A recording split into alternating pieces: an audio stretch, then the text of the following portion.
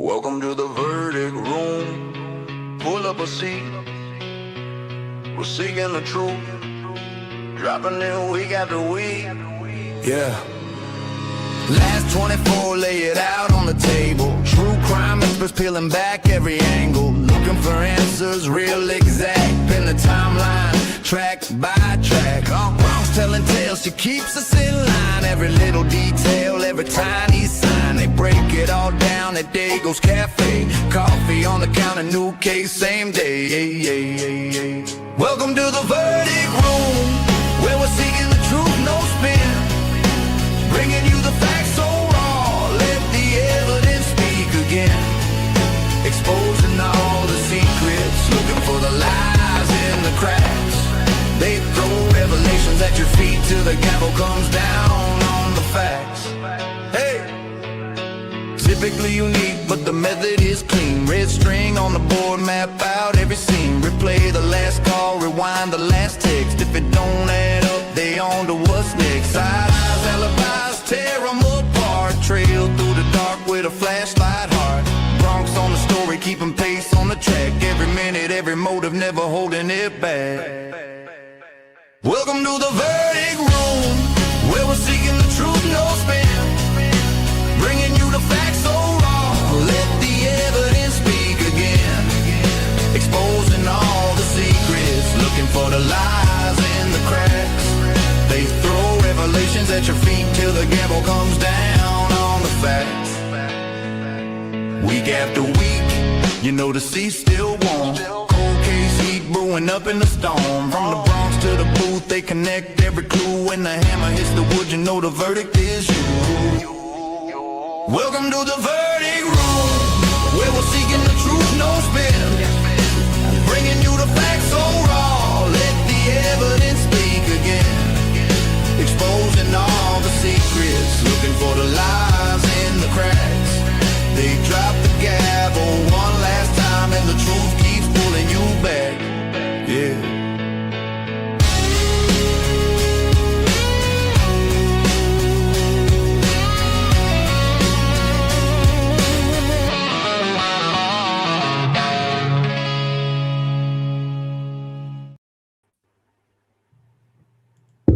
Hello.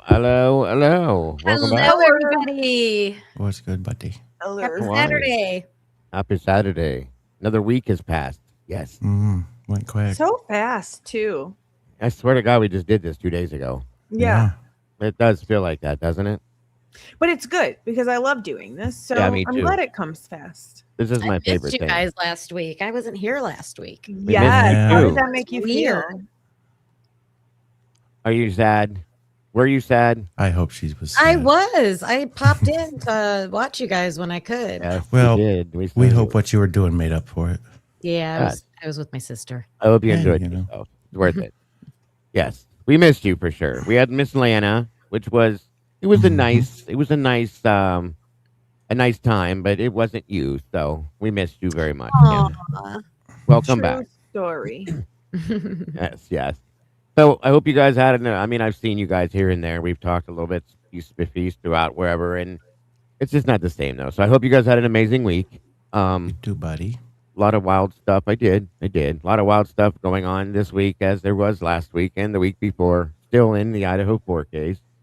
A lot of Feel stuff with autopsies and just more accusations and lies and all sorts of other things going on that hasn't changed for sure. But it's the end of another one, and we're going to give our unfiltered verdict for the week. And we are super lucky to have another amazing guest. This lady started us off on our first ever show on the Verdict Room, Miss Audrey from Glitch DNA Labs, guys, and she is so amazing. She is so sweet. She's so smart. She does an amazing job, and we are excited to have her back and have, I guess, handpick her mind again for her thoughts as everything that has come out. And so much, it's crazy because it hasn't been that long. We've only been doing this show for what, 2 months, maybe 3 months max, and Yeah. so much has 4. happened. Yeah, something like that. So much has happened since she's been here. So I'm going to shut my big mouth now and go ahead and bring this amazing lady up here to join us. So Hey, and welcome back. How are you?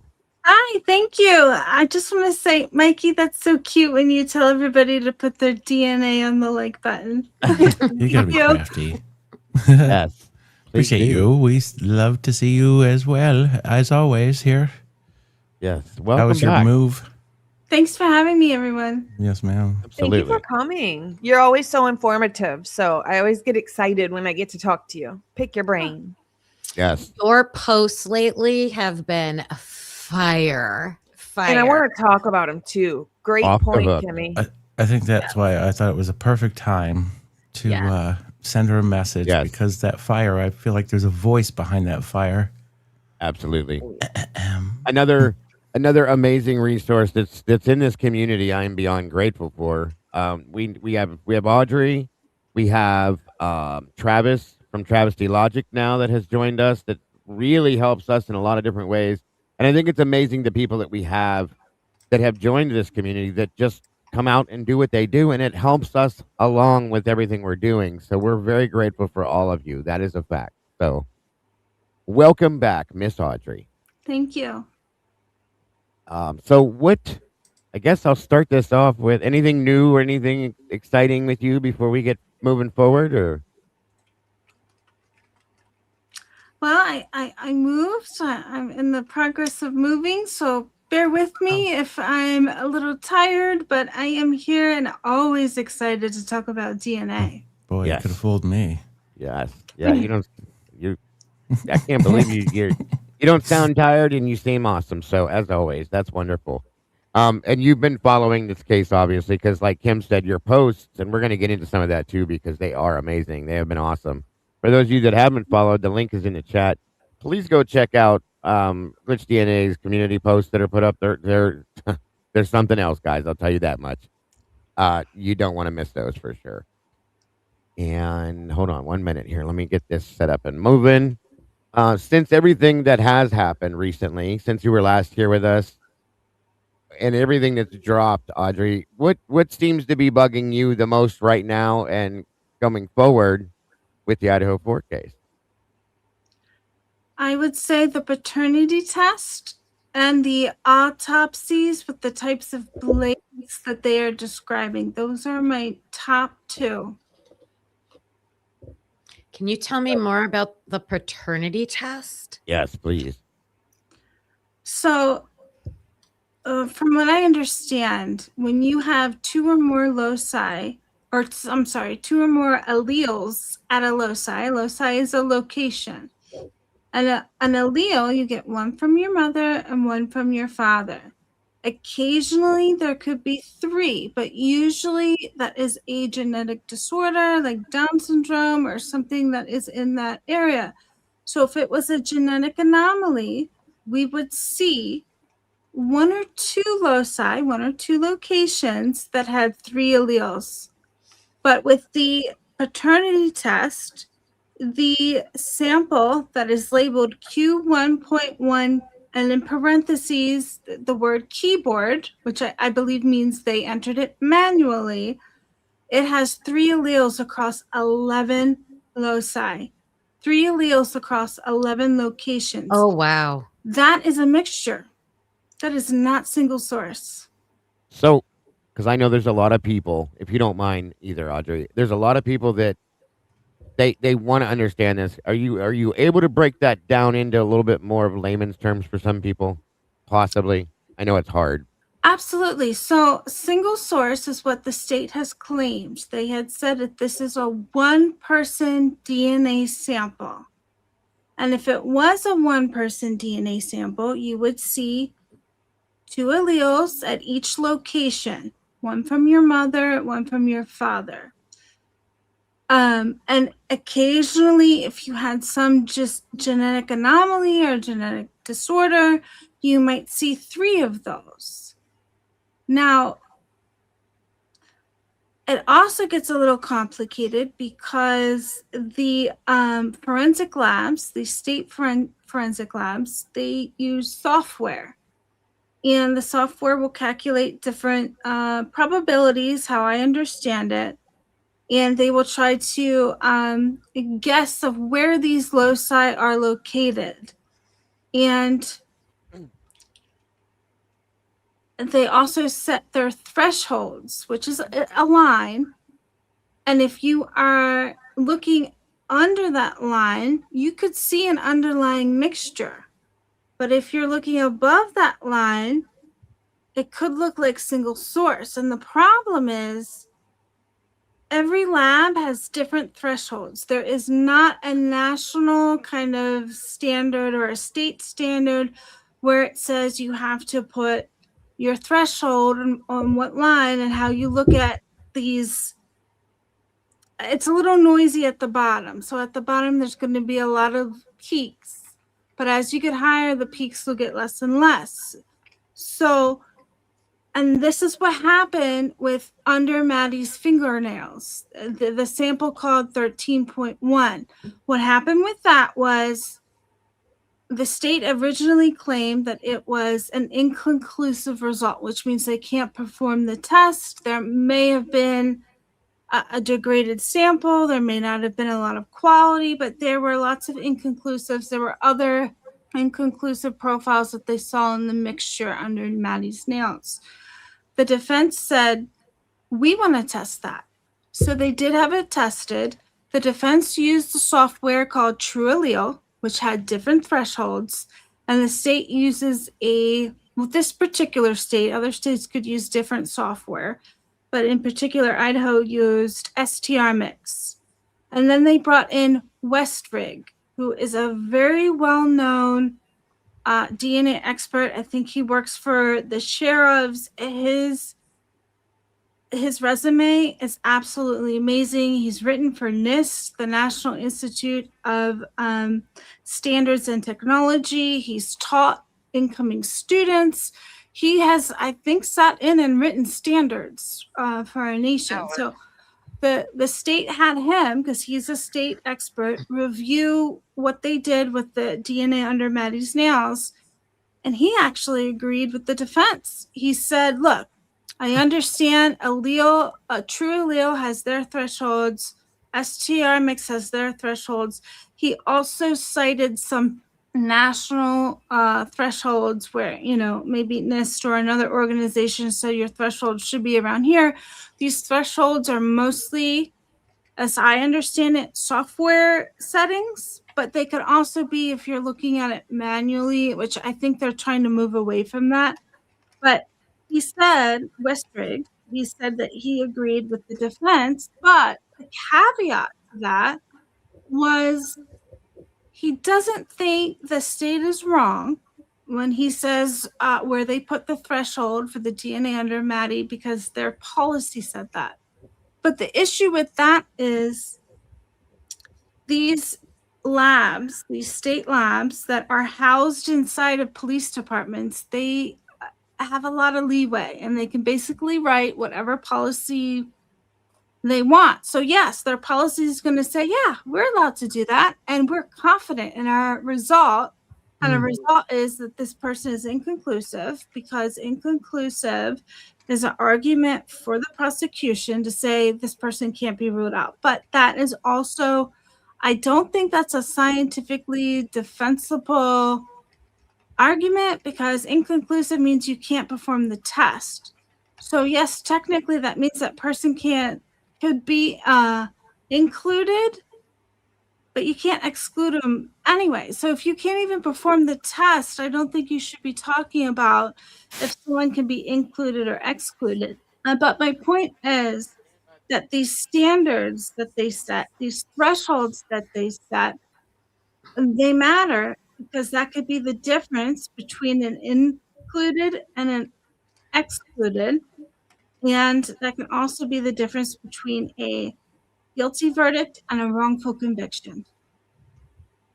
Okay, so somebody had asked up here a bit back.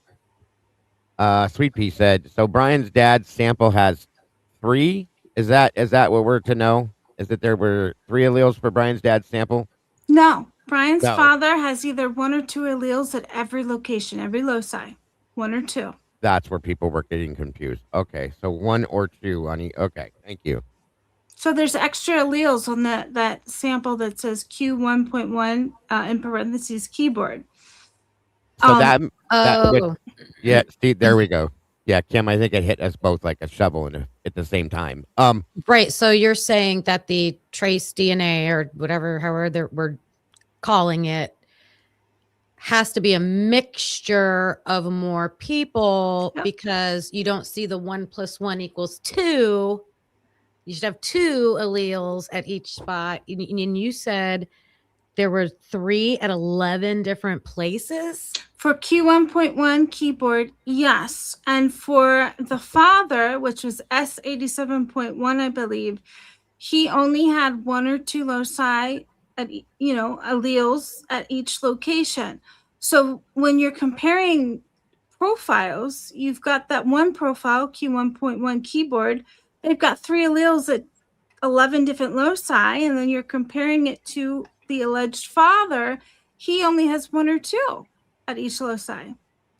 So there's no way that DNA sample could be Bryan's. From my understanding, it's a mixture. They do have software that can possibly do deconvolution, which means they can take a mixture and they can predict, or they can have a confidence score of a percentage of how positive they are that they can deconvolute. They can take a single profile out of a mixture. And you're also getting into those thresholds, but deconvolution is when, from what I understand, you're taking the individual DNA samples that they believe are in a mixture and making them just one instead of the mixture. There we go. There we go. Okay. That is insane. Go ahead, Logan. Whoops. We have a question in chat, and the question is, can you take 12 males with the Yes. same ethnicity as Bryan Kohberger, half Italian, etc.?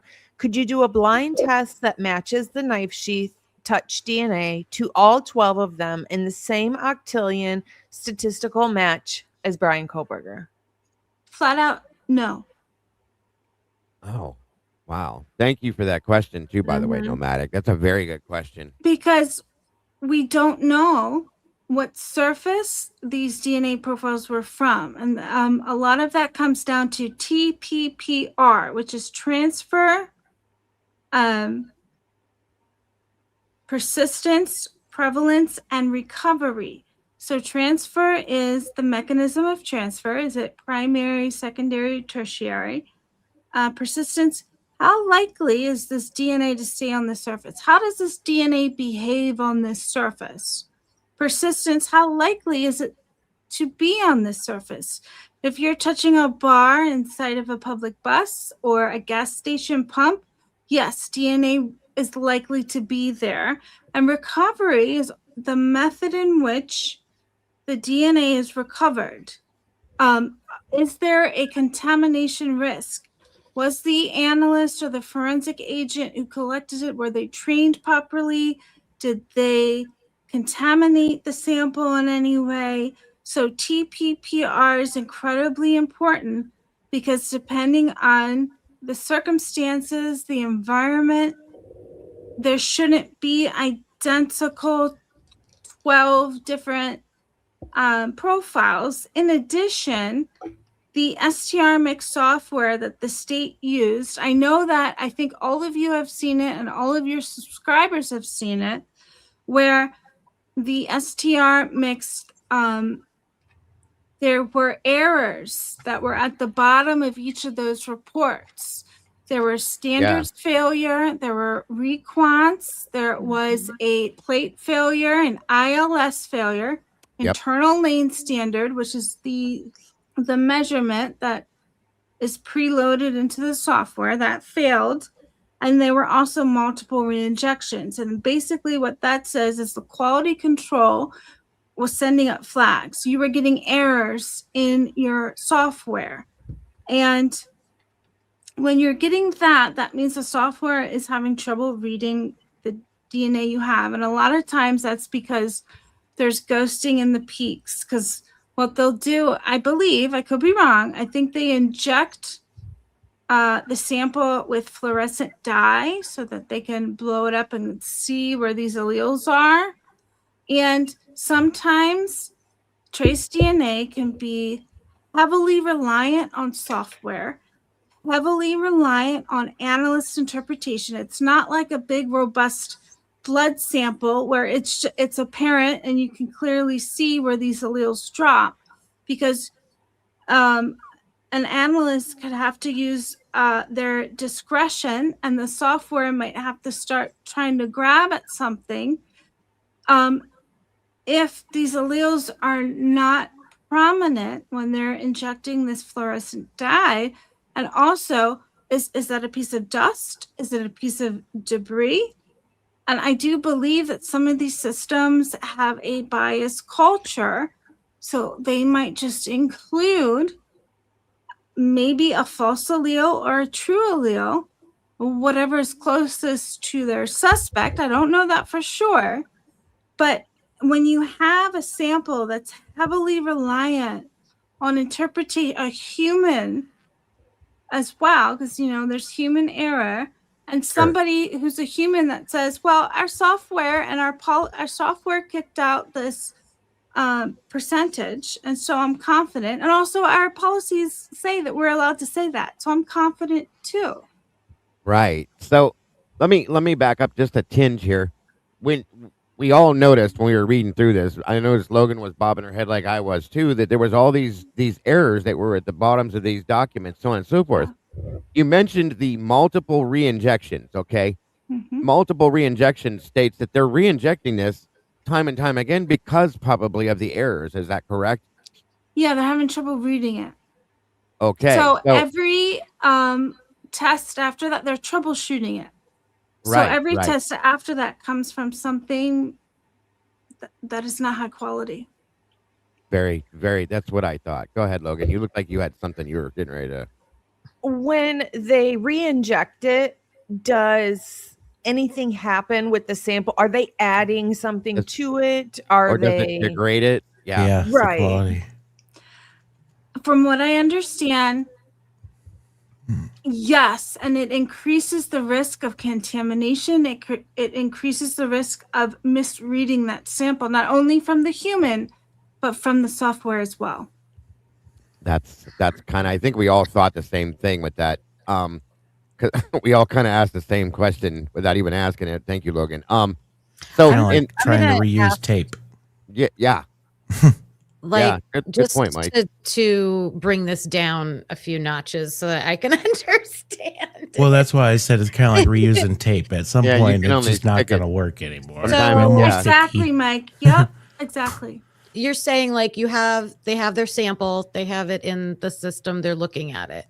If they're re-injecting like another swab from Another sample of what they had from the swab is what I so believe how it is. that does it go in and like line up with what they already had? How is it not? I think people might have this image of like things doubling or like doubling up. How can you explain like visually maybe like how that works? Now, see, I don't understand everything that happens in a lab because I don't work in a lab. Sure. What I do work in healthcare, so I'm sure Logan knows. I have to know enough that's on a claim, and I have to know enough of what's missing on that claim if it is denied. So my main thing is policy and procedure, and that is for a standards point of view. I don't necessarily know how to read biology or what happens to the biology, but I do know at some point, because I did read that they do re-inject it with fluorescent dye so they can see it. So if they can't see it and they keep re-injecting it, you're having problems with it. But also, Audrey's not giving herself enough credit because she has dug so deep into every single aspect of DNA for over 2 decades. So let's keep that in mind too. Yes. And again, that thank you, Audrey, too. That's amazing. Lucy says that they ran the 4 areas on 1117. They got profiles from Q1.2, Q1.3, and Q1.4 on the first run, and needed to resubmit Q1.1. And she said to me that means that they had the male profile that doesn't match to Bryan first before the Q1.1. Does that make sense? Does that sound right, Audrey, to you? Everything sounds right with that. However, I did see there was an indication that item 1.1 was resubmitted because in the resubmitted aisle on the document, it had a block. So that did indicate that that particular sample was resubmitted. But I could not find anywhere in the document a reason for that. So I don't have a reason for why it was resubmitted. I can just tell you on the document, it said it was. Interesting. Yeah, that's kind of snaky. Yes, Yes. I agree with that fully and honestly. You have a piece of DNA and you're not documenting? Yeah. This is Oh, wow. a signed, sealed, delivered to the case. We can't be surprised, you Trust guys. Yeah. So Jen is asking a great question for Audrey is to have her explain what the prosecutor's fallacy is concerning the octillion claim and how it is and can be misleading. Are you able to delve into that a little bit, Audrey? I don't know for sure, but I can tell you for sure. Leah Larkin explained the prosecutor's fallacy Yes. in one of these motions that she did. I can't remember off the top of my head. It could have been one of the DNA ones, or yeah, it was probably one of the DNA ones where which from what I understand is it's when the prosecution misunderstands and they're saying that there's no one else in the population who could have this profile. I'm not really sure about the prosecutor's fallacy, but I do know Becca Barlow said it. And what was the second part of that question? I'm sorry. It was and the octillion. The octillion claim. Yeah. So the octillion to me indicates instability. Yes, to the average person, and I think the aim of the state was to use a big science number that sounds very robust. It sounds intimidating, but I think a number like that is actually very fragile. And if you think about when you put something into a program, especially like these AI assisted ones or not AI assisted ones, they're going to output like a list or a graph of like different probabilities. But I think at like the tail end, you're getting kind of fuzzy because there's like, a graph that gradually like declines about how confident they are. But the problem with these programs are they might not be programmed to say, I need to stop at this point. So that octillion could have been stretched to the very end where the program did not have permission to say, I need to stop at this point because I may not be accurate as I can be after that. And I think there are some purposeful actions that would dictate that they don't really want the AI assisted program to say, I don't know.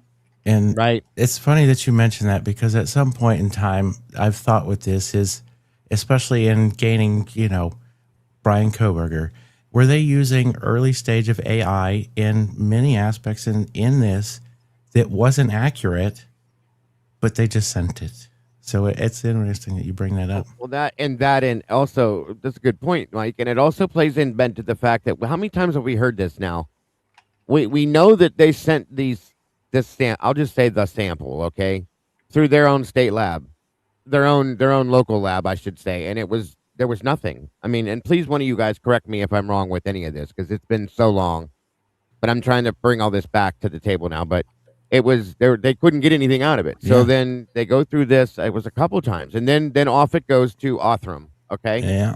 and they did what they did, and then at some point the statement was made that I don't want to say that they fired Othram, okay, but Othram, they did what they did, and then boom, they were done with it because It they all- didn't quite come to the Othram didn't quite come to the answer that they actually wanted them to have. Is that It right, all or is comes that into wrong? play with what she just said too. Right.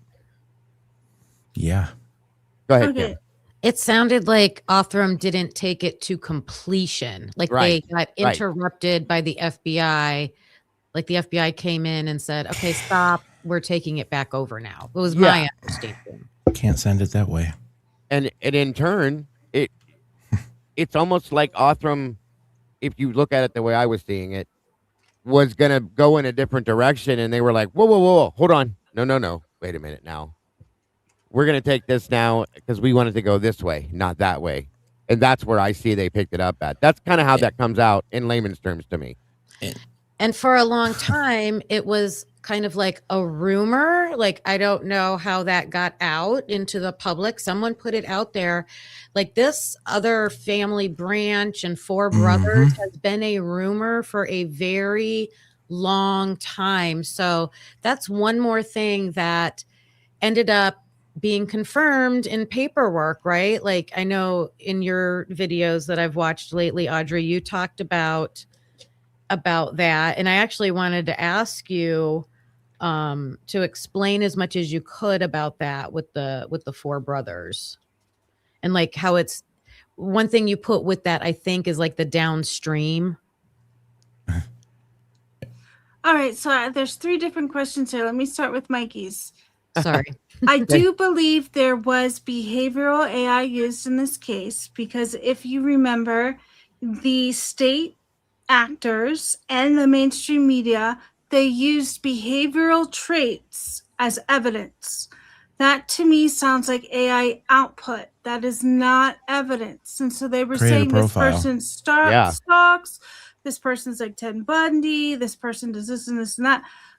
And then they would just throw in there, oh, there's DNA too. But most of the information we were getting was behavioral.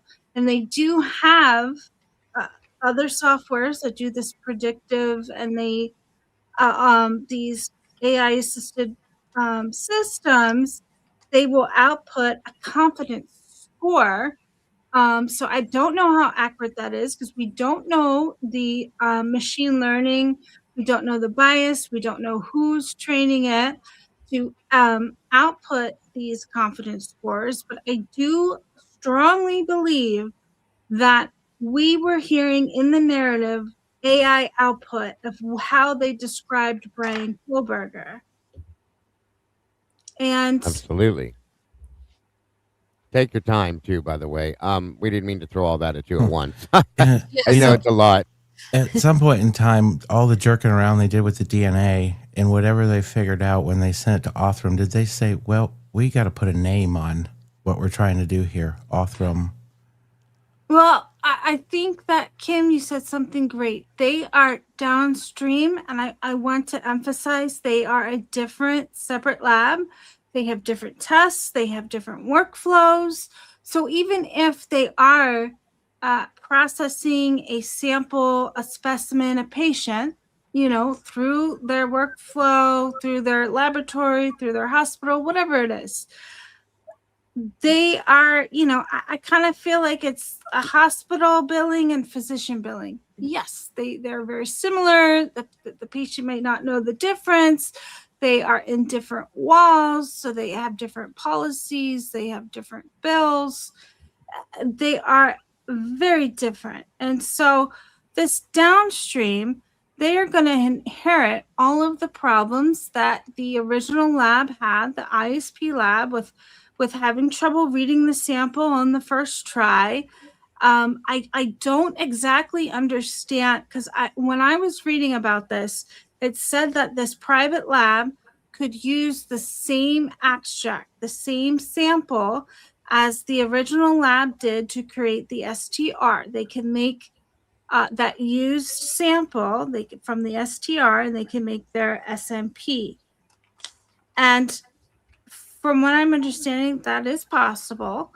And if you remember the redacted transcript from January 23rd, 2025, where David Gamete, I don't know if I'm pronouncing his name right, but Ann Taylor was questioning him about bootstrapping. Right. Bootstrapping, he answered, I think, was another type of analysis.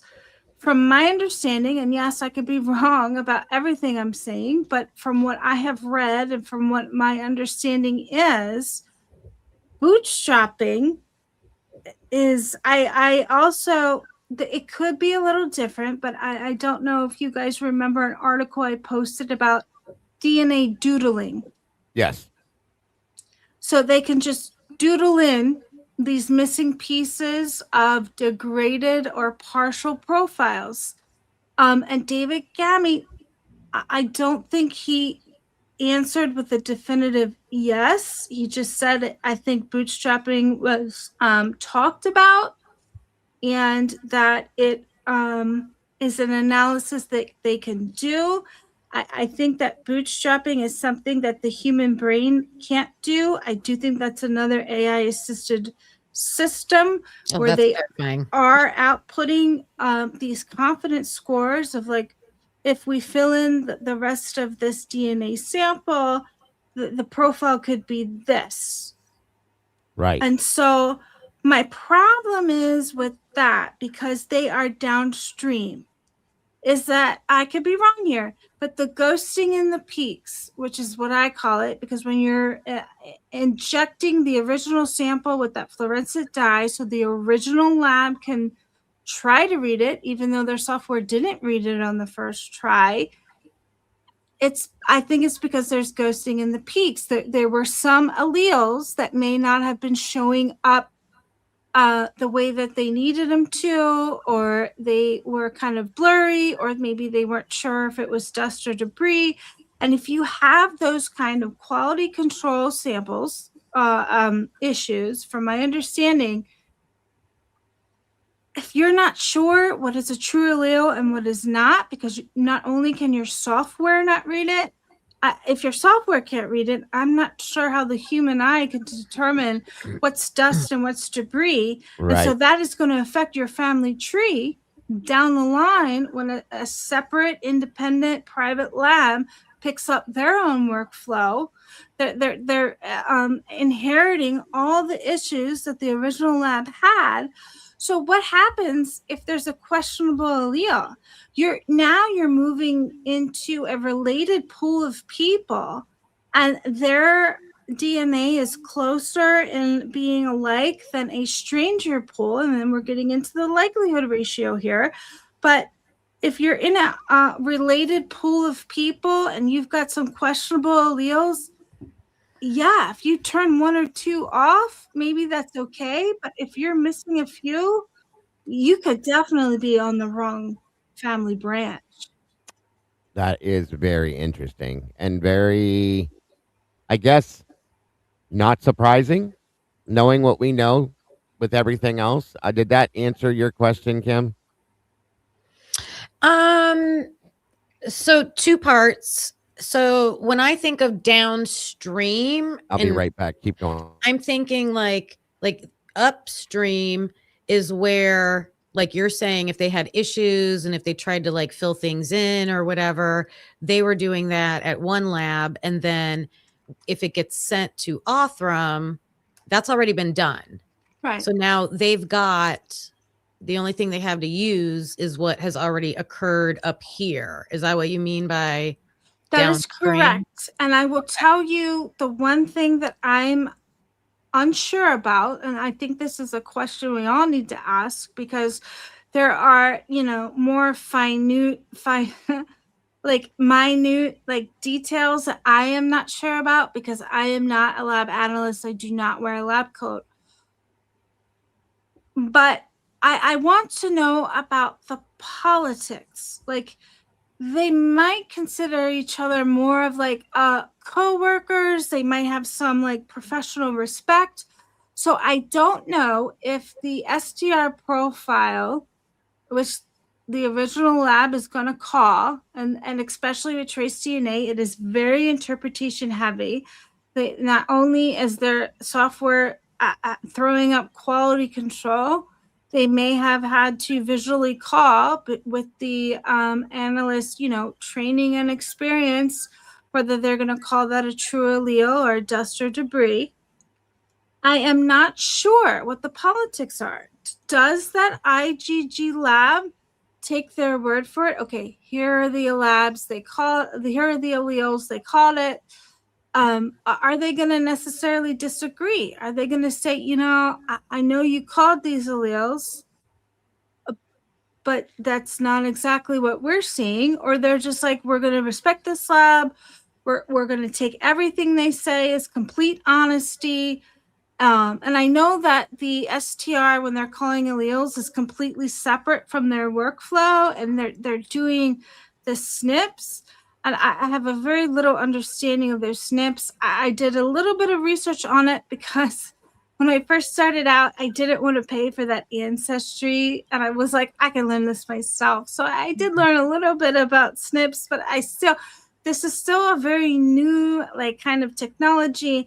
And I know there's two sides to it. There's the actual, biology part where you're looking at the different SNPs, the different locations. From my understanding, the STR test, which is the original lab, the state police labs, that test is different from the SMP, which is the test that these genealogy private labs do. But the partner to these SNP profiles, those tests that these private labs do, is the actual documentation of the birth record, the death record, the marriage certificate.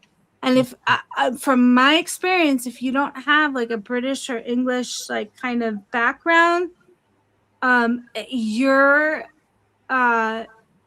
ancestry documentation might be harder to find. Right. And so that, I think, is it's more of an art form than a science. I tried to do it myself, and I had myself being related to the Queen Mother of England. But it was a difference of a death date. So one of my maternal direct grandmothers did marry the man who married into that family, but apparently my direct maternal grandmother, she must have died very early. And so when he remarried into this royal family. So I am not actually related to them, but you can see that just a date can actually change it. And if just a date can change it, what about those ghosting in the peaks? What about if you have a sample that is degraded, it's not finished, they're bootstrapping, they're using software to fill in the rest of it? So not only do you have an art form on the one side with the documentation, with the birth, the deaths, the marriage certificates, whatever military, whatever documents they have, but you're also doing that bootstrapping where you're kind of guessing, okay, how can we finish this profile? Mm-hmm. So you're guessing on both ends.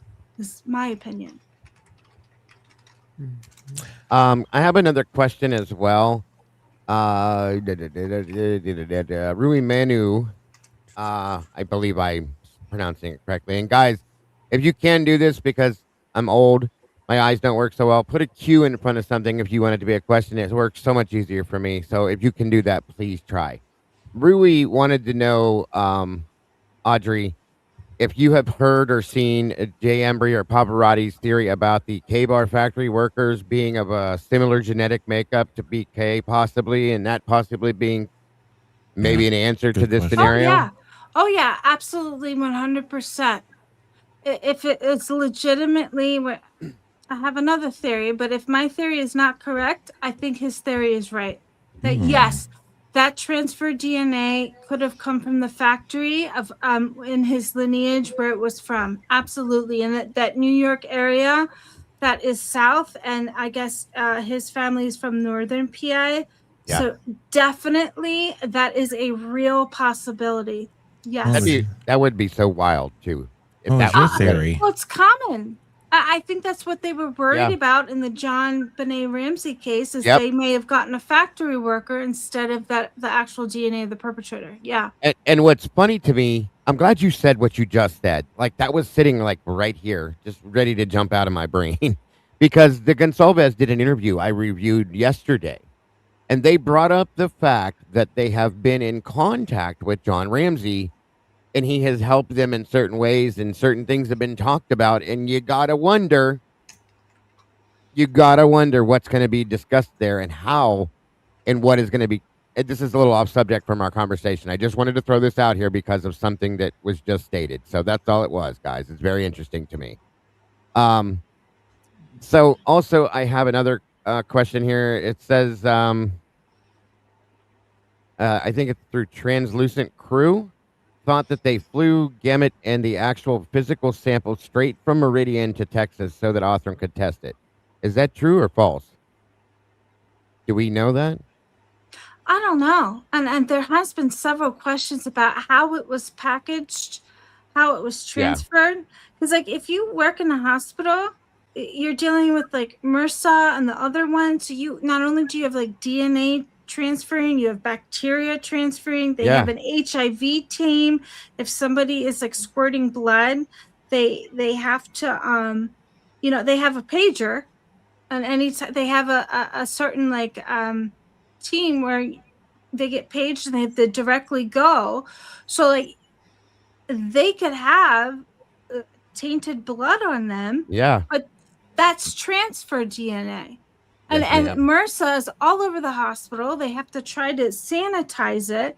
But it's not always because somebody touches something. It moves through people and objects. Right. Absolutely. There's a question here, and it says that I know you just mentioned you had 2 theories, POVs, and then maybe one of your own for the alternate factory workers. Do you mind sharing your other theory? I would love to hear too. So yes, ma'am. I could be wrong on this, but okay. It's all opinion. The patterns I'm seeing, in my opinion, is that when you're looking at the paternity test, that profile that says Q1.1 with the word keyboard in parentheses, I do believe that means they're meant manually entering data.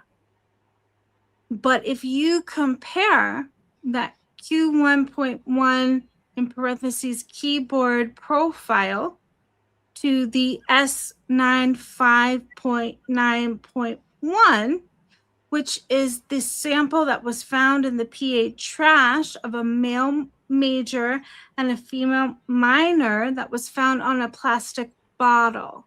Mm-hmm. Now, my understanding is DNA is not a universal stamp because of that TPPR that we discussed earlier. Transfer, persistence, prevalence, recovery. Transfer, primary, secondary, tertiary. Persistence, how does this DNA behave on this surface or object? And prevalence, how likely is it to be here? Is it a gas station pump? Is it a bus stop? And recovery, is there a chance for contamination when somebody actually like recovers it? What is their their policies?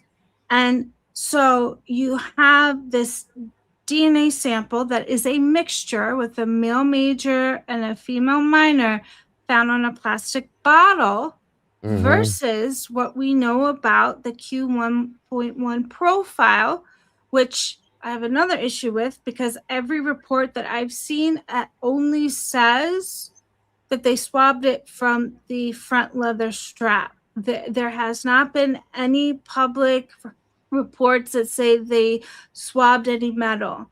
But even if it was metal, even if it was leather, that's not the same surface as plastic.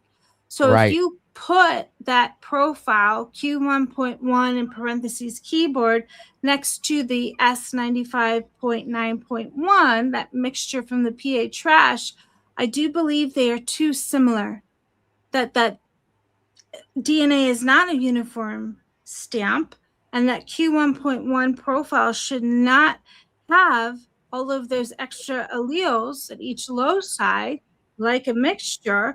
So it was one of the thoughts I had, that instead of manually entering the data from the actual Q1.1 profile, they actually entered the data for that S95.9.1 DNA profile data from the PA trash, hoping they would get a closer match between the father and the son. But the issue with that is that Q1.1 profile shouldn't present like a mixture. Right. And that S95.9.1 is definitely a mixture, confirmed by the paperwork, because it says male major, female minor, and even Ann Taylor and the defense had actually had a conversation about that with Judge Hippler in one of these transcripts. Right. I hope that makes sense. And no, it does. It does. Absolutely, it does. You're doing amazing, Audrey, and we really appreciate this. Everybody does so very much. You're just doing absolutely amazing. With what you just said, Miss Jessie Lynn dropped a question and says, it's pretty basic, and I think you've touched on it. And if you have, you can just say, I've said that already. But, she said, Dr. Turby came out, we all know that, and made some statements about stuff and said he doesn't think Brian's DNA is on the sheath. I've said this myself. What do you think of that coming from him, or even just in general at all? Any specific thoughts? I 100% agree, because I do think that Q1.1 was a live environmental mixture. So I don't really think it should have been interpretable, which is exactly what the software said in the first place. Right. So I don't think it should have matched Kohberger at all. So I don't think that DNA actually led anywhere. I think there was some maybe massaging along the way somewhere. Yes. I'm right in that same boat with you, paddling right in that same direction, dear. I agree fully with that. Very, very, very interesting point too. Rose says she's reading a book right now that says IgG is new, and the majority of DNA profiles, and this is just a standard question she's curious about. The majority of DNA profiles belong to people of European descent. Is that true? Do you know? The majority of them. I only think that's because where the scientific data has produced in studies, because I think that when studies were started, they may have been a little biased to the Europeans, where there is less data about Africans or other areas. So that is only true because I think of the tests and the studies that have been done. Awesome. Thank you for that. There you go, Ro. Tony Stevens has asked, why couldn't they just swab Bryan and compare it directly to the alleged touch DNA on the sheath? That's a great question. Great question. I've asked that myself many times. This is a great juror question. Right. Yeah. I believe it's because they were able to finesse the math to a little bit of a closer match with the paternity test versus what is actually on the sheath in Bryan Kohberger. I don't know for sure, because there could be some documents that are not released yet, that because we have never seen the STR. I haven't seen it. The STR comparison between the actual sheath DNA and Bryan. We've only seen the paternity test. Right. Good point. Good point. This is great answers. You guys are throwing out some amazing questions tonight, you guys. Truly and honestly, you are. That was a great one, Tony. Angie B says, could it be keyboard, as in swabbing a computer keyboard? She was just wondering about a possible another angle, or with you saying what you said, I think, about being input with by a keyboard manually. It could be both. My understanding of it was that it was manually entered by a keyboard instead of grabbed from another database or another digital area where data is stored. But it could have been, could have been swapped from a keyboard. Good call. Good call. Great question, as always. Great question. It depends on these lab policies and what they consider that to be. I took it as manual, not where they got the data. Yep. And it makes perfect sense too. So you're saying, just to follow up on that the paternity test is them matching Bryan to his dad from the trash. That's all that we have access to. I haven't looked at the DNA stuff in a long time.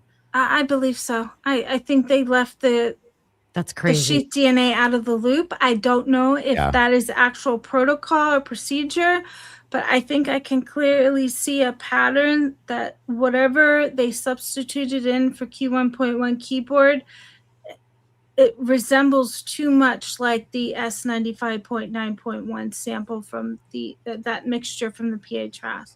It's too close. It shouldn't be. They're from two different materials. Right. And to answer your question, Sweet Pea, the Q1.1 was what was taken from the sheath. I'm confused. Yeah. That's what they claimed it was, Yeah, where they got that from the sheath. Just to answer from my that. understanding. Right. So from your understanding, it's they matched Bryan to his dad in the trash, and then they Right. matched the trash dad sample to the sheath. Is that That's how I understood it What? too. they didn't just after they had Bryan, they didn't just swab Bryan and match it to the sheath. I don't know because we don't have any of those documents. The only document we have is this paternity test. And actually, there are 3 exclusions under the paternity or the parentage index, which is another column on the document. And from what I've been reading, if you have 3 exclusions, that turns away from that actually being the biological father, because there used to be this 2 exclusion rule. If you have 2 exclusions there, you wouldn't rule that to be the actual biological father. And there's 3 on that actual paternity test. So not only does that Q1.1 present like it's a mixture, there could be 3 exclusions in that parentage index column, which indicates that actually moves away from it actually being a paternity match, from my understanding. Wow. That is So what ahead, you Mike. said with lab policy, could they have gotten this? I'm just going to say this in these terms. Could they have gotten this DNA to a point to where Othram would have accepted it? What do you mean by Like they originally took this DNA right to Idaho, whatever, or whatever. they went through? I think they went through Moscow first and Idaho's whatever, and then it got sent out. So my did they? understanding. They knew that they couldn't come up with something. So did they modify it to a point to where they're like, okay, well they're going to hand it off to Othram and they will accept it at this point to do something with it? These are the questions we need to be asking as jurors because Yeah. they do not tell us exactly what they do with this DNA. And it's not the prosecutors who convict wrongful convictions, it's the juries. Because I don't think that we understand DNA enough and they're not showing us how they do it. Yeah. So I have no idea. Well, that's like earlier when we were talking about it. That's a good point too, Mike. Yeah. When they brought when they sent it off to Othram, like I was saying earlier, Othram did their thing and they were doing this and doing that. And the FBI jumped in and said, "Oh, hold on, wait. We're going to take it and we're going to send it through an unsanctioned database, I guess, for lack of better terms. I'm not saying it the right way, but you guys know what I mean, because it got ran through. If anybody remembers it, I keep wanting to say hometown DNA. I know that's not the name of it. It was something else, but Seems like it though. it's something in that realm of words. But they ran it through that company, and it was not. And I know I'm not using the right terms, but it was not sanctioned for them to use. They weren't supposed to use that. It was an illegal transfer that they ran it through that way. So there's where the problem comes into play with that. We all know that how that happened, how it worked, and so on. So what my question would be then is, being that they halted work right there, pushed them to the side, took this, and they ran it through this place. Is there anything at that point in time that could have changed from the moment that Othram took it, or they took it from Othram's fingertips and they ran it through this database? Anything that could have changed that could have made a difference, do you think, or even possibly could consider, Audrey? Or would it be the same exact sample, do you think, the same way? Or is there anything they could have done with it? From my understanding, it should be the same exact sample, but they have 2 different workflows. They're testing 2 different things. Got you. Okay. That's something I wanted to know. And then Logan threw in a statement that says there's an If I'm saying this wrong, Logan, please just throw something at me. It was to the question above it. For Jippa. Yeah. Okay. Jippa says, can Audrey comment on the amount of cells of a DNA on 1.1? Some have said 100K cells, other have said 10 cells. And then Logan responded with, there is an NG amount of DNA that was on the sheath, and it's then Less than. I'm sorry, hon, I'm sorry. Less than that of a secondary transfer. It was like 0.067 NG or something like that. I hope that helps with that one, JP. Jippa, whatever we'll call you that one. Go ahead. By the way, that was a great idea to do that with the questions, you guys. I love that. It's a lot of typing though, Mikey. Your hands are probably cramped by now. No, dude. You can do a copy and paste in all these chats. Oh wow. Okay. Yeah, I thought I was going to start Good doing stuff. something with people. It actually Good works. stuff. Good stuff. Good stuff. I'm actually paying So, attention to chat because I never do. Sorry, guys. You're doing good, Whoopsie. buddy. You're doing amazing. No, you are, Joey, and so aren't all of y'all. Everybody, this is a great show tonight. I'm really enjoying this. So there was another statement I just saw up here that was kind of interesting to me. I have a question for Audrey real quick, if I can ask it. Oh yeah, please do. Oh my god. And it's on track with DNA and stuff, but I'm just so curious. If you were working this case and in front of a jury, what is the one thing with all of the DNA information or lack thereof that you would want the jury to know? What is the most important thing you'd want the jury to know and understand in this case in the defense of Bryan Kohberger? Good point, Logan. Trace DNA is different. You can have a large quantity, but it can be degraded. It can be a sample you can't read. There are processes that these labs go through. Does it mean they're accurate? No. And if you are in a jury and you're listening to the state say, oh, we're confident in our findings because of our policies, me as a juror, I'm not going to accept that because of course your policies are going to allow you to do what you want to do with it.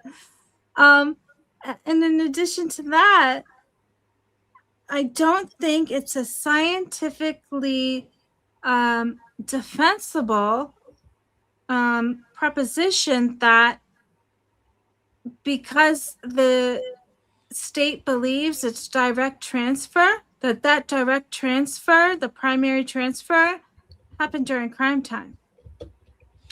Very good. Yeah, very good point. I like all of the posts you've been putting on your channel lately, especially including Lucy Morningstar and the whole the crime scene and stuff getting bombarded with stirring the whole crime scene up. And we know that DNA is in dust, and stirring the whole crime scene up, it can get on anything, anywhere, as long as it's within the same four walls as the dust. Yeah.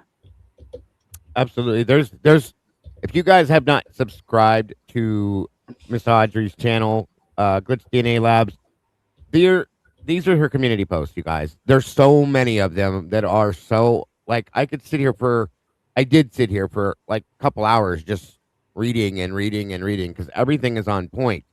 When I had gotten behind on it, I don't like getting behind on it. So read them, guys. I'm telling you, she makes some amazing points in here. Which one of these ones was like the one that you were really focused on recently, Logan? The one right here. The very last one, that not last, up at the top the latest one. Most Yeah, current one. Sorry. Mm-hmm. And then I think the one below that as well. Right here. Yeah. Helen Roebuck is one of the favorite independent forensic scientists that I enjoy reading her articles. And here's some of her articles: DNA expert review of DNA evidence in criminal matters. This is the one I like the most too. Can DNA evidence be wrong? That's a great point in question, guys. And she says, I would say yes, DNA can be wrong because credibility matters 100%. Just because the state says that they have a DNA match doesn't mean that they actually do. If we rely on state DNA experts with credibility issues, I'd say, or I'd not only will, oh, hold on 1 minute, I'm sorry. I'd say not only will DNA evidence be wrong, but the process it takes to come to an outcome will be wrong too. Those are strong words, folks. Trace transfer invisible DNA is different. The term touch DNA is a misnomer. Nobody has to touch anything for invisible DNA. This needs to be understood too, guys, throughout the entire community because this has been misinterpreted so many different ways. Touch DNA is a misnomer. Nobody has to touch anything for invisible DNA to be present in a live environment, which is all around us.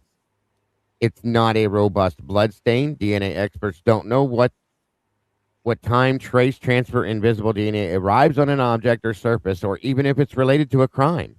So even if state actors or anyone really says direct transfer means the transfer event occurred during crime time, this is not a scientifically valid argument. If anyone suggests that trace and transfer invisible DNA is robust and direct transfer equals crime time or identity, guilt, consider how they benefit from blurring the fundamentals of trace transfer invisible DNA. Another very strong statement and comment. In the Kohberger case, I don't believe the match is scientifically defensible due to credibility of the state's case and expert witnesses. In addition, direct transfer is not scientifically defensible in this case. And further, I think the ISP lab did a copy and paste job and manually entered the DNA data into STR mix from a mixture from the PA trash 95.9.1 male major and male minor. Female minor, to substitute the DNA data for the sample labeled Q1.1 keyboard on the paternity test. The sample, and this is what we were just discussing. The sample, 1 second, I just lost myself. I'm sorry about that. The sample Q1.1 keyboard is a mixture, not a rare anomaly. A rare anomaly would present 3 alleles at 1, maybe 2 loci. The sample Q1.1 keyboard has 3 alleles across 11 different loci. I'm saying that wrong, I'm sure. Yeah, right. The sample Q1.1 keyboard has 3 alleles across 11 different loci. This is a mixture. The father on the paternity test S87.1 only has 1 or 2 alleles across all of his loci.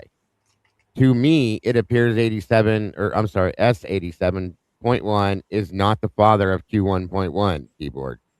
There are also 3 exclusions on the parentage index, which is what she just explained, which also points away from the father in question being the biological father. In conclusion, the lab could have falsified. Here we are, folks.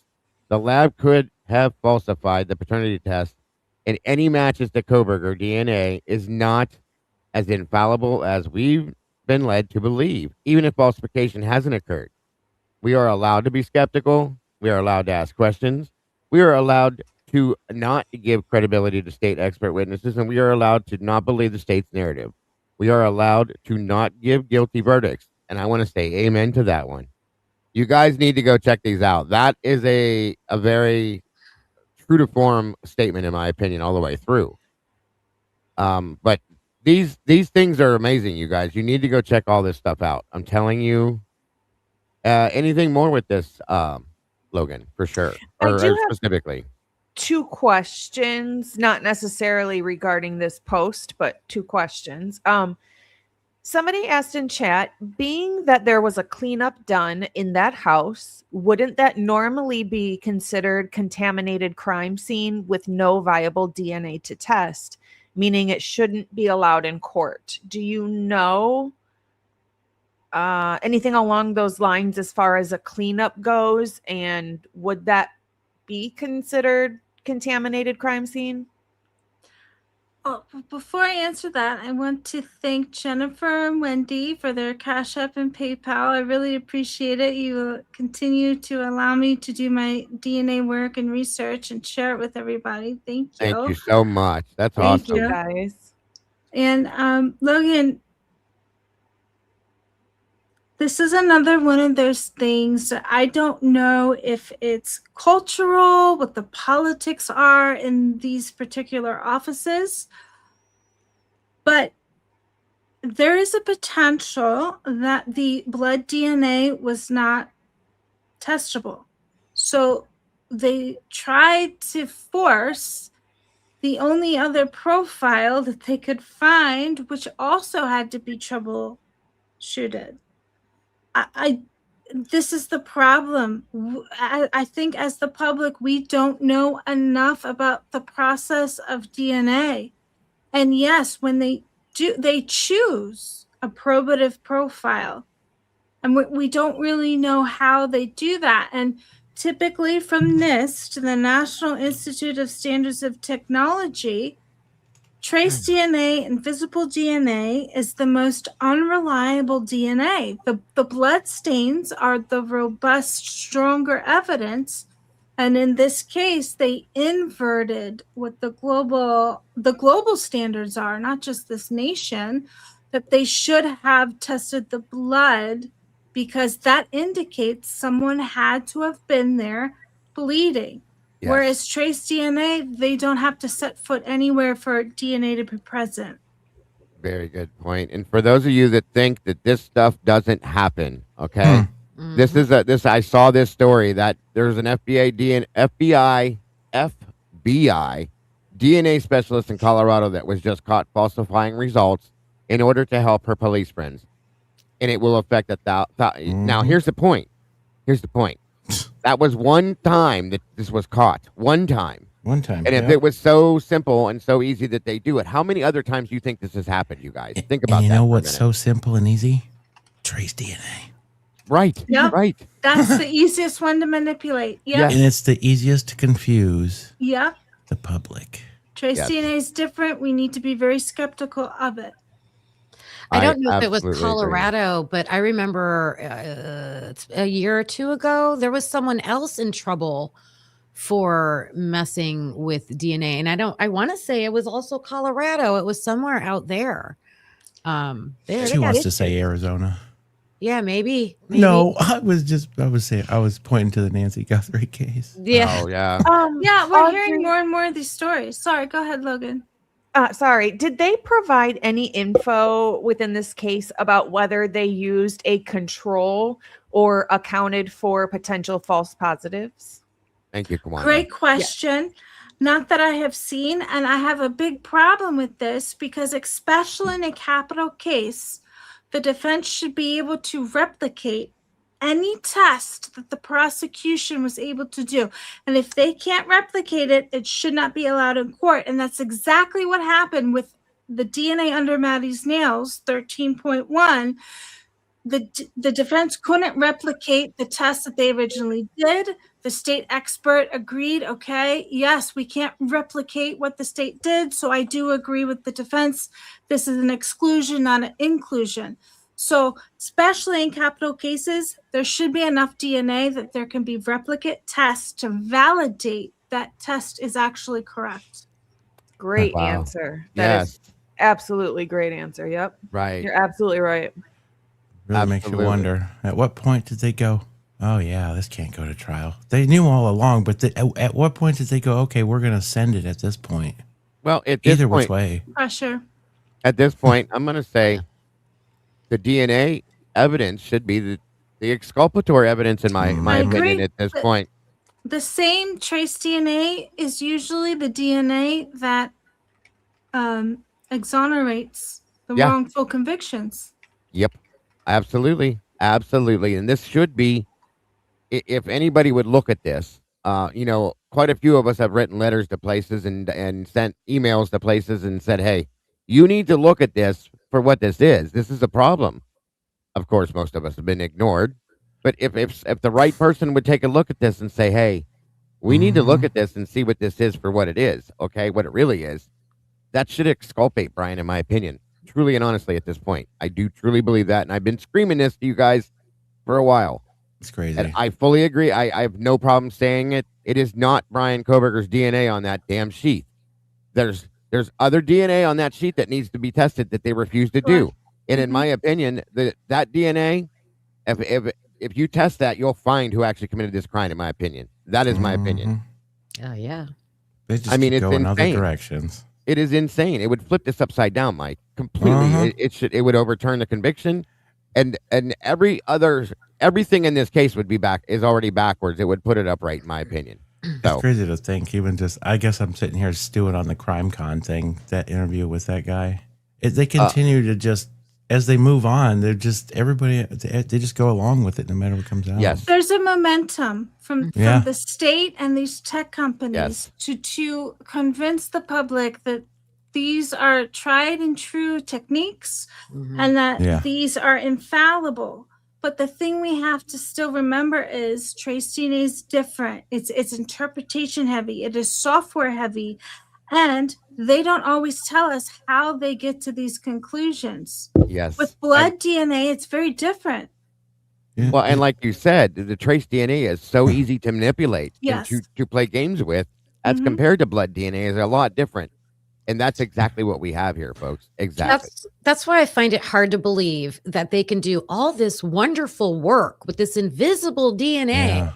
But then they're like, oh, we couldn't do anything with that, solid blood sample that you can see with a naked eye. Like we couldn't do anything with that. Exactly. That should be reasonable doubt right there. Reasonable doubt is when the credibility of these experts, of the state, of the prosecutor, and sometimes the judge, if they lost credibility, that's reasonable doubt.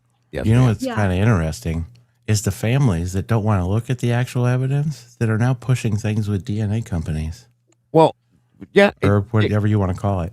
You're right. In the new interview I just covered with the family yesterday, one of the first things I said was that Othram solved their daughter's murder trace. No, they didn't. No, they didn't, guys. I'm sorry to say this, but they did not. Okay. I even went in and looked this up. Did Othram solve the Idaho 4 case? What's your take on that? It says they helped possibly to solve the case, but there was a lot of other factors that were looked into, and the case isn't solved, in my opinion. We all know that. So it's not like these companies feel bad for these families because they're not on the other side of the fence that they need to be. No. So this is another misconception that I don't think you can defend this claim in science. Right. DNA detection and identifying DNA is not the same as guilt. You have an activity level issue. That's a good point. Very good point. Very good. And that's my biggest thing. This has been and has definitely turned into a PR, a promotion for these DNA companies, you guys. That's all this is. Yeah. It's not, they're not doing anything any different than they have. It's nothing. It's supposed to be this explosive superhero thing that has happened, and it's not. It's not. If you look at it for what it is, it's really not. And they're letting Othram just run away with it. Yes. Like, just, go out there and brag about the work you did and say you solved the case and all of this. And in the meantime, they claim they weren't even going to use the DNA at trial. They won't say that that's how they identified Bryan Kohberger. Like these two actions with Othram being allowed to run around and say that. And then what actually happened don't jive. Like I don't believe Othram came to any kind of conclusion.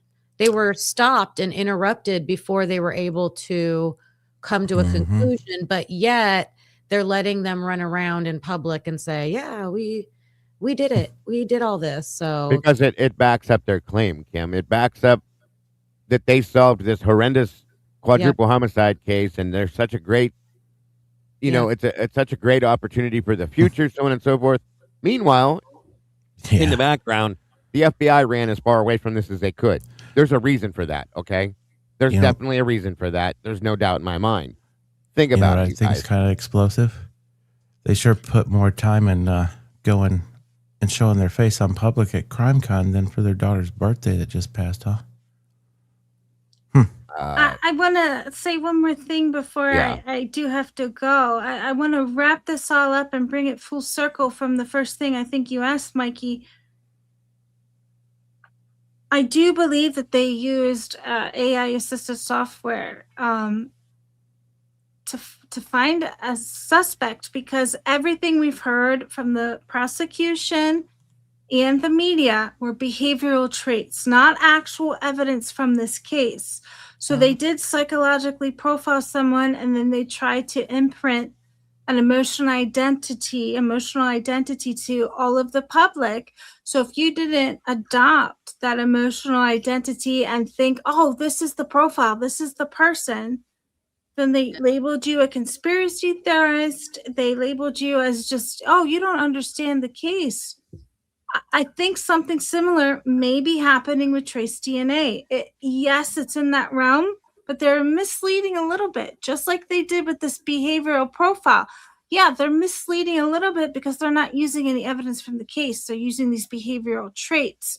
So they're like substituting in data, but it doesn't fit their claim. And I think this is what's happening with states and these tech companies. They're substituting in, oh, these are our persuasive points. This is not actual evidence. This is not actually how we do it. And is this all being pitched by companies that these AI companies are pitching? This is how, we're going to do better for your department in finding criminals and fighting crime. Yeah. But detection is not guilt. Wow. Yeah. That's pretty shitty. Very strong points, you guys. Yeah, Really, I want to honestly. thank you all for having me. Yes, Thank ma'am. you so much. This has Thank been you. so Thank much you. fun. Lots of comments in the chat of how informative this is. Yes, And they love you, Audrey, and they loved the content and everything you shared. Yes, and I can't wait for the next time you can join us here again. This has been I'd love to come back. absolutely Thank you. amazing. Hey, Thank you so much, and Thanks good luck for having on me. your next You're show, welcome. Audrey. And guys, please make sure, if you have not yet done it, to make sure you subscribe to Glitch DNA Labs, and please show some love and support for Miss Audrey over there. She appreciates it as much as we do, so very much. So you have a wonderful rest of your night, Audrey, and I can't wait to talk to you again soon. Okay, I want to say one more thing before I go. Oh I yes, forgot. please do, please do. I am so thankful for Logan for putting together those medical mock-ups. I work in healthcare too. I think she did such a respectful, neutral job. That is something that I would see while I was working. That is how health professionals work. The way that she put it together, absolutely beautiful. We are so lucky to have you to be able to explain that to us in such a neutral, medical, respectful way. Thank you. Oh, Yes. thank you so much. I appreciate you. We do. We Thank do. You're an you. amazing resource to the community, and we do really appreciate you so much, Audrey. Thank you again. That was Yes, awesome. Thank you, ma'am. everyone. Take Bye. Thank Have you. a wonderful Bye. night. care. You too. Bye. night. That was awesome. Absolutely awesome. And I hope you all, I know it's a lot to take in at one time. But we all have notebooks. I hope you have notebooks too. She's so smart. She does such great things, guys, and I really appreciate her so much. It's And- so informative that I feel like no matter how many times I Googled it or searched it or asked ChatGPT, I just can't get the same, I can't retain it the same as when she explains it articulately. Yeah, she's Yes. very good at it. Very, very good at it. Just as much as you're very good at what you did. And she's very, very right on that. And I don't want to make you blush, but you did an amazing job Thank you. Yeah. with all that stuff. It was very, very much needed, you guys. We've talked about it many, many times. To be able to try to understand the words that they put on the paper, to try to give us what they did on the autopsy. There's no way you can look at that, read it, and go, oh, okay, I get it now. 100%. No way. Even with the medical background. I know a lot of that stuff by looking at it. I understand that. But it doesn't process unless you visually see where and how it may have looked on the body itself. Okay. It just doesn't process the right way. It's a whole different thing. So I know when I say that the community, the whole community, the entirety of the entire community is very grateful to you for doing that, to Paul for doing his thing with his as well. Yeah. All That's of a you lot guys. of There's hours. no way we would get this right. That's a lot of People work. don't realize it's not just putting in a script and pressing a button. I mean, on the first round, you had 9 or 10 hours into that? Oh, yeah. Yeah. without a doubt. Speaking of that stuff, for those of you that haven't done it, please make sure you jump over and you check out Bronx Tales and see all of the videos that Logan has done with the new depictions, with the photographs that have been created, so on and so forth, so you can understand it if you have trouble with it for sure. Now, that being said, between what Logan has pointed out, what Pav has been talking about, what we have been talking about, Sarge has brought it up on his channel as well. A lot of us have been talking about the injuries, the wounds, and the weapons. Okay? This is a big deal. This is an important thing to understand this crime, to help us to understand how, we've been told that there are between 4 to 5 weapons. It's been stated that there was, I think, 4 wound patterns at the very minimum. There's a lot of things going on right now behind the injuries from the autopsies, so on and so forth, and what knives were there, what knives or weapons weren't. Was it a K-bar? Sure. Was it this? Was it that? Was it a machete? Was it a kitchen knife? Was it? We don't know. Now, Logan did something else that I think is very amazing too. That I really think is important for us to have to help to understand this in some possible way. She FOIA'd all the calls that came in around the time of the murders. Okay, that had anything to do with weaponry, like knives or anything like that were called in for things that were found. We know that there was a call for knives that were found in a ditch in Genesee. There was the video that we all looked at that Pav put out. I think Plunder put the video out initially where they had gone to Brent Kopaka's apartment complex. They found a knife on the roof or in the gutter, I think it was. And there's many, many, many more calls that came in through the police department about people finding knives and weapons and stuff like that. Logan has FOIA'd it. Logan's been FOIA'ing as much stuff as she can. Kim FOIA'd many, many things as well. I've tried. I just haven't had as much effort or as much time to do those things. And she put a FOIA out for that. And I want to know, big time, want to know what all these calls were about these weapons, these knives, so on and so forth. That knife on Kopaka's roof there kind of matches a lot of stuff. It lines up. It lines up a lot, you guys. If you watched Pavarotti's video, I had to go pull a knife out, look at it, and it matches right up to some of these injuries. It's crazy. Yeah. And the funny thing is, in my opinion, is it seems like there's more wounds that a K-bar does not match up to. Yes. Absolutely. Many, absolutely. Many. And that's go ahead, Logan. Sorry. We will get with this FOIA, we will get pictures of every single knife, calls, body worn cameras when they found them, things like that. So then we can take what they found and compare it to some of the wounds and patterns, because there are very specific patterns in some of these wounds that would match up very specifically to a certain knife. That's super important to give us proof, period. And there was over 250 calls, reports. That's crazy. Yeah. Just on weapons found. Insane. So with the FOIA, and you guys know they've been extorting us left and right on these FOIA reports, okay? They're charging her in arrears of over and above $700 for this, guys. So once again, we're going to come back to the community. I would love to see what this FOIA presents to us. So if anybody is interested in seeing this, if you're able to and could possibly support helping her to get this is a lot of money to put out for a document, folks. A whole lot for one person.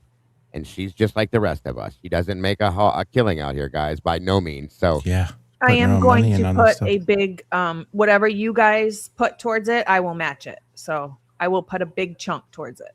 Absolutely. So, and it would be easier for if you guys can donate to the PayPal, Cash App, Venmo, whatever it is between the 4 of us here. Okay. We will make sure, as we have been doing, that Logan gets this and she can do that, because we want to see this report in a big, big way. We appreciate the super chats and super stickers. That's not going to come through till next month. And then there's 47% of that taken from YouTube. So for this and any FOIAs or anything like that, if you guys are able to, please donate to the Cash App, Venmo, PayPal, whatever those are. It'd be so very helpful to her. Again, she's willing to match whatever we get through it to help with that. And again, guys, she shouldn't have to put anything into this, in my opinion. They should just give it to her. But Well, I want it to though. So no, I I think agree. it's I agree. important. But if you guys can, please, if you're able to support, absolutely, please. It is so very much appreciated. Just as last time, the last couple times. And she's still, I think we did this for the Mason Barstow FOIA. Yep. You probably haven't even got that yet, have you? We're still waiting on it. I called, so they don't work Fridays anymore for the summer. I called every day this week. They sent me a voicemail and I didn't ever receive a return phone call. So I'm expecting it next week, 100%. But I was trying to bug them and trying to get them to do it faster. So Yeah. Wait, I did would they expect tell you it that? next week. Did they tell What? you that, Logan? That they don't What? work on Fridays? Yes. They called me Friday night. Really? Yeah. See? They Yeah. told me summer hours. Well, they No more also Fridays. told me, "Oh, we never received that from you." And I said, "I have a return email from you. Like I have it." Crap. Nope, we don't have it in the system. Nope, nope, Oh nope. my gosh. That is insane. And I'm not surprised, but come on. Like, I don't think we should have to wait 3-4 weeks after a FOIA has been completely paid for. no, either. no, Yeah. Right? So not busy. not even at all. Not even a little bit. No. And I'm so over this. And I know at this point that they know what they're doing. They're taking full advantage of everybody that's involved in this. They've done it to Jules, myself, Oh yeah. Lana, Logan, Kim, every one of us. They've taken full advantage of, guys. And they know what they're doing. But it is what it is. So Yeah. That one day, the only that I way had- we're going to get it. That's the only I way had we're going called to. them. It's funny how they automatically go, well, who are you? Who are you with? They're asking now. They know Within- who. Yeah. it's Well, fun. one time I had to have Mikey call for me because Yeah, I was not that's what getting they any said. response. And then when he calls, he gets an answer. See, I caller ID. They know. Dude, she They wants know. to have a full-on conversation. Like I'm like, Lana, same thing with Lana too. Remember what Lana said last week about how she was trying to get through, and they said, "Who are you again?" And yeah, same thing. It's the same damn thing. Mm. It's unbelievable. So, any of you that can help to support this to get this Yeah. FOIA, guys, thank you so very much. Again, Logan does this all on her own, guys. Every bit of this, she works during the day Yeah. to pay and live her life, and she comes out here and does this, and she puts her own money out of her own pockets into this. 100% so that she can bring the truth to you guys. And that's, I can't. Takes The care of a last child, one too. actually, the last one actually, the arrest of Mason Bangman. I didn't even tell you guys that I was getting it. I just did it, No. paid for it, and I just wanted it myself. So I didn't even ask for anything. Yeah. Any help. And we but- would, and you got to stop doing that. You're not out here by I yourself. just want people to understand that I'm not asking you guys to support things that I want to see either. You know what I Yeah. mean? I have to do my part as well. But everything that you're getting, you're giving it to the rest of the world. That's the thing right there. You're getting it to give to them. It's not like you're getting it for your own. I mean, you are in a way, but I want to see them too. Yeah. you want to see it too. I get that, but you're giving it to everybody else. You know what I'm Mhm. saying? So that's why the support is very appreciated, guys. Very appreciated, in every aspect. So, but that's important now that the autopsies have been released, in my opinion, and we've seen these photographs that have been put out. Bob has done his part of it. Logan has done an amazing part of it on her side. We see these things, and now they're telling us it wasn't just a 7 by inch and 3/4 Yeah. K-bar knife that did this, guys, and it's obvious. I've been screaming about a machete. Bob's talking about a fine serrated butcher knife out of a kitchen. There's other weapons that were involved, between 4 to 5 other weapons, okay? And I'm gonna tell you one more thing. They keep saying, well, even if that's a fact, Bryan's the one. Well, unless Bryan's a fucking octopus, he didn't do this, okay? Yeah. It's not possible. Yeah. I'm sure he wasn't standing there going, here, hold my beer while I do this and grab this other weapon. Come on. Is that why Mammoth's eyes say were one of always? I'm sorry. Didn't they say one of them is a double-sided, like a dagger? type? Dagger. There's a yeah. Yeah. A dagger or a bayonet was stated. We've heard that. I So wonder why the coroner's eyes always look like Cookie Monster. spinning, yes, spinning. There was You know, also something else. So we also then have a blunt force weapon. And then Yes. aside Yeah. from that, we have something else that was put over Kaylee's mouth that's completely different than anything else as well. That's But right. it made a mark on her face, so it's Ooh. something. I think still I missed wonder. that. Real You quick, covered can I those thank marks? Conspiraling, Sleuther, and Gen 7S for donating to Cash App. Yeah. Oh I yeah, just want to yeah. thank you. 100%. Thank you guys so very much. Yeah, I needed to say a big thank you to Moto Man. Gave a And- donation. Moto is the man. Thank you. So remember those face marks, those 3, 4 marks, Logan? Yes. Yes. You covered that. I missed that. The what? The marks on Kaylee's face. The 3. I don't know what it. I mean, yeah, I showed the marks, like I made pictures Okay. of it and I showed think the I marks. missed I it. don't know what it is. I wasn't supposed to speak on it, but I missed it. So anyway. You And did. thank you, Kawanda, for donating to PayPal as well. Thank you so much. Thank you. Thank you. Thank you. Every one of that's you weird. guys are amazing. And again, Amazing. thank you guys also for the super chats. Honest and truly, I know I was just telling you because they're still appreciated. Don't get me wrong. Okay. Hangman dropped $10, a little support for the cause. Offset Guitar Tech, $2. Thank you so much. Tiki Bar, keep shedding light on this atrocity. Of course, Moto Man dropping it again. Thank you, brother. Real quick, Miss Kawanda did it all throughout the night, and she also dropped 5 new memberships over there for the Turtles.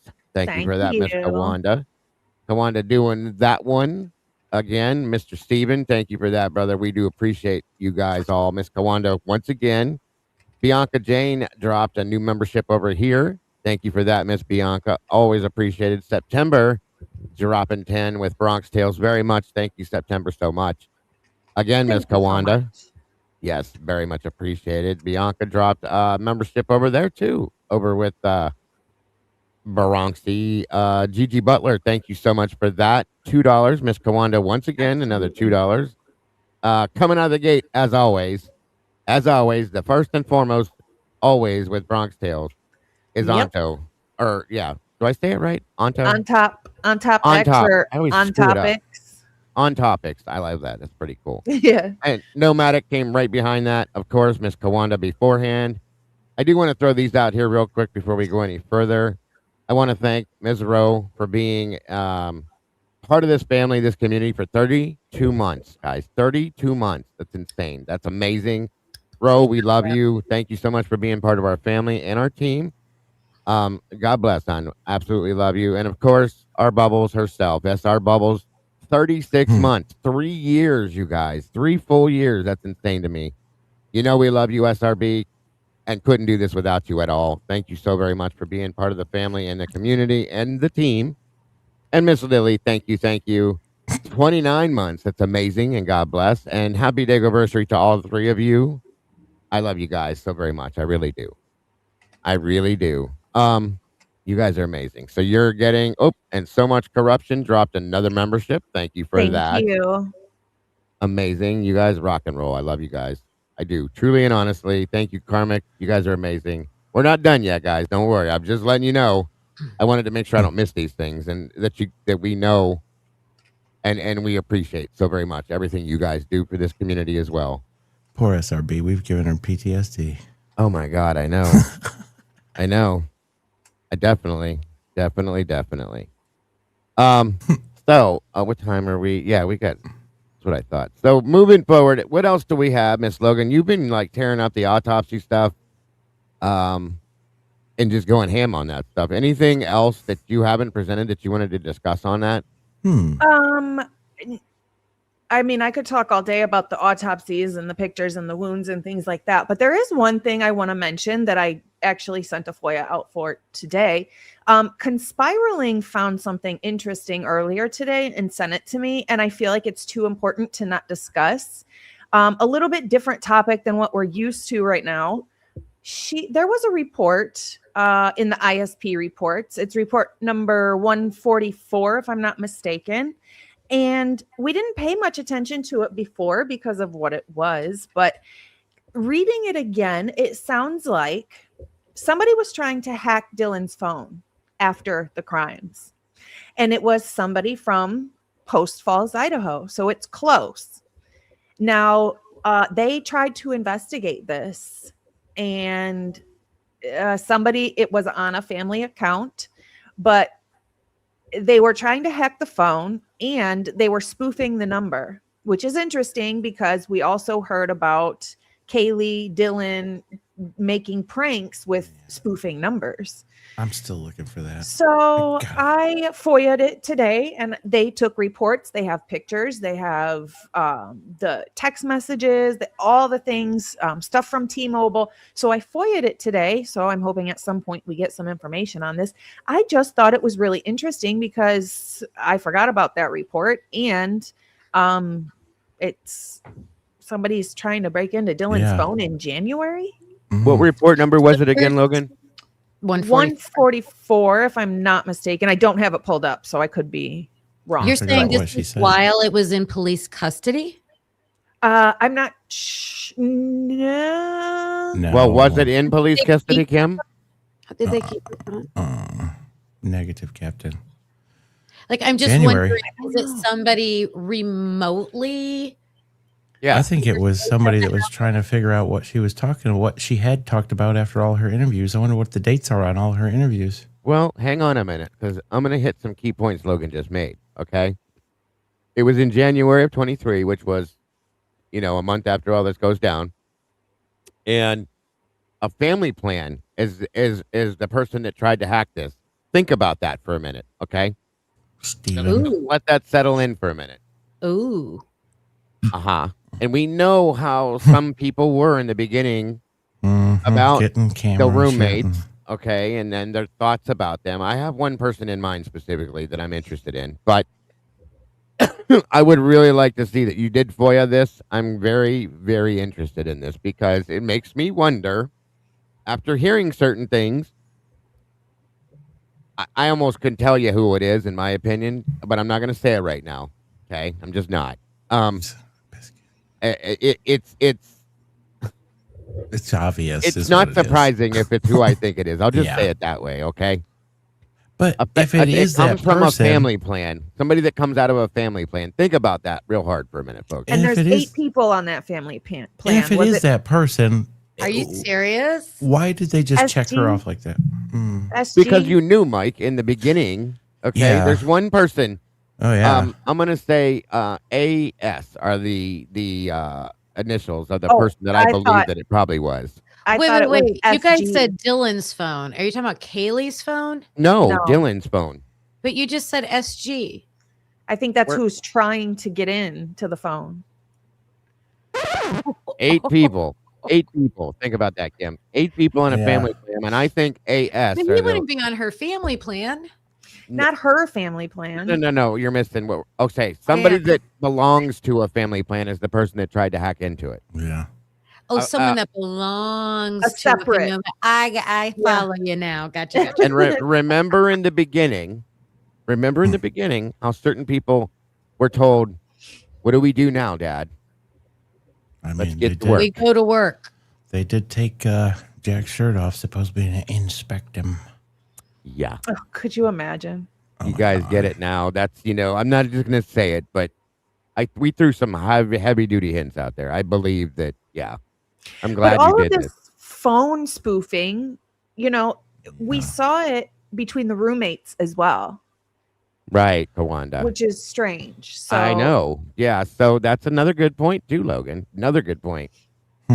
That's Thank all. you, Kawanda. Very much Isn't appreciated. he known to be like in tech? Yes. Yeah, 'cause Yeah. in one of his recent quotes was something about the AI judge. An AI judge I could do can't- better than or whatever. I can't wait till judges are replaced by AI. Yeah.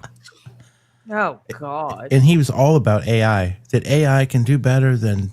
It's pretty trashy. The whole statement, He probably Right, knows and- they used AI for the DNA. which makes I me have think. to- Go ahead, Mikey. No, I was just making me think about what we were just talking about that Glitch was talking about with the AI and the DNA. How he's I all have on to AI. with my work, they're trying to introduce AI into my medical work, and almost every single thing I have to correct. So it's not that good. Mm-hmm. It's not. And they need to back off when it comes to things like this because AI makes more mistakes than human beings do. Okay? Mhm. Facts are facts. A human being will go through something and check it and recheck it and check it again before they put something through when it comes, because they know that these things are detrimental. They're very important. An AI program will do what they do and think that they're right and move on to the next thing. Yeah. That's not okay, folks. We can't Well, rely and- on that kind of shit. What's ironic is that AI is everything that AI is using came from a human. Like everything is coming. Yeah, it's from all built off of our human work, bullshit. human brains, and then you can program a computer to just Right. regurgitate. Yes. Thank you, Hoppy, for that, Thank my you, brother. Hoppy. Very much. So where does it appreciated, stop sir. to not regurgitate the wrong shit? It's a good question, Mike. It's- Jenny. Thank you, Jenny. Sortino? Jenny Sortino. That's definitely Italian. I should know how to say that. I wanted to send Cash App. YouTube didn't take so much. That's Yeah, awesome. it's Thank you so Everything much. helps, my love. Yes, it's all appreciated. All appreciated. So So, Bri- go ahead, Mike. Bryan, in other than what he was doing there, going for his PhD, he was into what other program? Something with internet, something. Cloud forensics. Cloud forensics is what he was Cloud doing. forensics. Okay, just gotta write that down.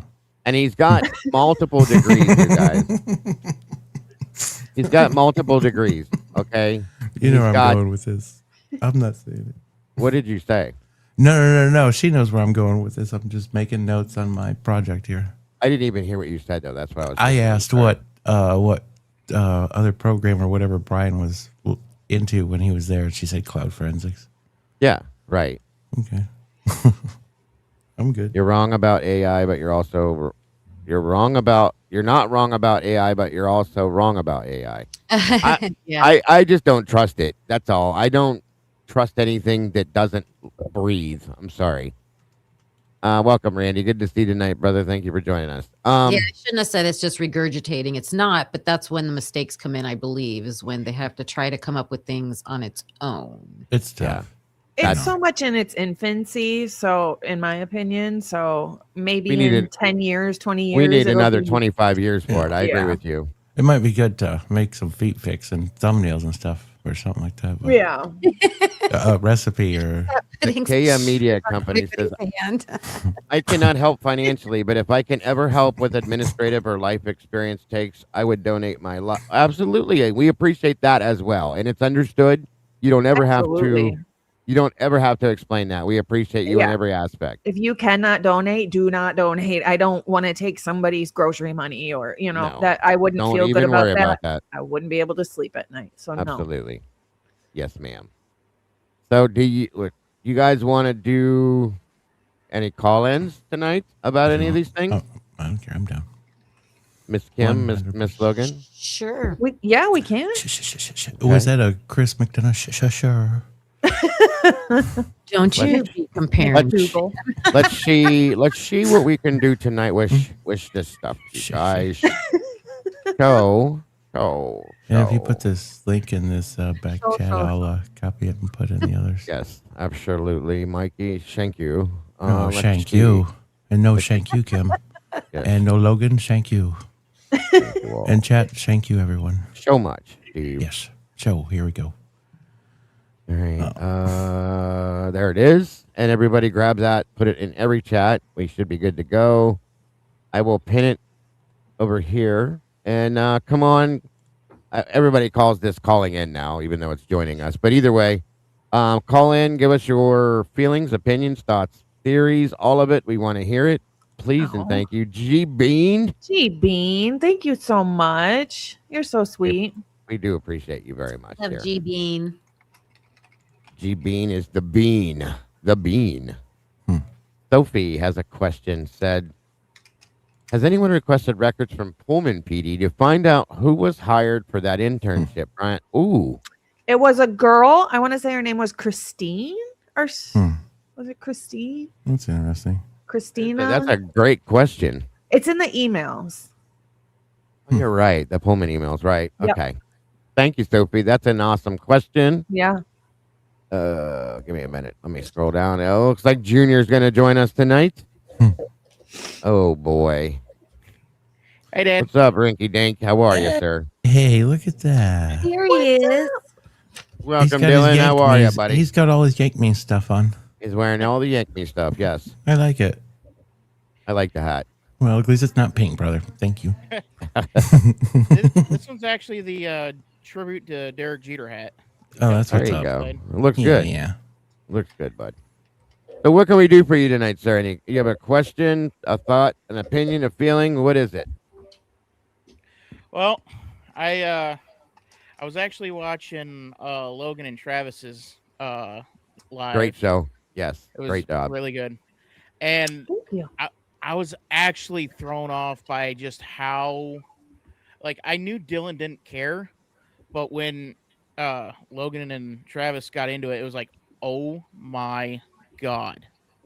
How and I'm trying to figure out how I missed it.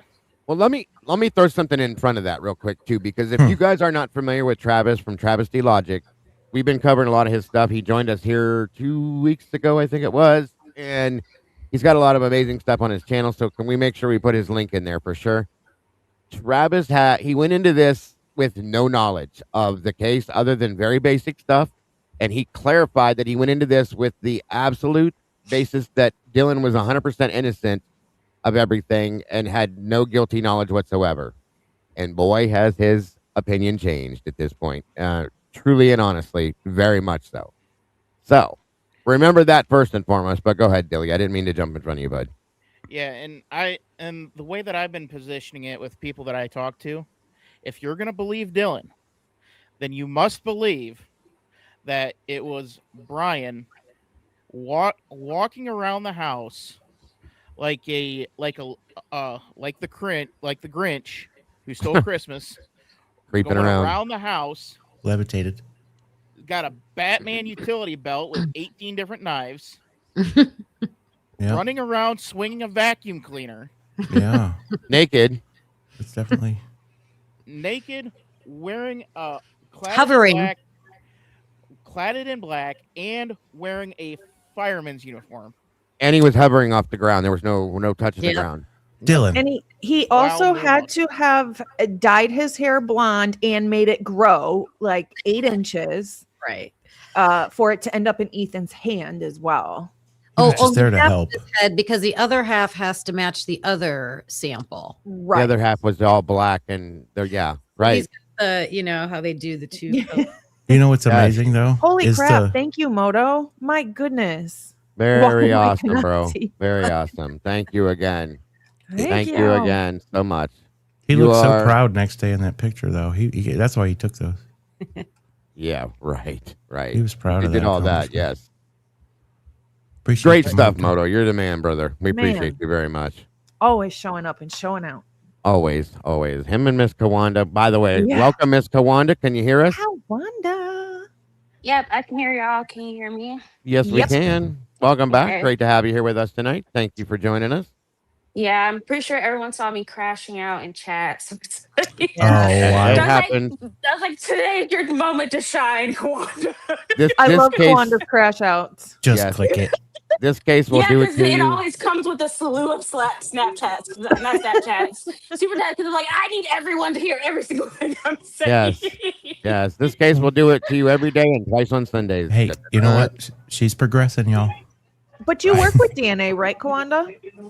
Not currently because I'm a consultant, but yeah, I have a PhD in microbiology, biochemistry, and I've worked in a wet lab, which is basically like a lab you would think about if they dealt with like DNA, all that kind of stuff, PCRs, for a total of like 10 years. Awesome. That's a nice resume there. Yeah, because I left academia because it's a mess. So I do like freelance consulting now. But yeah, I know a lot about this stuff. Understand. Right, right. Welcome, Tomboy. Thank you for joining us as well. Can you hear me, Tomboy? Yeah, I can hear you. I'm sorry, I have to keep muting you because your background was coming through. Anyway, there we go. We're good. So, welcome everybody. Dylan expressed his one first and foremost point, which is a very good point. Miss Kawanda, did you have something to add that you wanted to add since you jumped up behind him? Yeah, I mean, does someone have a question that I might be able to answer? What are I have a your lot. thoughts on the DNA or the Right. lack of comparison of the DNA to Bryan Kohberger and his own DNA? Right. Oh my gosh. Like, I'm so upset about this. I'm gonna start shaking. Let it out, girl. Let it That's out. how I'm feeling right now. So I never really brought it up before because I think we all can agree that just based on the chain of custody and like the bullshit with the sheaf that like should have never even been anything in the case. So that's like my first thing. But I will say I had never again I have 3 degrees, like biology, public health, and biochemistry. And like in all those years of schooling and working in real labs in the real world, I had never heard of touch DNA before this case. Oh, wow. I had never heard of it, not even once. That is wild. Wow. Because it's usually referred to as like trace DNA, right? Trace. Yeah. Yeah, so I've heard of trace DNA, but I guess I never knew what the actual definition of that was. Because in my mind, trace means like a small, very small amount. Right. But like I would think of like still like blood or like Oh. bodily Yeah. fluids. So I think Mhm. trace to me sounds like an amount, not a type of Mhm. DNA. Yes, absolutely. And when I first heard it myself, I was like, wait a minute. Because like you, Mhm. I thought, so it was just a trace of Cells and DNA. shit That's what like I thought that. they meant at first. Yeah. Yeah. But Mhm. like Audrey came out and she, in that post that I was reading, she calls it transfer trace and invisible DNA. I like the way she Yeah. posts that and puts that there. So It's yes. the new expansion. Yeah. Yeah. Trace is an amount, like when you're talking Mhm. about science stuff, Right. Right. biology stuff. Absolutely. Sorry that your face was covered, Miss Logan. I fixed that. That's a good question right there. How did the killer not sweat at all? Yeah. Yeah. That's a lot of moving to not be dropping sweat Yeah. droplets. You know what I mean? Mm-hmm. I agree. I Oh, agree. and I have another thing just related to like DNA and stuff that really grinds my gears about this case. Let's hear Um, it. so it's not something specific, but I think like we all know that like tons of fuckery going on with this case. But Yes. so it's not one thing specifically, but it's just the whole, I guess, like procedure they did when they took all the samples. Like there's no way that you can tell me that they took a representative Yeah. sample of Exactly. that crime scene. It's just And no way. that's way. what I've wondered is who took those samples. Those weren't crime scene technicians. I can guarantee you, right? I don't know, Very- probably not. So for Makes you me, wonder. we got samples, which awesome, like having something that is hopefully accurate is always better than nothing. But I will say, like the last like month or so, when everyone's kind of been like putting in their theories for like where this happened, where that happened, it's all based on the Yeah. samples that they gave to And us. there It's was not boxes- representative of the actual crime scene. In There the was boxes of shit locations. that were left in the house. Yeah. So that's the only thing, like when there's discussion about like, oh, well, this sample is here, this sample is here. Like basically, in my opinion, all the samples that they've given us don't like eliminate anything in my mind. Like the fact that we don't have samples of Maddie's DNA in the living room means nothing to me. Like that Yeah. doesn't mean that she wasn't there. That just means that they didn't pick up a sample with her on it. I think the only thing that it continues to eliminate is the movement of a proper investigation. Yeah, it keeps eliminating their narrative. Mm-hmm. But yeah, so I think those are kind of like my big things when I think about DNA in this case. Good point. So what do you got for us, Miss Tomboy? Nothing. Uh-oh. I told you I just came here to show Dylan my hat. Oh. Yeah, I threw up a little bit. Uh-oh. Well, holy Christmas. Well, Tomboy, you accomplished your goal, I'm guessing. Well, Do you guys think that they Sounds will? like it. I know they're going to try, but do you think they will be successful in keeping reports? Like the DNA is just one of them. The DNA is just one of the big things in this case that they're hiding, that they're not showing all of their work. Yeah. Do you think they're going to be successful, or at some point I don't know if it's going to be a lawsuit, or is it going to, like, what can happen to make that come out? They can't Yeah. show what they don't have. I think it would have to push back Well, to they have it. They have their work. the agencies that, Or do they? well, I just feel like at some like, how can our, like, I think Audrey would say, with processes in our country, how can that be allowed? And I don't even forget guilt or innocence. Take the client out of it. Just as citizens, we should be demanding that. there's no regulation for the regulation people. Do that. That's Yeah. that's not how our government in our judicial system is supposed to work. I agree. They'll probably file qualified immunity. That's a good point. That is a good point. I wouldn't doubt it. I mean, Well, and I think those things probably exist because we have to remember that we put people in positions of power to make those things possible. They can be those things can be reversed, but Yeah. we've just got people in this country right now that it's just secrecy. And there's so much of it. It's There's disgusting. so much I'm of it. disgusted by it. I don't know how you can have this big of a criminal case and Yeah. not Imagine all the know people that anything. Where's the stupid Amazon receipt? Where's the stupid Amazon receipt? I mean, Yeah. come on. You're going to get the Amazon receipt that Payne purchased, just the dates are going to be changed. We already know that. imagine how many of these officials or people put on them shoes every day and know the truth behind this and just continue to walk on, continue with life. The Jibba keeps pointing out where's report number 42? People wonder where the disconnect comes with people, and it's like, okay, well, even with all the kids in this case that were told not to say anything. Well, they were either told not to say anything or they have a massive fear of saying anything. It's one of those two things. I agree. North Carolina man, Mountain man. Yeah, I agree. Building America here. I'm just going to say, if this were my child and there was so much bullshit around their case, Yep. I'd be going to jail. Yep. That's one Yep. of them. I'd be on the news. I know that. They'd be I like, would rock and that- today in Moscow, Idaho, Kim Aponte But did this on the steps. There will be a Rock that Netflix fucking documentary of me. Right? But if this, I guess, was something so big that your kid was tied to, you would just shut up, huh? Something that was so big that was going on in America in a certain point in time. Not me.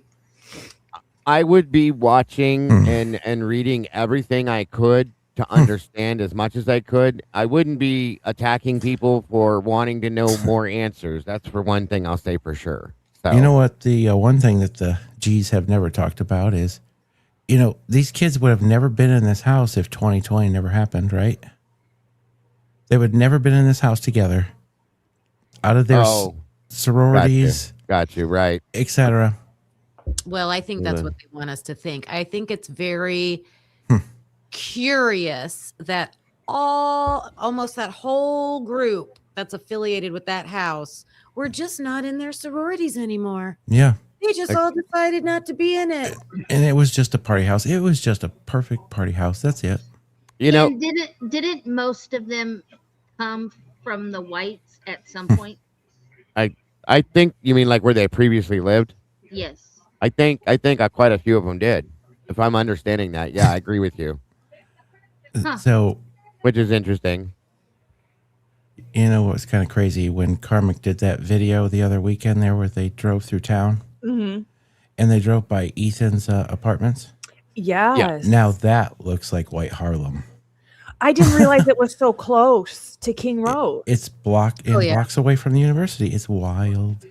Yeah, it's right did behind not the realize 76 it. station. Yep. Wait, did they know which apartments it was? Yeah, it's Yeah. right behind them. They're white, and trust But there's me. like 3 or 4 buildings. Yeah, in a row. Yeah. That just You mean like the exact apartment? I don't think so. No. Yeah. And who No, did that's- this? Who were you talking about? Sorry, I missed it. Karmic did a video that they Karmic, drove through the yeah. town. Yeah. Oh, I missed that part of it. I gotta go back and watch it. It's kind of interesting. I don't think Dylan ever got to finish his thought about the statement analysis stuff. Yeah, let's do it. Do it. He threw up and had to Tell us. get his bib off him. Well, I was actually gonna kind of pile on with the house, I think it was on Logan's channel like a while ago. Wasn't Dylan and Bethany not even like supposed to be like out of the sorority house anyway, since they were still underclassmen? Or I don't. That's a That good was question. my understanding, Well- especially if There was when years. when I went to school, their freshmen weren't allowed to live off campus. Yeah. I know you could, I know they were allowed to get special permission. Mm-hmm. And that And was what Kaylee's bitch letter, that social distancing, and they didn't want to pay to live in some place that they weren't living in. But there was someone's interview that I listened to, and they were explaining how they were trying to get that letter approved. I don't think it was someone in the house. So I'm just wondering if that's what Dylan must have done. And if you look into it, it depends on per basically region. It's all different. Trust me, I've been on this trail. It just hadn't come out yet. now, Mikey's. I'll be honest with you guys. We've been talking behind the scenes a lot, and he's really been honing in on some stuff and digging all on his own, like hardcore. So he's looking for some angles as well that I think they matter in a big way. So It's What you exciting. got, No. what you got, Mikey? I just can't send it yet. no, Trust me, there's you a don't know lot. how many pre-recorded videos I have that are just saved that I can't yet because I got to put something before it. There's Because a I don't lot want of to be stuff. that guy. Yeah, I get Yeah. it. I get it.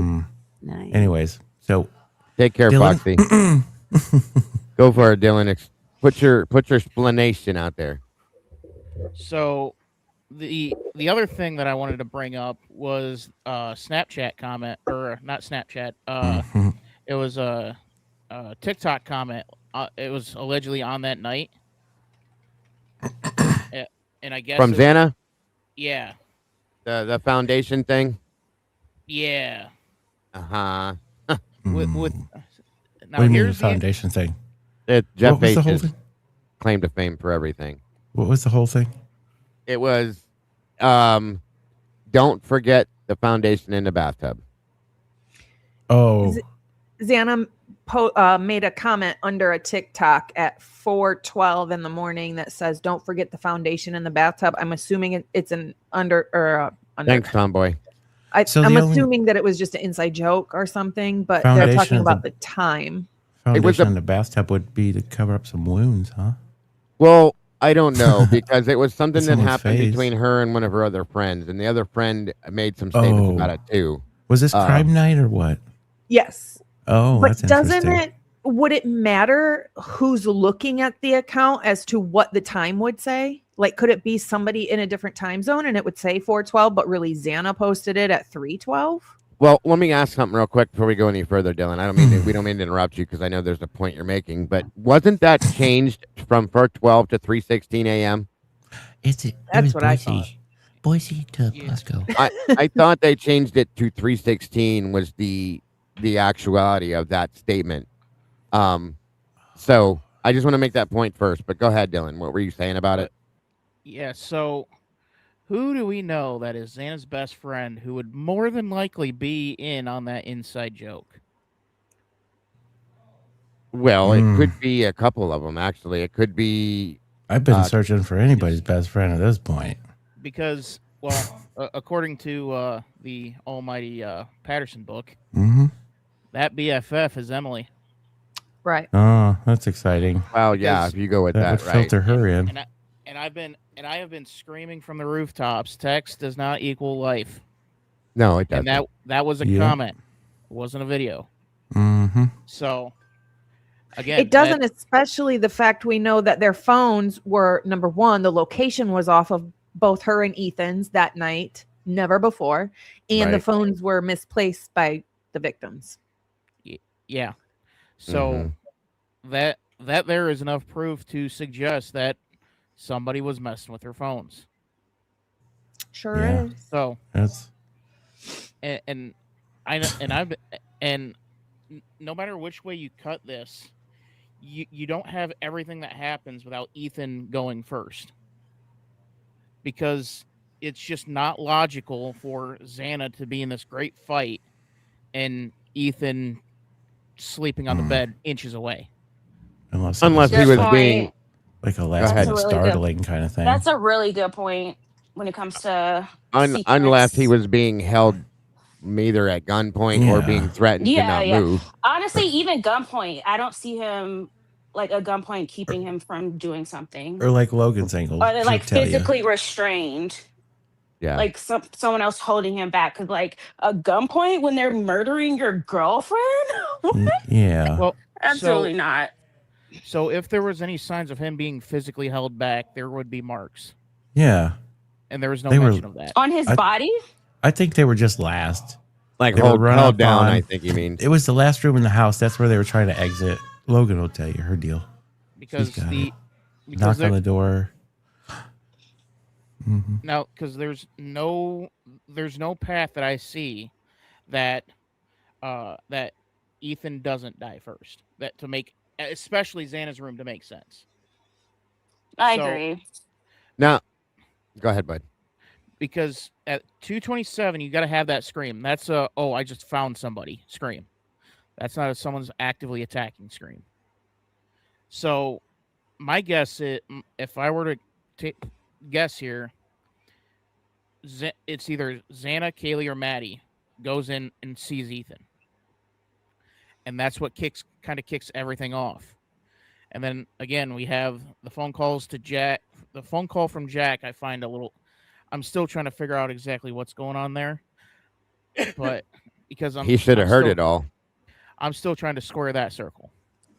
And also to add on what Dylan is saying, I don't know if I made this up, so someone like keep me honest, but didn't some of the like 1122 video at someone we hear someone saying Xana,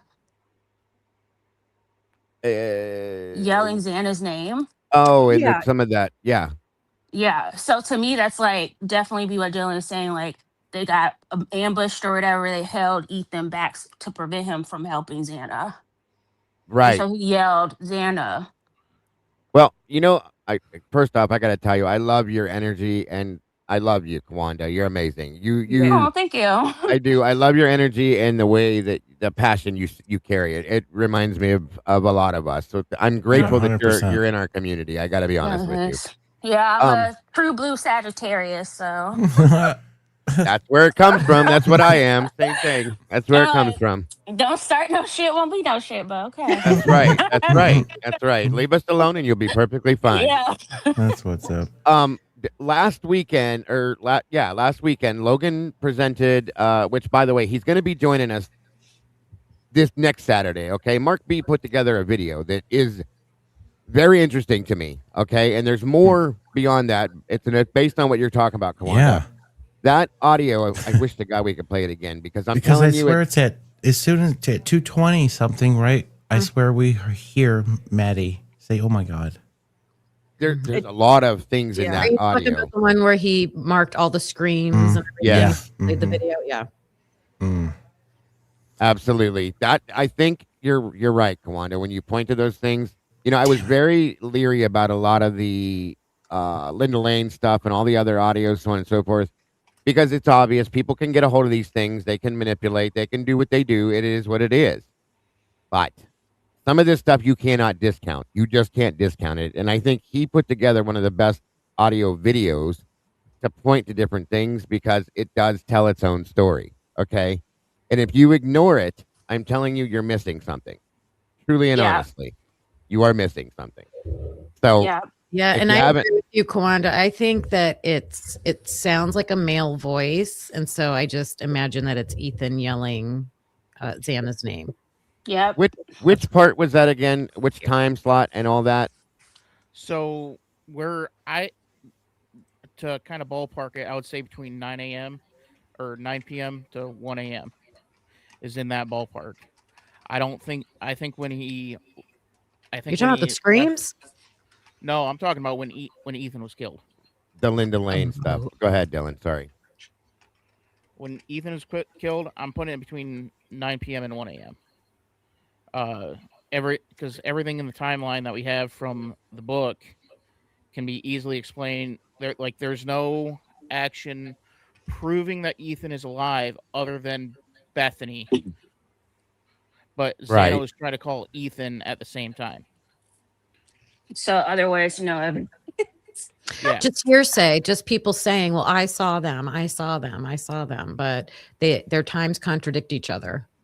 and Yeah. I think even in the timeline, it's got Ethan at like 3 different places in 3 minutes. Yeah.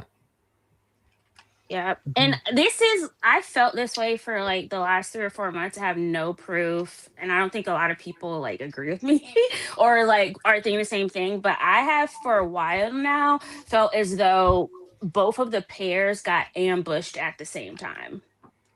Wow. Yeah. Like everything popped off like after Kaylee and Maddie got home, and I believe they were ambushed either like right outside the door or like as they were coming into the door, because someone could easily hide in that spare room. So I was like, they probably got ambushed like right when they went in the door, and then I think at the same time someone was ambushing Ethan and Xana on the second floor. That's how I think it started.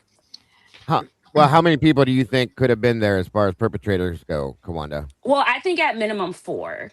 I'm with you on that too. But Fully. I think more of that because again, this is probably they'll probably be like good to have Pod in on this, but like all like the video of like the gunman, the Banfield, like there's so many people just like around.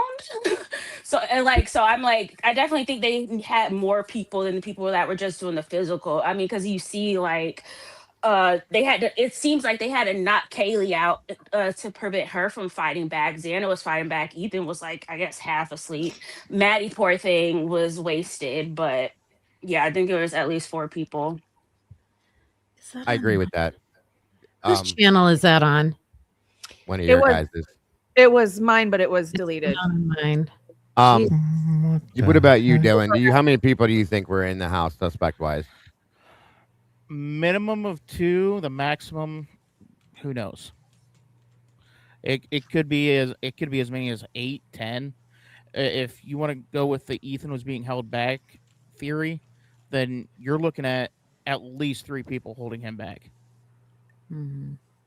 Because again, he's Can I share some stuff about your timeline, Dylan? Because I wrote it all out with Ethan, and like, so there's a text from him at 9:27 where he's saying to Hunter Johnson, "I'm hanging with Xana and Bethany. Come hang with us." Okay, so we have something from his phone that doesn't necessarily mean it's him.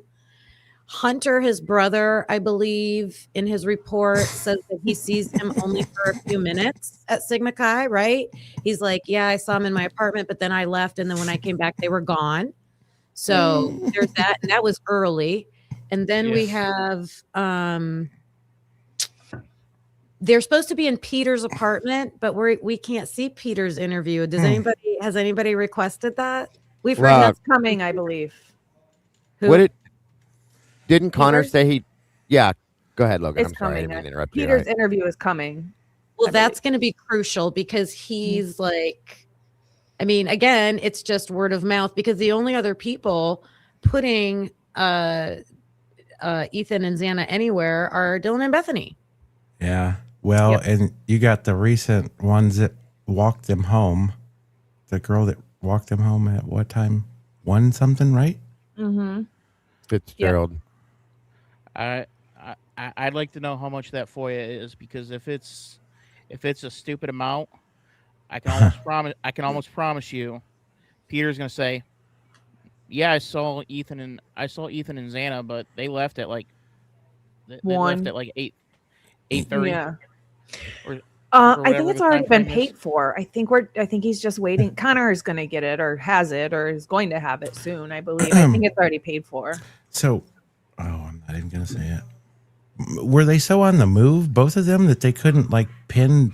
Nobody could pin exactly their time. I don't know. Just saying. I mean, there's obviously something going on with them and their locations because nobody seems to want to tell anybody, and officers or Ellie in this case doesn't seem to want to give it up, and so we can know. So we were looking for if they're saying they're walking, like Dylan and Bethany, they have different times when they supposedly left Sigma Chi and walked down to Allie and Kennedy's house, and they would have to walk past that dumpster camera. And so I'm searching to see. Now you can see two people walking back towards Sigma Chi, but that's like at 11:17 p.m. If you listen in the Kennedy interview, she says Friday. She's talking about Friday. And the officer who's interviewing her kind of talks over her at the same time.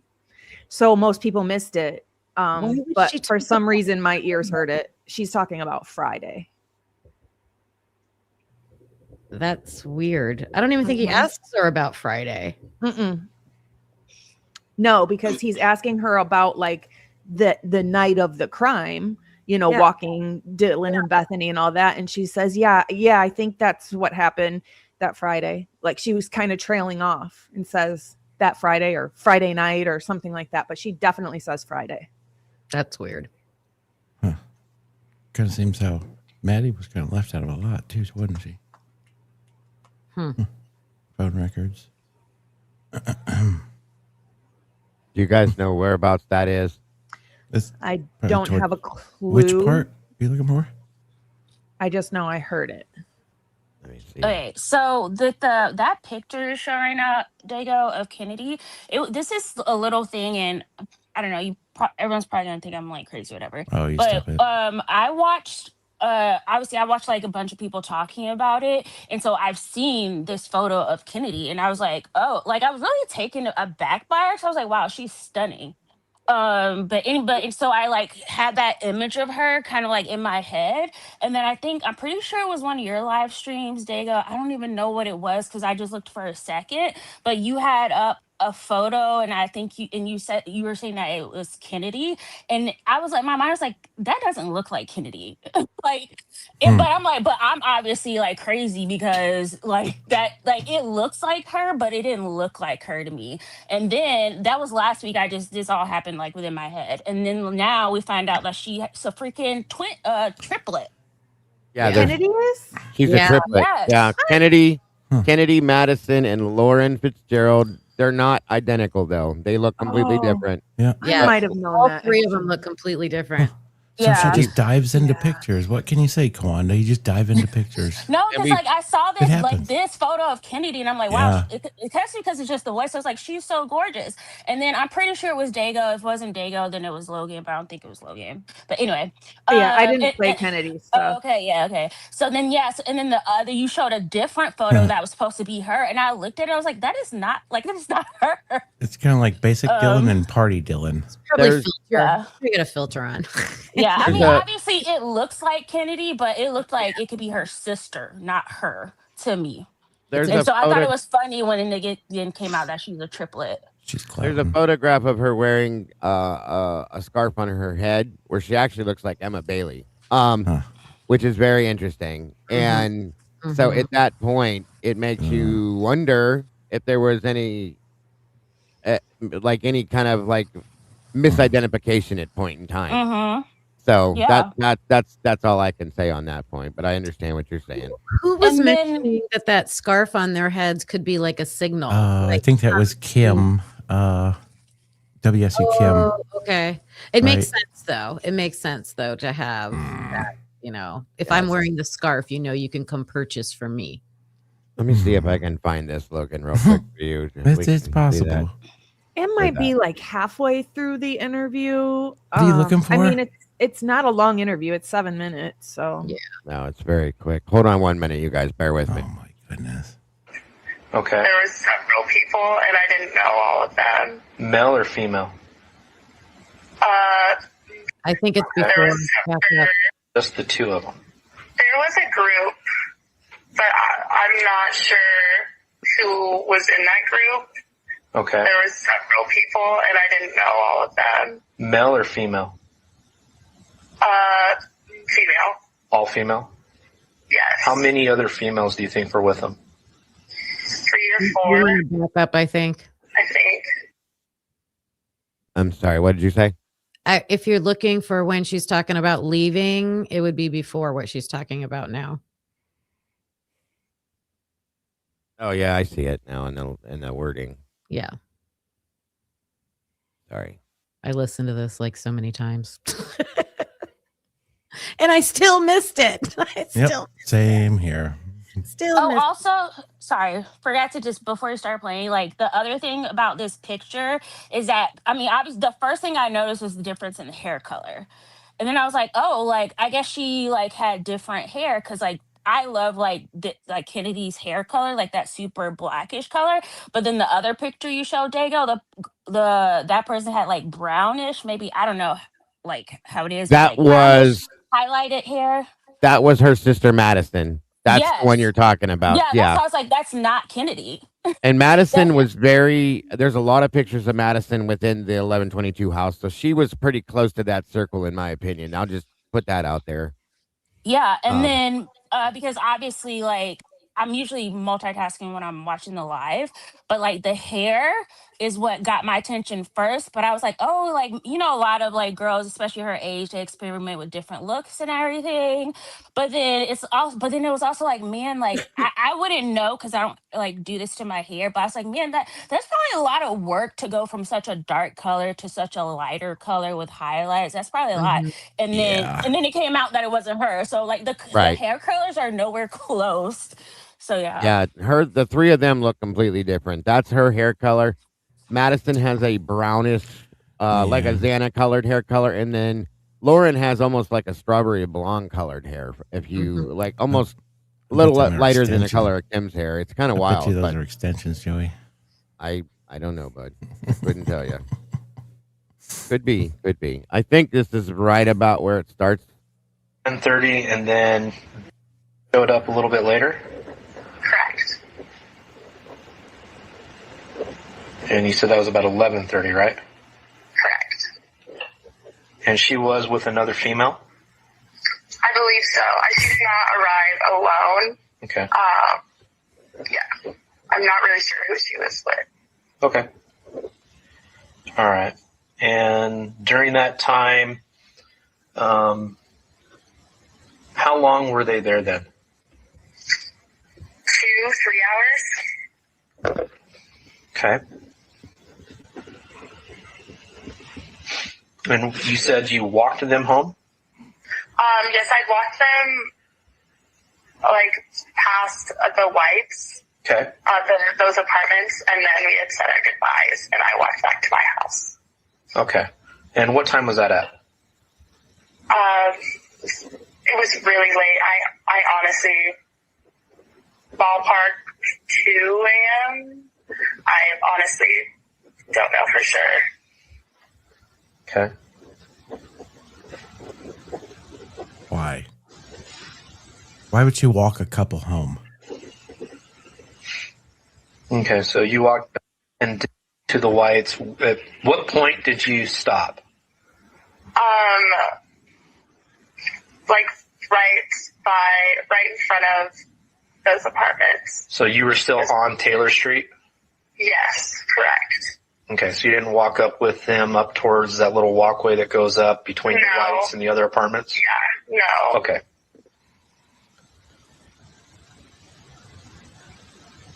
And honestly, I'm not even sure like where they went after that. Just because I didn't want see what they did after that, if that makes Okay. sense. All right, but you were on Taylor. You said goodbye. You turn around, walk back. I will say that comment too. I'm not going to say much, but that comment really bothers me too. The way she said that. There's Which something one? about, and I'll say that I didn't want to see what they were doing. It makes me wonder what that means. Is all I'm saying. It all makes no sense. Why would she walk a couple home?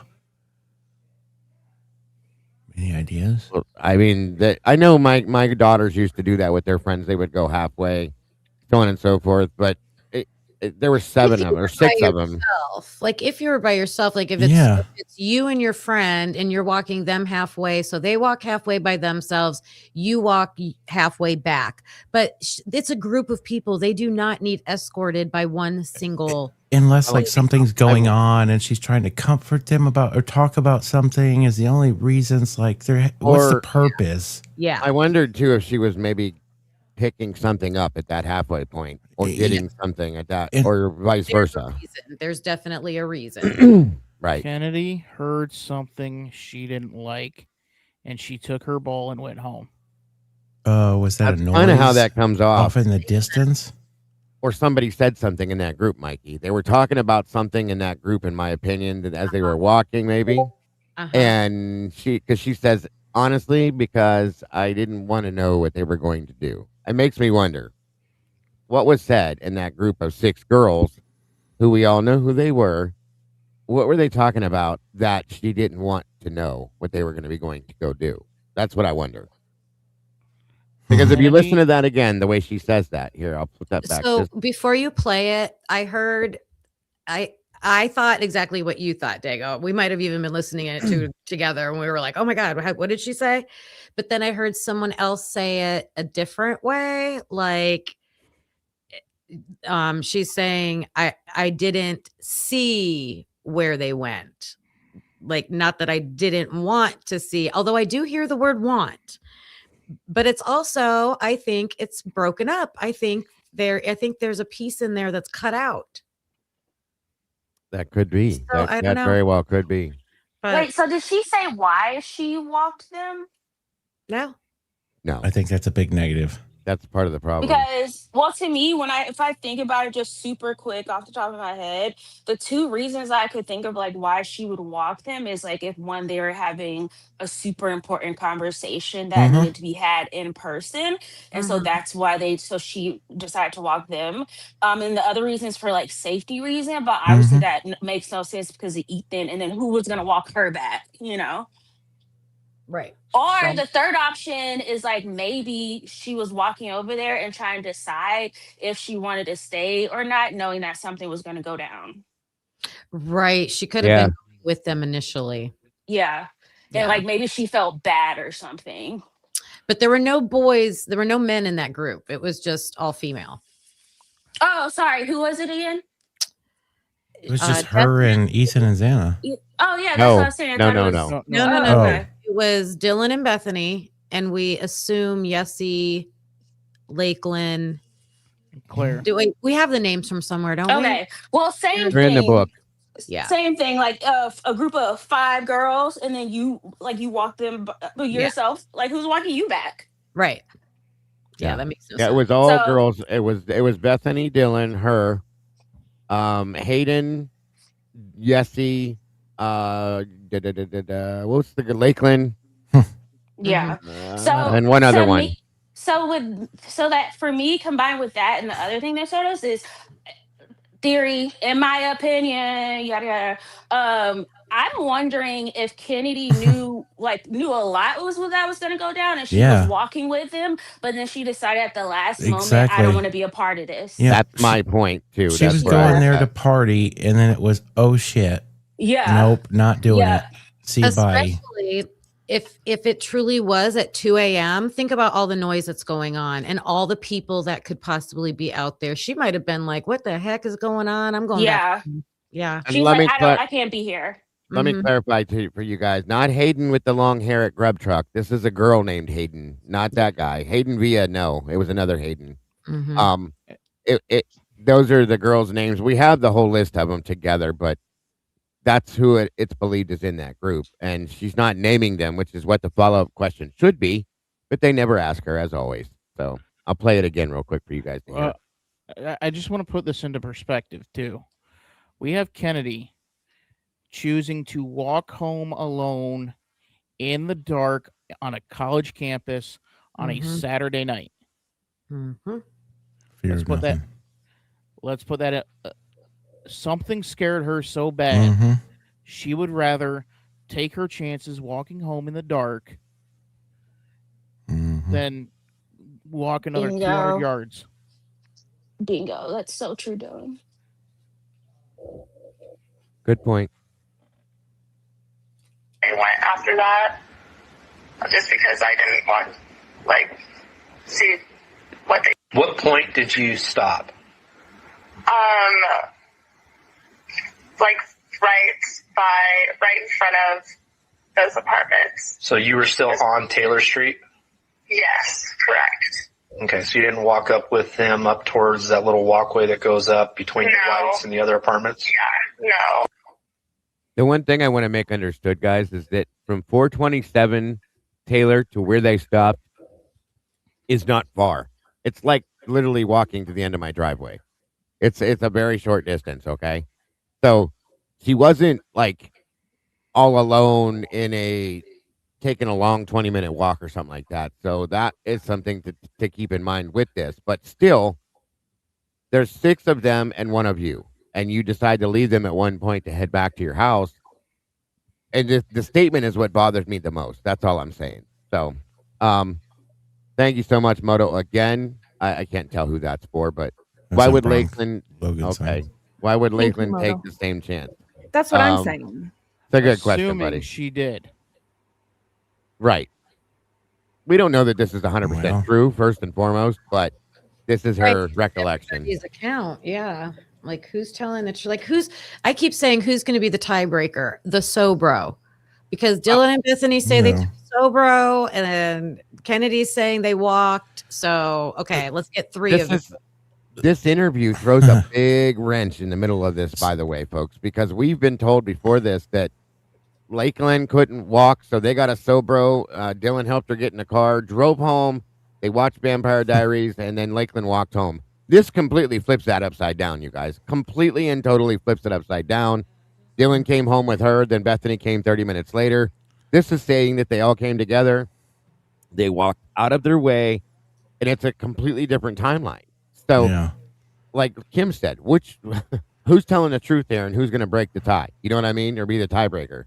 So for y'all, what would make you turn around and go the other way? For me, it would be maybe a certain group of people that were going to be there or something like that you're like, oh, I don't want to associate with them.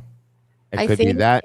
They were talking about something that I wanted to be a part of and like hear what they were saying. I would have went with them and then, turned around and went back when that was over. Or everything was fine and dandy until a certain conversation got to a point and she went, wait a minute, I don't want nothing to do with this. And she got out of Dodge. You know what I mean? Yeah, because go ahead. Okay. Because kind of adding on to what Mikey was saying, like she saw someone that made me think of the interview that Birdie did with mom Kim Washington mom. Yeah, WSU mom, the Kim, whatever, sorry. The part of the conversation when she said like she got her and her families to safety, and she said she went with her daughter to some cafeteria or whatever, and people walked in and her daughter was like, we need to go. Yeah. She was saying that was Demetrius. And that's like, right. So if Kennedy saw like those type of people, then she would probably, oh shit, I'm going to go back home. Yep. So apparently these people have a look and a reputation. So those are good points, guys. Definitely. All right. I think, hold on a minute. Get him, boy. Get him. Jeez. That sounds I thought that was part of the video. I'm like, And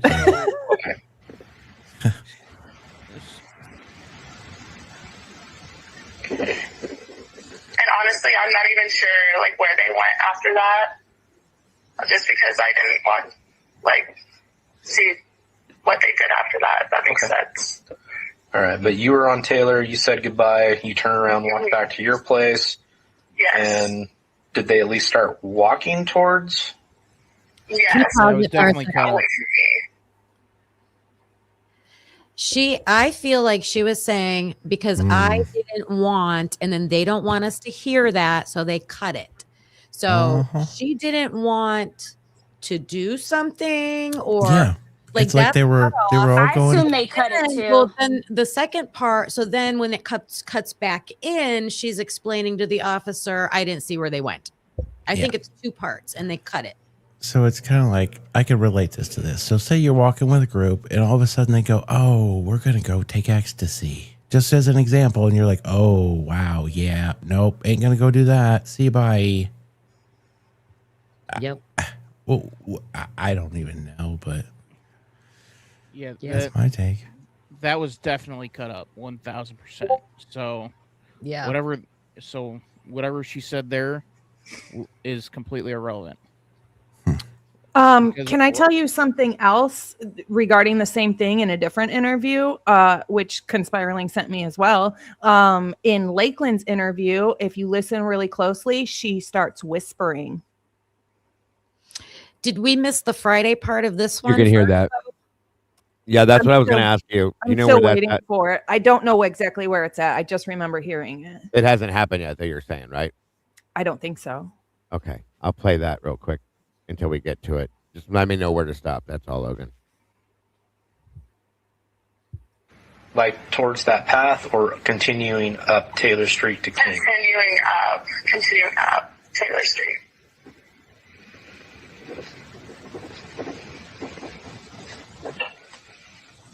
Okay. And was there anyone else with them, or was it just the two of them? There was a group, but I'm not sure who was in that group. Okay. There was several people, and I didn't know all of them. Male or female? Female. All female? Yes. How many other females do you think were with them? 3 or 4, I think. To be 100% honest, I was drunk, so. I have a feeling a lot of people were drunk that night, so. Yes. So this is all kind of, I'm, trying my best to recall. No, and that's all I'm expecting right now. I know that this may not all be 100% accurate, but we're just trying to get a timeline still. Yes. When everybody was in certain places and certain locations and that. Because one of the information we got of why we should probably talk to you is whoever passed this on to us thought that you were with, and I think her name's pronounced Zana.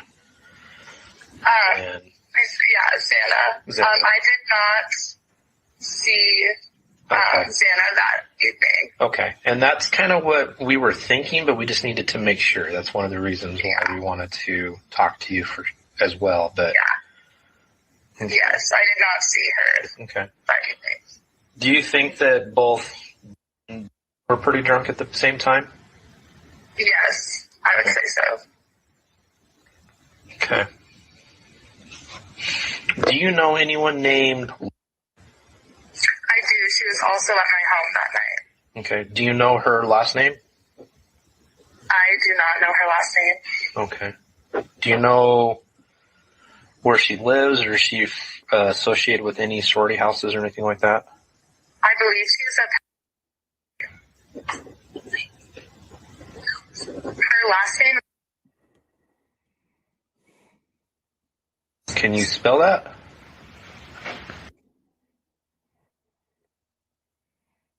I believe. Okay.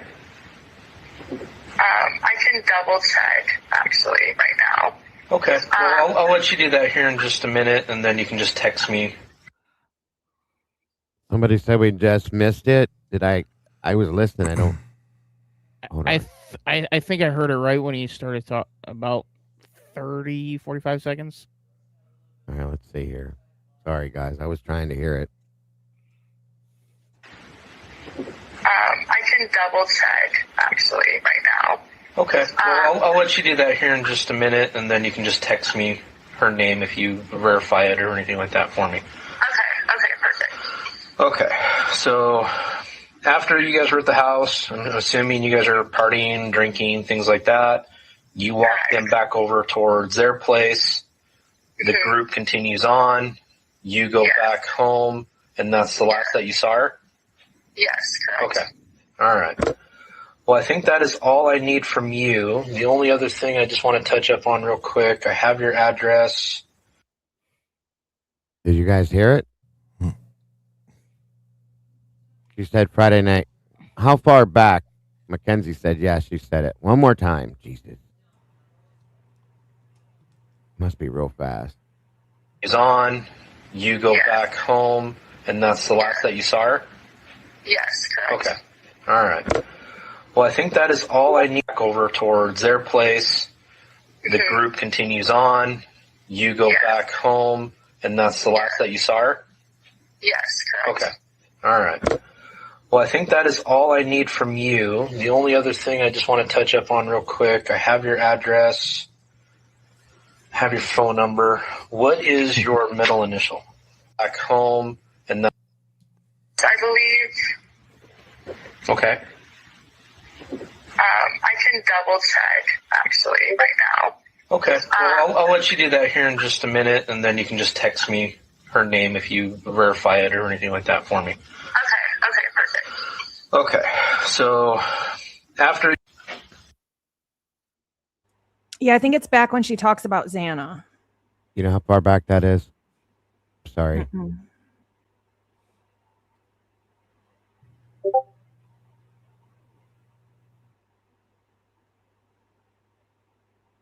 Okay. And that's kind of what we were thinking, but we just needed to... Xana that evening. Okay. And that's kind of what we were...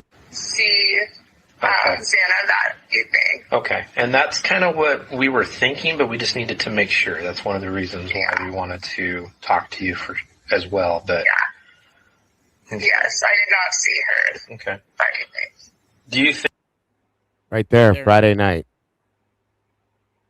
Okay, so that's confusing then. Was she referring, were they talking about Friday or were they talking about the night of? They were talking about the night of, but she thinks that she must have just been drunk, and she thinks that Friday is the same night as Saturday. Got you. Or has them like misconstrued. But what's screwy is you think you would mess up Sunday with Saturday. Why wouldn't he fix that? I don't think he heard it. They weren't in a business to fix anything, Joey, but She's confusing Friday with Saturday. Oh my God. That's what it sounds like. I agree with you. Xana that evening. Okay. And that's kind of what we were thinking, but we just needed to make sure. That's one of the reasons why we wanted to talk to you for as well. But Yes, I did not see her okay. that evening. Yep. Clear as night. bell. Clear as a bell. Thanks, Logan. That's wild. Wild. Interesting. So it's either that she was drunk or just doesn't remember that it was Friday or Saturday. One of the two. That makes perfect sense. I agree. I don't know, man. The only other thing that makes me turn around is like you're walking in a group of people and you're like, oh, well, so-and-so's coming over to drop off, and you're like, oh, yeah. I don't know. There's got to be some reason why you would just go, yep, don't want to do it. You're kind of low right now. You're muted, Kim. No, I think that was Kawanda. Oh, maybe. What if Let's do it. she knows exactly what he's talking about, and she doesn't want to say that she knows nobody wants to say anything about Xana on Saturday night. So she's not going to be the person to do it. So she just puts it in there. I didn't see her Friday night. No. You know? No. But an interesting point. She did Saturday. Like, they know where she was Saturday, but nobody's spilling it. Yep. There is something with this Ethan and Xana on Saturday night. There's something to it. Everybody knows. Yeah. I said that I did a whole show about like what was going on with Ethan that night. There was something going on around him, in my opinion, that is just it's odd. You know what I mean? Something's not right. I think it really looks like him at that Linda Lane footage. I really think it looks like him. I think it is him. Honest and true. I do. And something happened enough to make Xana ask Pete, "Are you good?" I know some people think it could be about something else, but it also could be that she's checking on him. So is it is so. This is where I was just actually thinking. I was trying to think of how many parties were there this night, A lot. and let's say that they had hot drugs. Was she asking Pete, "Are you good?" because he took some of this, and he wasn't responding to maybe a text? And Maybe. then But with this chick that was walking over there, and she heard something about something of this nature, and went, "Oh yeah, I don't want anything to do with that." Maybe. Well, let's assume. Can anyone hear me? You Yeah. can now. Now we can. Okay, I don't think we okay. could for a while. Sorry. Yeah, so silly me accidentally took my Apple AirPod mattress out of the case, and I forgot that turns them off. So it was on the other side of the room, and I was like, "What? I can't hear anything anyway." Not a problem. That's interesting. And that's assuming that's how it actually happened, because that's right where you had the editing done. That wasn't a redaction. Yep. I just cannot believe the guilt wouldn't get to somebody. Like, how could you do that to your friends? That's insane. The disconnect is unreal. And it's like, what serves? Yeah. And you got to think, Kim, exactly what you said. And I was so stuck on this last night, just in my thoughts. And I was like, you want to know what? Like, when these kids go on and have kids, you tell me that, like, as a parent and how you parent a kid, at some point in time, if you're stuck with this in your head, I'm just thinking about, like, what transfers from one generation to the next? Trauma. And guilt. It's, I'm going to stop I'm with an that, expert in being parented by guilt. So, yeah, it all starts from, it's just been, yeah.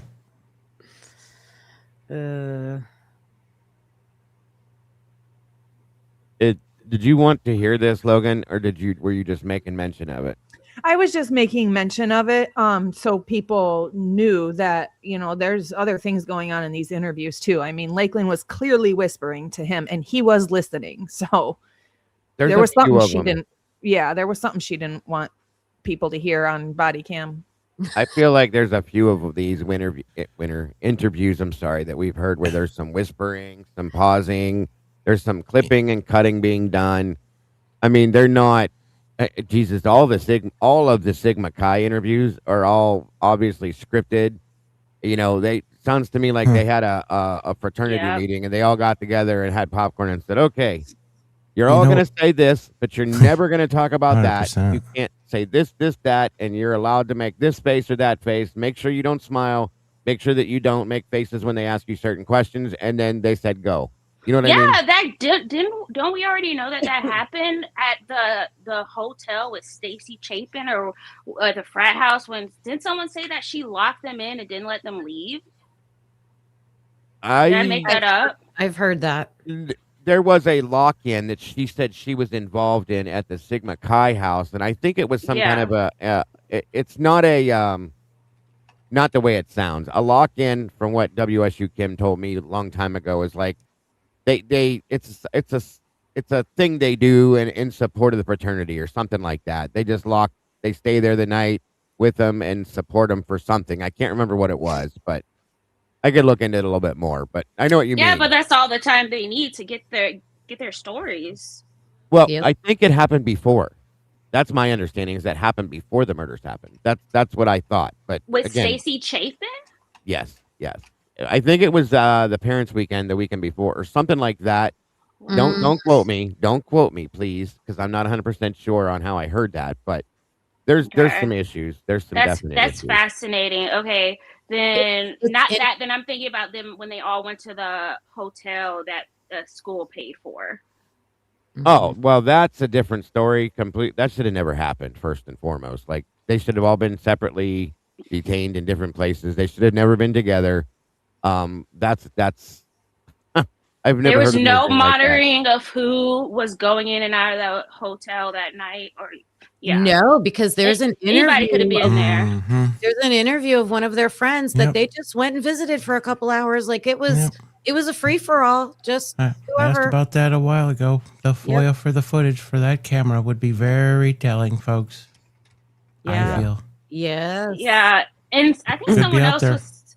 I think someone else said this earlier in the week. I don't know, on some live, but like, so it's not a new concept. But I can with this whole Linda Lane's 1122. I'm like, it's 2026. Where are all the other cameras? Yeah. They were buried. Where are all the other cameras? You can't tell me everyone in my neighborhood is under full surveillance. Every single person, and I live in townhouses, so every single person in my little neighborhood has a Ring, an X into it, whatever that shit is. Like, but every single person. You also got to think. So Linda Lane came out because what, SG or whoever went after this, and the light bulb one came out because of Jack. Mm-hmm. Nobody else. So let's say what we've seen in footage, nobody has said, hey, we need the footage from X house. Yeah. This has all been footage that like we've known about that has been leaked. None of us have went, hey, this house has a camera. Let's apply for that footage. And we only get one view, barely any sound. We only get one view that just so happens to not be facing the house. So in my opinion, nobody's like kind of like Google walked this and said, oh, hey, look, that house might have a camera. Let's maybe FOIA for that footage. Am I correct? Yeah, that's what I was thinking, but I don't know. I don't know. It's like, how is there not another house that has that? I mean, but MPD, they probably, if there was, they probably didn't even ask for it. They're not going to tell us, though. Somebody's going to have to bring it up. The other thing to go with that is you can't tell me they knocked on every single door of the Queen Road apartment. No. Didn't knock on any door at the Whites. Come on. And there's no. Well, you didn't get the email, Kim. Everyone was in bed and asleep. So they didn't right. And if you can say there's not cameras at the Whites, am I correct or am I not correct that they said at a certain point in time at night there's gates that shut so you can't get into certain points at the Whites, right? I never heard that before. No. There's gates? Am I off? No, there's no gates. The parking lot, maybe? Are you shitting me, Willis? No, to like get into the apartments. No, it's not a gated apartment. Where the hell did I hear this from then? Huh. I've never heard that before. You might have that confused with one of the other. Someone said that's at Sigma Chi. It might be, yeah. Is it? It's not definitely not the Whites, though. Lucy said White Harlem has no gates. Oh, that's bad. All right. So Logan said, I hope my mic, if it yeah, it did. I think it died off bud or something. Well, somebody said that it needed change. Does it sound better or worse? No, it's way worse. You sound like you're in a tin, like a, yeah. You were fine. It sounded fine to me, but. Yeah, it did. How about now? Better. I don't notice anything wrong with it. Now? There we go. Right there. Okay, sorry. Logan said it's at this timeline here, so I guess she's having the interview, and then she starts whispering. So here you go. What was that? Yeah.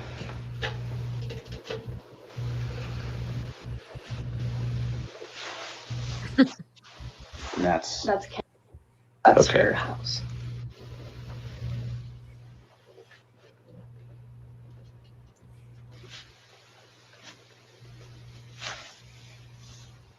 I think it's just the same.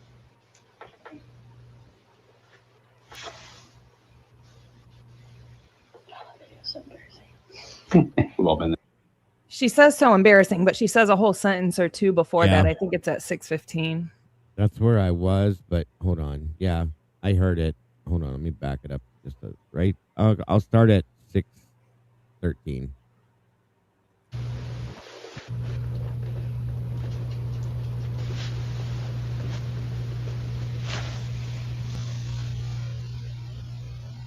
It's just the same.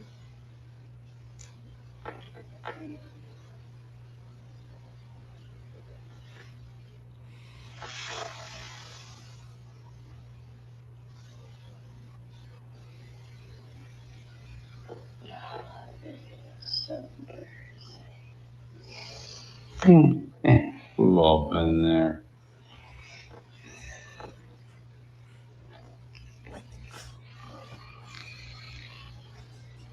We've seen more embarrassing stuff. Yeah. So something happened to her that's embarrassing that she's talking about. It is a whole sentence. Logan's correct. It's very hard to hear exactly what it is, but she's whispering, for no doubt about it. I don't know if anybody else could tell what she was whispering, but I heard it for sure. Whatever it is she's saying is embarrassing, and then he's saying we've seen more embarrassing stuff. What the hell could that even be? That's wild.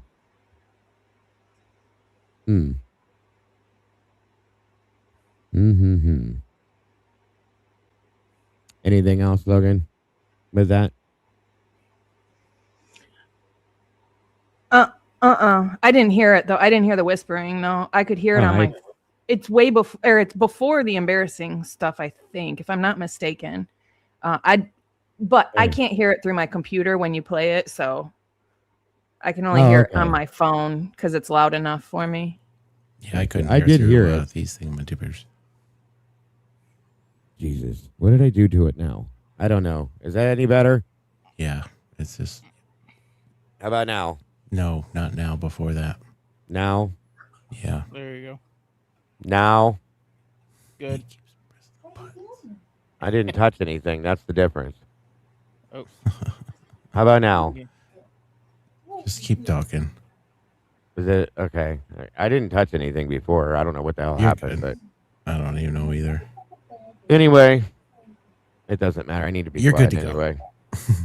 I'll play this one more time, see if you can hear it better.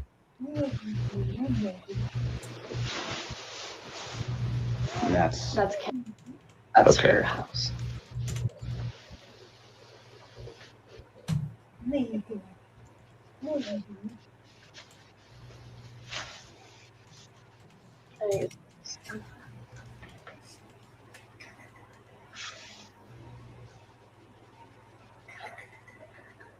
We've all been there. We've seen a lot of embarrassing stuff in the last 3 weeks. I'm What sure. we've seen on your stuff and phone, so don't worry about it. The last 3 weeks. We've all been there. I think it's just. I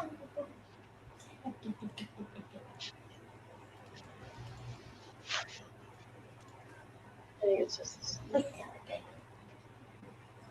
I definitely can hear it. I don't know what she's saying, but I can hear her whispering. I don't know why you need to whisper. Right. Like, just say it. That's all you got to do. So, I don't know. I don't know. I don't trust any of these interviews. I don't trust that there's not a piece of paper that has writing on it, and I don't trust that they're not writing back and forth to each other. Say this, or this is what you're saying. Yeah, that's what I mean. I mean, I know it sounds ridiculous, but does it? And No, I think that too. 1,000%. Why? That's why they're only giving us audio.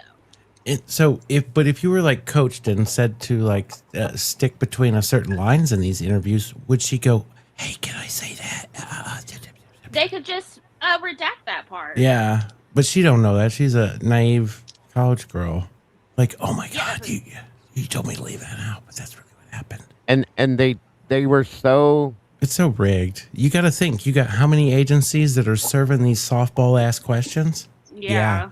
Are all those detectives trained the same way? If they are, I feel sorry for this region, but I don't think that's possible. I really don't. This was served from something higher than that. None of these questions were hard at all. Nope. None of them. There was no interrogation of anything. Yeah, and I know we Why? all talk about it all the time, but if we really stop and think about it, it is absolutely diabolical, the extent of this cover-up. Like, this has got to be some bad shit, okay? Because even the FBI was doing weird shit. Yep. So this is actually, like, it blows. Could this be the biggest scandal in American true crime history ever? I think it's bigger than a lot. Outside of JFK? I think it's outside of the United States is where, this is tied to. And I mean, I haven't heard Epstein yet. So once I hear Epstein, then I'll put on that tin hat. I think it fits into the Epstein bracket myself as well. I mean, like the style of people in there. Because I was saying that I was saying that the other day in Birdie's live. Well, no, last week when Sammy T was on there, I was like, I keep thinking about there's definitely sex trafficking involved with this too. There's a lot of people believe that, and I think it was Kim from WSU Kim that had stated that 3 years ago. Oh wow. Mhm. I mean, yeah, there's no like doubt in my mind because like you just have to kind of like think about all the little things. So obviously, one, we know like as a matter of fact that is a high trafficking area. So that, and then two, crap, hold on, give me a second. It is close to the border. Oh, okay, yeah, sorry, yeah. So two, it's like close to the border where a lot of sex work, sex traffic, just its location for that, and then oh my god, I need to like write down a list because I keep forgetting. Oh, so I can't remember because I'm trying to like give people credit, so I can't remember like who said what. But the other thing where someone looked at the past Instagram photos of Kaylee and Maddie, and it looked like more advertisements than just like candid photos. So that, weird. and then also Steve G literally saying Kaylee was really passionate about trafficking. Like, I think there's so many hints about trafficking here. Like, no, we never talk about it. Eric Gower giving rides and they're not paying him, or you know what I mean? He's not making money off of it. I think it's him driving them to, I don't mean the girls, Kaylee and Maddie necessarily, but it could be. But I just mean in general, getting paid for driving them to and then, dates. I mean, Maddie was on OF. Mm-hmm. And then the whole thing with Jack and Kaylee's nudes or whatever. Yeah. So my thing is like, I think when people think of sex trafficking, they think like being like getting kidnapped and thrown in a room and like a hotel room and like made to like pimped out. Like, yes, that does happen, but it's it's 2026. People are getting sex trafficked on OnlyFans. Yeah. And remember, there's extortion involved. Yeah. Especially if like somebody, let's say like even just like, let's say a strip club. Yeah. There's guys club, that will, that is that's what's happening in strip clubs. they'll Women are put being certain trafficked girls in certain clubs to make a certain amount of money, but they're going to want a cut off of it. And yeah, they just take like the money. OnlyFans, if they're going to market you, similar situation. Yeah, so I feel like everyone needs to like expand our mind when it comes to like what sex trafficking could mean in the year 2026. And I think if you like expand the mind in like this time frame, like what was going on, like with everything at that point in time, I think Dylan's got some weird stuff with body parts, like, and it's I feel like when you were saying like what's the big cover up, what's like it's got to be huge. I agree with you. For all of these agencies and like they have those drug task forces, they have the grant that they were using. We've got pretty high level probably informants with the parents that, I mean, come on, they were in trouble for decades, like decades and decades and decades. You don't get out of that kind of trouble without being at a higher level of being an informant. So if that was like at possibly a federal level or, I mean, definitely federal. I don't know if it's international, like Mikey was saying. Definitely wants to make me bring up that Texas thing though, huh? It's more than just Moscow. It's more than just them knowing. It's got to be higher agencies. And they absolutely. What do you think, Dago? They messed up. The Texas thing, Dago? What do you think? Yeah, no, not good. I'm sorry? The Texas thing? What about it? So let's say in 2020 in the Texas University, right? In that university, there was 400,000 counterfeit ecstasy pills that were confiscated in a bust, right? Yeah. 13 people were arrested that were former or past to do with that university. And the woman that was pressing them in her apartment was, what was she? She was part of the staff at the university. Right. Yeah. So tell me that if Ethan's apartment, why was Ethan's apartment buried? Let's say, what was going on? Stacey Chapin. I'm literally, like, I'm not joking. Yeah. I'm afraid of Stacey Chapin. But that would be a perfect reason to bury Ethan's I'm apartment. afraid of her. You think that only happens in Texas? If there was a drug manufacturing process that was going on blocks away from the university that was of a triplet of a family, and this was all going down that tied to an off-campus university house, wouldn't you think if there was an investigation going on around it to figure out where these drugs were coming from to manufacturers, that would shut down a lot, huh? But here's the thing. Yeah. It doesn't necessarily have to be Ethan doing it. It could be somebody Yeah. approaching Ethan saying, can I use your apartment? I'll give you free drugs. Exactly. Yeah. Or again, like I think this thing is like huge, and I'm afraid of Stacey Chapin. I think she's like some Don like mafia boss, something like that. But like also, so this is like my tin hat. In my opinion, it's just a theory. I'm making Nothing this wrong up, with it. Nothing wrong with it. You're good. Like I'm so like okay, so the thing about me is I'm a very perceptive person. Like I get a lot from energy, just like someone's energy, their body language, their eye contact, all that stuff. Like when I'm in person with someone, that's all like they're talking to me, so I pay attention to those things. Yeah.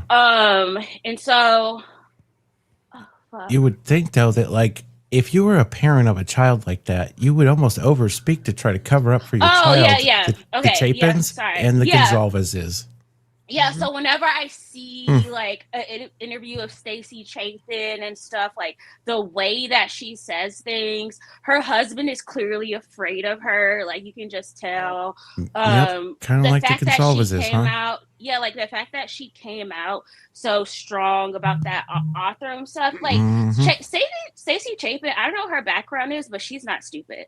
No. Wasn't she She's like a school principal or something? I don't know, but she is, there is something going on, and she is high up in whatever the hierarchy is. Because also think about it, like obviously they're keeping the roommates quiet in the immediate friend group. Whatever this is related to is powerful and diabolical enough to shut up an entire neighborhood and university. Right. For years. That's a very, very good point, dear. It's not just the roommates and the immediate friends. It's the whole town. And probably Pullman too, because isn't it like 7 miles away? You know what I'd like to know is region. when those body cams that we've seen of like Hunter answering the door and stuff, I'd like to know if Ethan was staying at that house at that point in time, because why didn't we see Ethan if he was? Oh, yeah. Sorry. Another thing. Wait, say that again, Mike? You know the body cams that we've seen of Hunter around the house, like on the noise complaints and stuff like that? I would like to know at that point in time, was Ethan dating Xana and staying there? Because if so, why? And this proves this. I have a point to all of this, because I feel like Ethan had a job in this house with what I just said. I want to know was Ethan dating Xana at that point in time? And if he was, why did we never see Ethan in those body cams?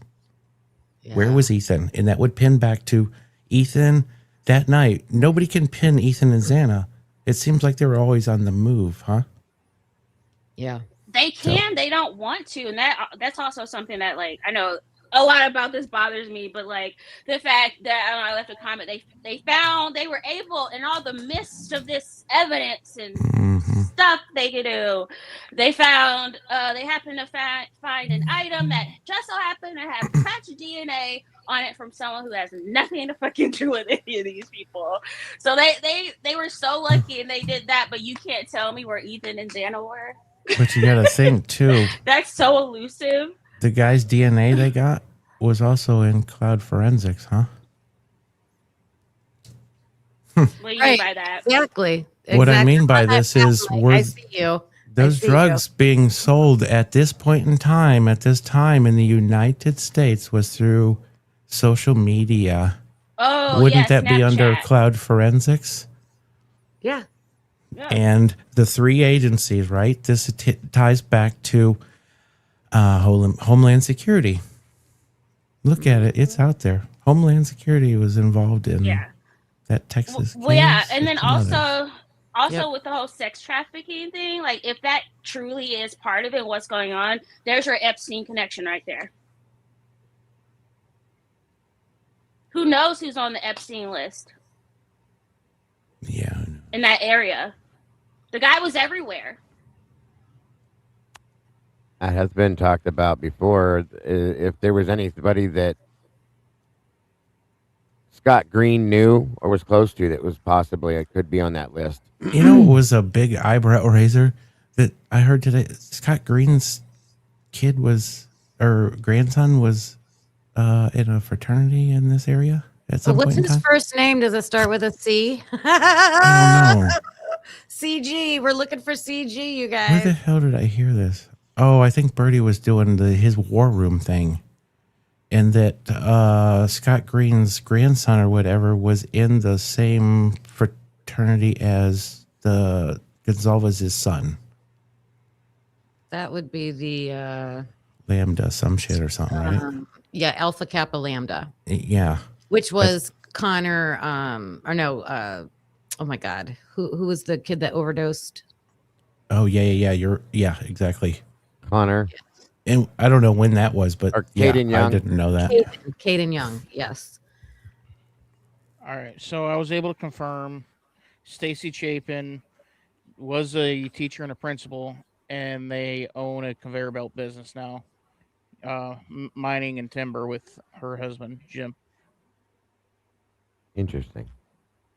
And then I think, again, sorry, I don't know. I watch so many people, I can't always say, but didn't True Crime Design, didn't that person do a video about like the Chapin's background and being connected to some like old school organized crime stuff?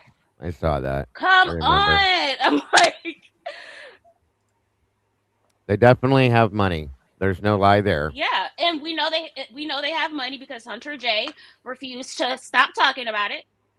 And they have influence over the university for sure. There's no that's doubt. why I'm terrified of Stacey, because who is she that she can keep, like, she has control of so many things and everyone's listening to her. They're doing it. They've probably given tons of money to that school. That's why. That's what my guess is that they're but that's like the school. That's Between the school and officials. The church they're tied to and the donators are huge. It's the fraternities and sororities. It's the local town people. It was amazing to me. I showed a video of fraternity sorority life there at the University of Idaho, and the alumni were talking on the video. I was shocked at how involved they were. Like they don't leave. They still become a part. They go to the house. They do things with the kids that are in these fraternities and stuff. Like they're way more involved than anybody realizes. You know what? Some shit. And you saying that, a big and a little. So Maddie being Dylan's big and turning back that involvement. Oh, that makes a lot of sense. That they're always connected. But why was she so disconnected from Maddie? And also, I think, I mean, I don't know. Again, this is just me saying stuff. Like when the sorority stuff is mentioned, and it was like, oh, so and so was just in this one, but so this person left.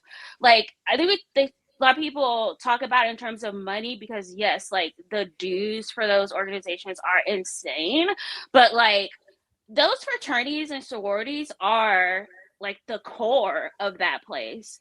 So if you're gonna leave a sorority, like that's a big deal.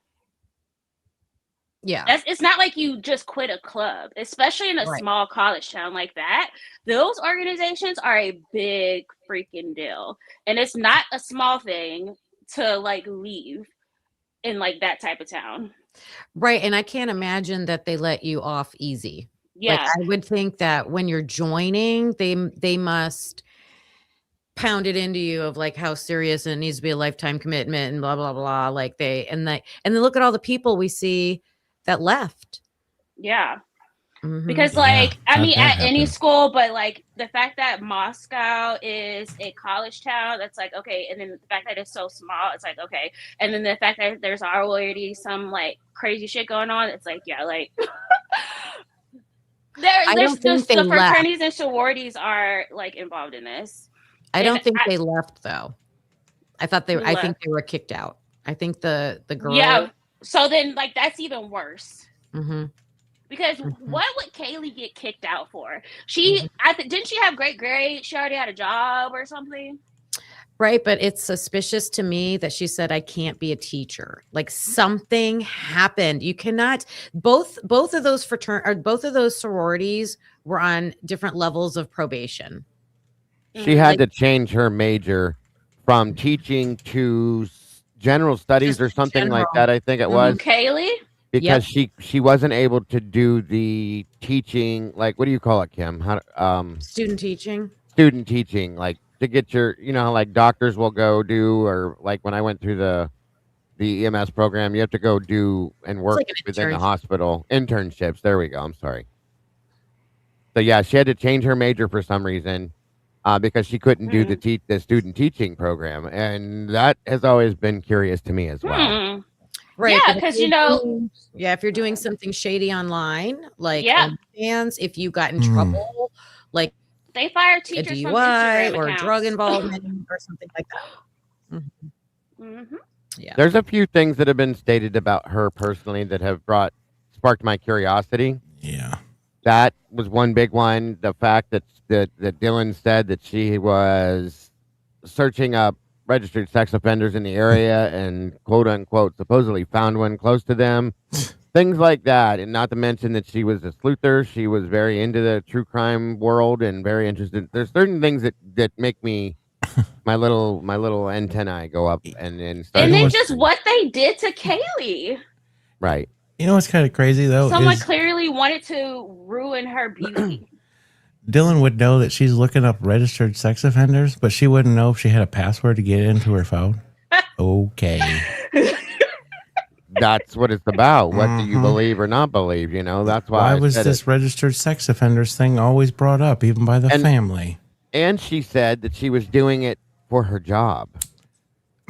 What job? The job that she was working. Wait, I'm guessing looking up registered sex offenders. She told Dylan she was looking. No. Kaylee told Dylan. Oh, okay. That was she was looking up according to Dylan, yes, that she was looking up registered sex offenders in the area for her job and found one supposedly. So the only job that I knew of that she did a summer internship with was the job she was going to Texas for. That had tied to the Winco story that she could be so clear about, but she couldn't be clear about it. A lot of other things, could she? Yeah. Mm-hmm. That's weird. That's weird. Kind of seems to point in someone her brought up a direction. good point in chat about Kaylee and the whole teaching thing. They thought only felonies could do that, but I'm pretty sure on an application, I think on any application, They do a they'll ask social you- media. They'll ask you if that's not true, not in school systems. Oh, for soccer schools. So somebody rained on my. We don't know if it was what type of school, if it was public, private. That's true. That's true. But they will ask you if you've been arrested. Oh, okay. When I went down this hole where somebody rained on my parade this was during the whole 2020 thing, and could she possibly have to change because of social distancing, and she couldn't teach because of that? No, there was still student teaching going on during that time. I know for a fact because we were still teaching at that time. It was just online. So they would have just adapted and did it online. So let's say I could say piss on the person that told me that. Yeah, I was teaching at that time. Well, that was misinformation. Yeah. Also, they would be giving up all of that like cheap labor because that's pretty much what student internships and like research assistants are, just like doing the work that they should actually have a professional or like a faculty member doing. If they were allowed them to teach, then how the hell were they not allowing them to stay in this damn sorority and fraternity houses? I don't know why they weren't in. Oh, well, not Ethan though. I think it was just Ethan. They were allowed to stay. You mean I think Ethan was the only one kicked out. He was the only one. He was on probation for grades. That was it. Yeah, so he wasn't allowed to live in the house. Yeah, the only one was Ethan. The other three quit the sororities. They weren't kicked out or they weren't allowed to stay. They quit. So Kaylee, Maddie, and Xana all quit. Yes. Okay. And Emily. And Emily, yes. I'm sorry. And wait, who did you say? Maddie? Yeah, Kaylee, the only two out of that house that were still there Emily. was. What about Josie? I don't know. Like there was a lot. There was a lot. Okay, then I definitely think there's something to that because again, like those organizations are like the school, like they're the school. And then also like, yeah, people are like assuming it's because like money or whatever, but like who else were in those organizations? Like I, I don't know if someone knows that doesn't seem to be a particularly rich area, or where there's like a ton of like potentially like, you know, money that comes in at, like for the student individual levels. So like if they couldn't afford it, who could? So I just don't think like the money. Yeah, I get you. I don't think that's true. Right. Yeah. Especially Kaylee. Hello. Can you hear us? Can you guys hear me? We got you. I can't hear. We can. Is anyone else talking? Yes. I'm talking. Okay, I can't hear. I'll come back. Do sign language, Dylan. I don't know sign language. But I did a little research for the for a conveyor belt business, since I know nothing. And I really tried to get Grok to tell me the magic words of, oh yeah, you could easily hide stuff in those loads. But it's very heavy. It's tractor trailer trucks. So in theory, you could hide stuff in there. I missed what are you talking about? Hiding what? The conveyor belt business that Stacy and Oh. that is so in theory, it would be very easy to hide stuff in the trucks and send them off to where you need to go. Well, that's what the cartels use as semis. And they usually use and you have the big machinery as cover. Yeah, and you need a warehouse to go to drop it off, or some company to go, or something. A cover. You need a cover, like a company that it looks like you're working for. But as far as moving stuff from point A to point B, conveyor belt business would be good.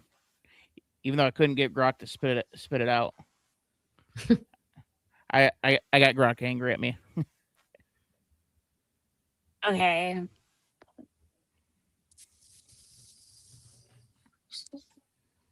There you are. Can you hear us now? Yes. Good. Okay. Sorry. So the headphones died. So I couldn't hear any of you guys. So I was just like, because the headphones are noise canceling and they died. So I couldn't hear like anyone else. So sorry if I was just like not letting anyone else speak, because I didn't realize I couldn't hear anything until I stopped talking. You're good.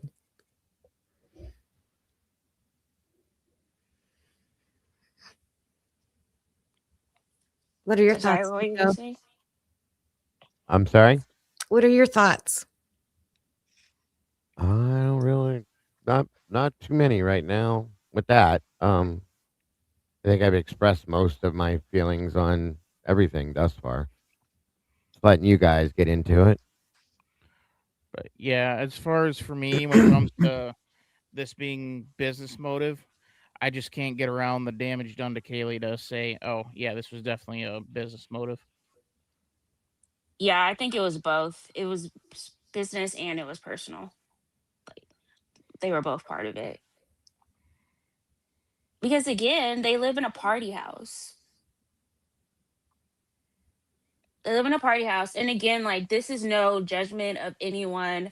Like they didn't do whatever they did, they didn't deserve that was done to them. But like if we think about it, like they lived in a party house that everyone on campus knew was a party house. Kaylee was there and not there. It seemed like she like was trying not to be there as much as she possibly could. No one knows like, oh, did Kaylee live there, you know, whatever. Okay. and then not only that, oh my god, I lost my train of thought too. Again, what was I saying? Are you good, Mike? Yeah. Okay. Logan, are you back? That was wild. What was Maybe I not. saying? What happened? Oh, this freaking huge ass lightning strike in the backyard, and Oh man. Everything went out. Oh my gosh. You know what's good though? When you're direct connected to your internet and you don't have to wait for the stupid Wi-Fi router to come back up. Yeah, buddy. Yeah, I'm out in the sticks. My internet is a hamster with my internet's a hamster wheel with a dead hamster. Jesus, brother, is that why you wear that Yank Me shit? I'm just playing. Golly, I gotta figure something out here. Hang on. A lot of people bring that up, Rochelle. Like, and I went back recently and looked at it to see if you can tell if they were kind of ignoring her, and it almost does look like she wasn't talked to very much. I'll say that, but at the same time, she was on her phone a lot, and it was kind of just her and Maddie doing their thing. But a lot of people didn't speak. I think all you see really is the one guy talked to. I think it's Colby Pugh, who hugged Maddie and talked to her, and really nobody else really talked to him, which was interesting considering. But Yeah. I did go back and look at that. I was very interested in that. I feel like all those students knew, like you were saying earlier, that those people, like they could identify them by the way they look. They don't fit in the area. They know who they are and what they stand for. Like maybe they don't know them personally, but they're like, Yeah. oh shit, the big guys are in town. They know enough to stay quiet. Yep. Yep. Well, it is a good point. One has brought it up more than once. Okay, and it is a good point, and I'm curious how often he was there and around that area. But the other Jonah Chapin was at the grub truck that night, and he looked directly. He's the one guy that stopped and looked directly in the camera and stared at it for like 30 seconds, and just had that dead look. Who's that? Jonah. He's not related to the Chapins. Oh, okay. His name is like, Jonah what? Chapin. Okay, sorry, who is that? He is, or he was. I don't know what the deal is now, but he was one of the big wigs in the Jesse James Bailey gang that got busted in March for the big drug bust. Oh wow. He was like one of Bailey's right hand men, and he was there that night. And he walked up to the camera and looked dead square in the camera at the grub truck for about 30 seconds, and then walked away. So, wow. Knowing that he was there and who he is a curious thing for me. I'll just say that. It's all curious. Curious indeed. And if he was a regular there, okay. But my understanding is that he spent a lot of his time in Washington. He was not in Moscow a whole lot. What is he doing at a grub truck at 1 a.m.? Was he there when the girls were there? I think it was right after. I don't know if he was in the background, but that's a good question. Visible on camera. That's a good question. He may have been in that back wall, standing there waiting or just watching or whatever. And then he walks up to the camera and does that whole. See, that's what I'm saying. So there's a guy like that. Okay. He's connected to that gang. Someone's got to be the connector to the university.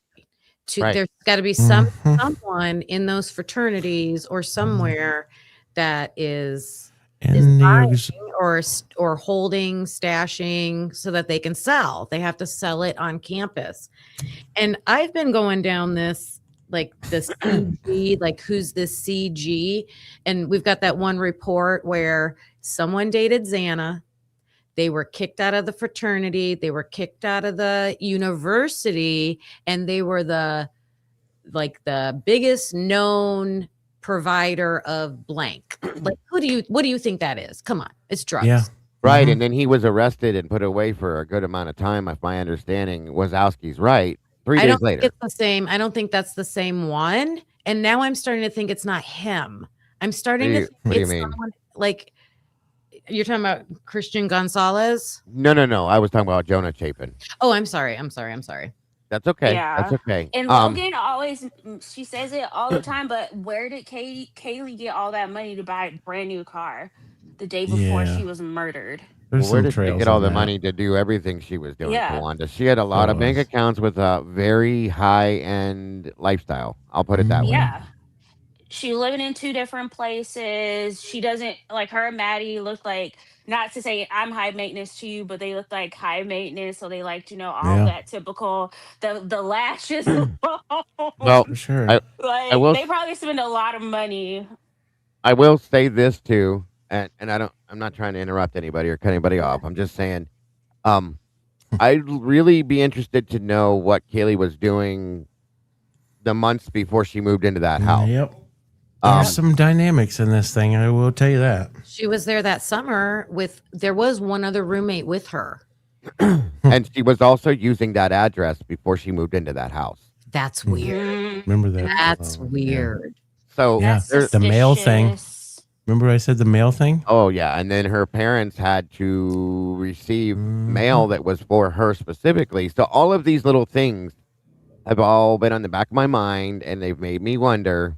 Kind of like some And Homeland yeah, Security stuff, because huh? obviously, like they, MPD, yeah, with them being just like this disgrace that they are. I don't know if they have this information, but like they haven't given us any information about anyone's financial situation.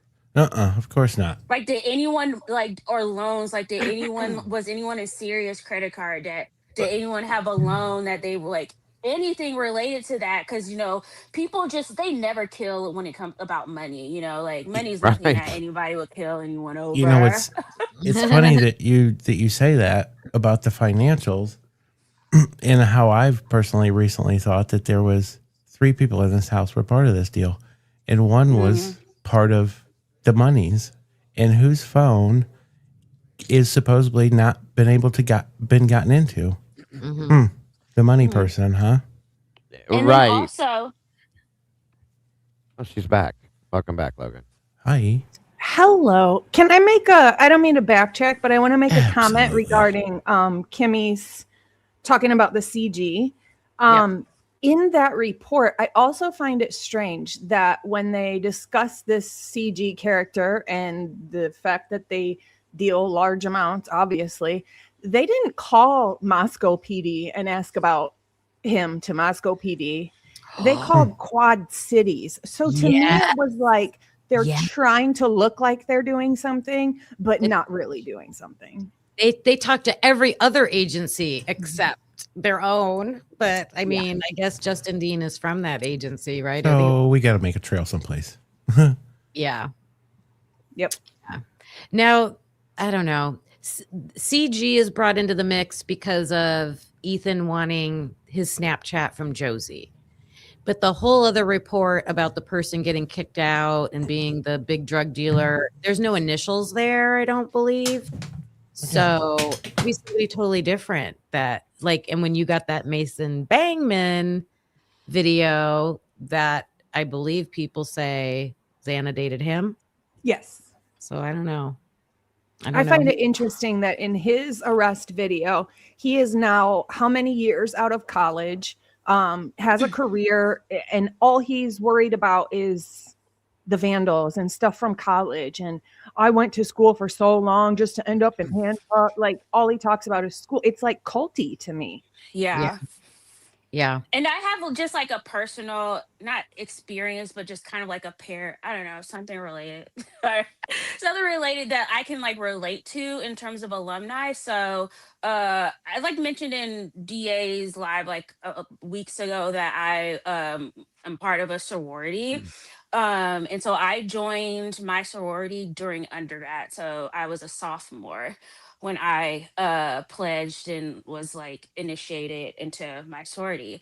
And so it's the policy of the national organization, like headquarters, the people in charge of my organization, that once I graduated from undergrad in my chapter, I would no longer supposed to have contact with the chapter in like a capacity for the organization. And the reason why they do that is because obviously hazing, and so they want the people who left to not have influence on the younger people, to try to stop the hazing as much as possible. But that's like a big rule in our organization.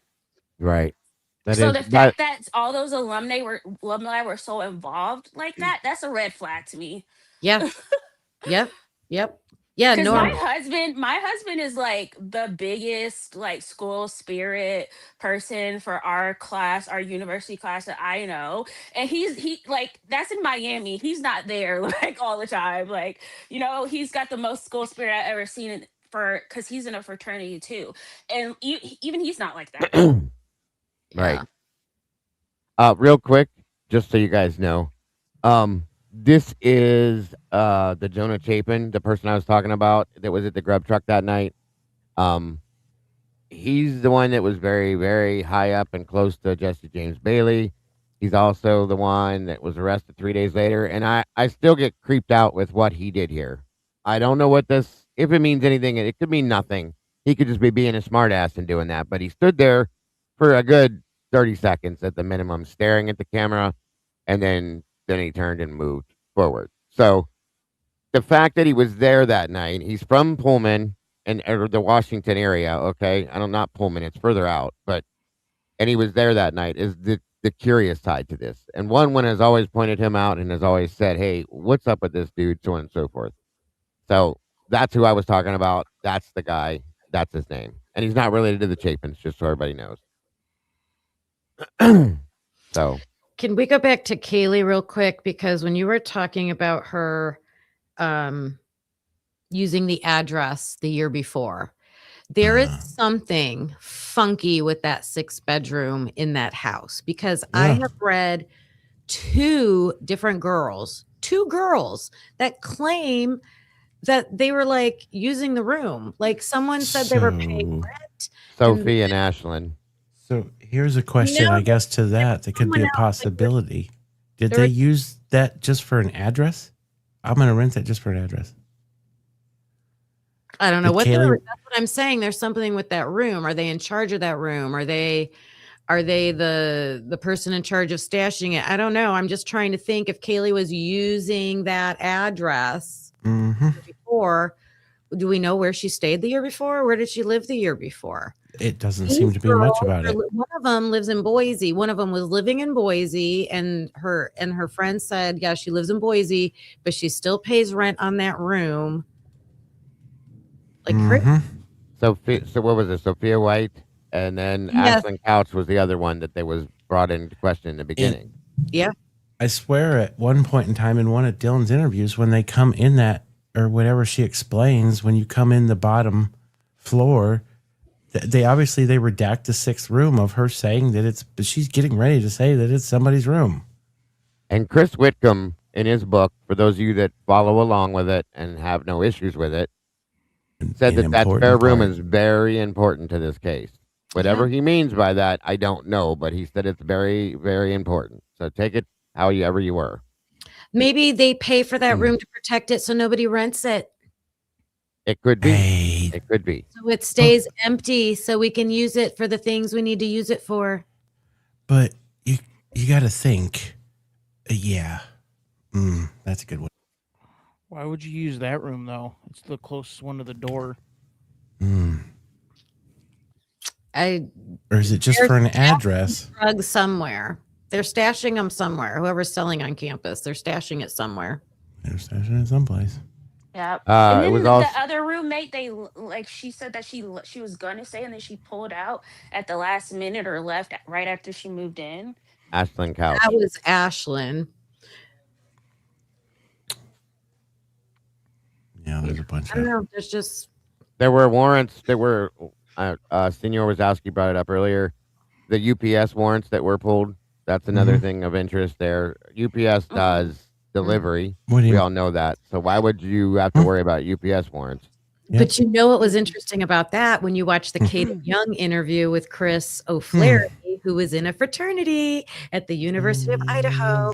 He had a UPS license or card or something left at his apartment when the cops are interviewing him, and they're like, right, what's this? And I think more guys visited him that weekend and they just left when everything went down with Caden. It's possible. Homeland Security, buddy. I think there's a connection there. Like, this stuff was getting pushed through the mail. Well, What are you know your what Yeah, colleges are. They will, if they need somebody if they need somebody to sell the drugs to have a certain type of Mhm. job, they'll go get that. Like, hey, we need a UPS driver. We need someone to drive her out. Yeah.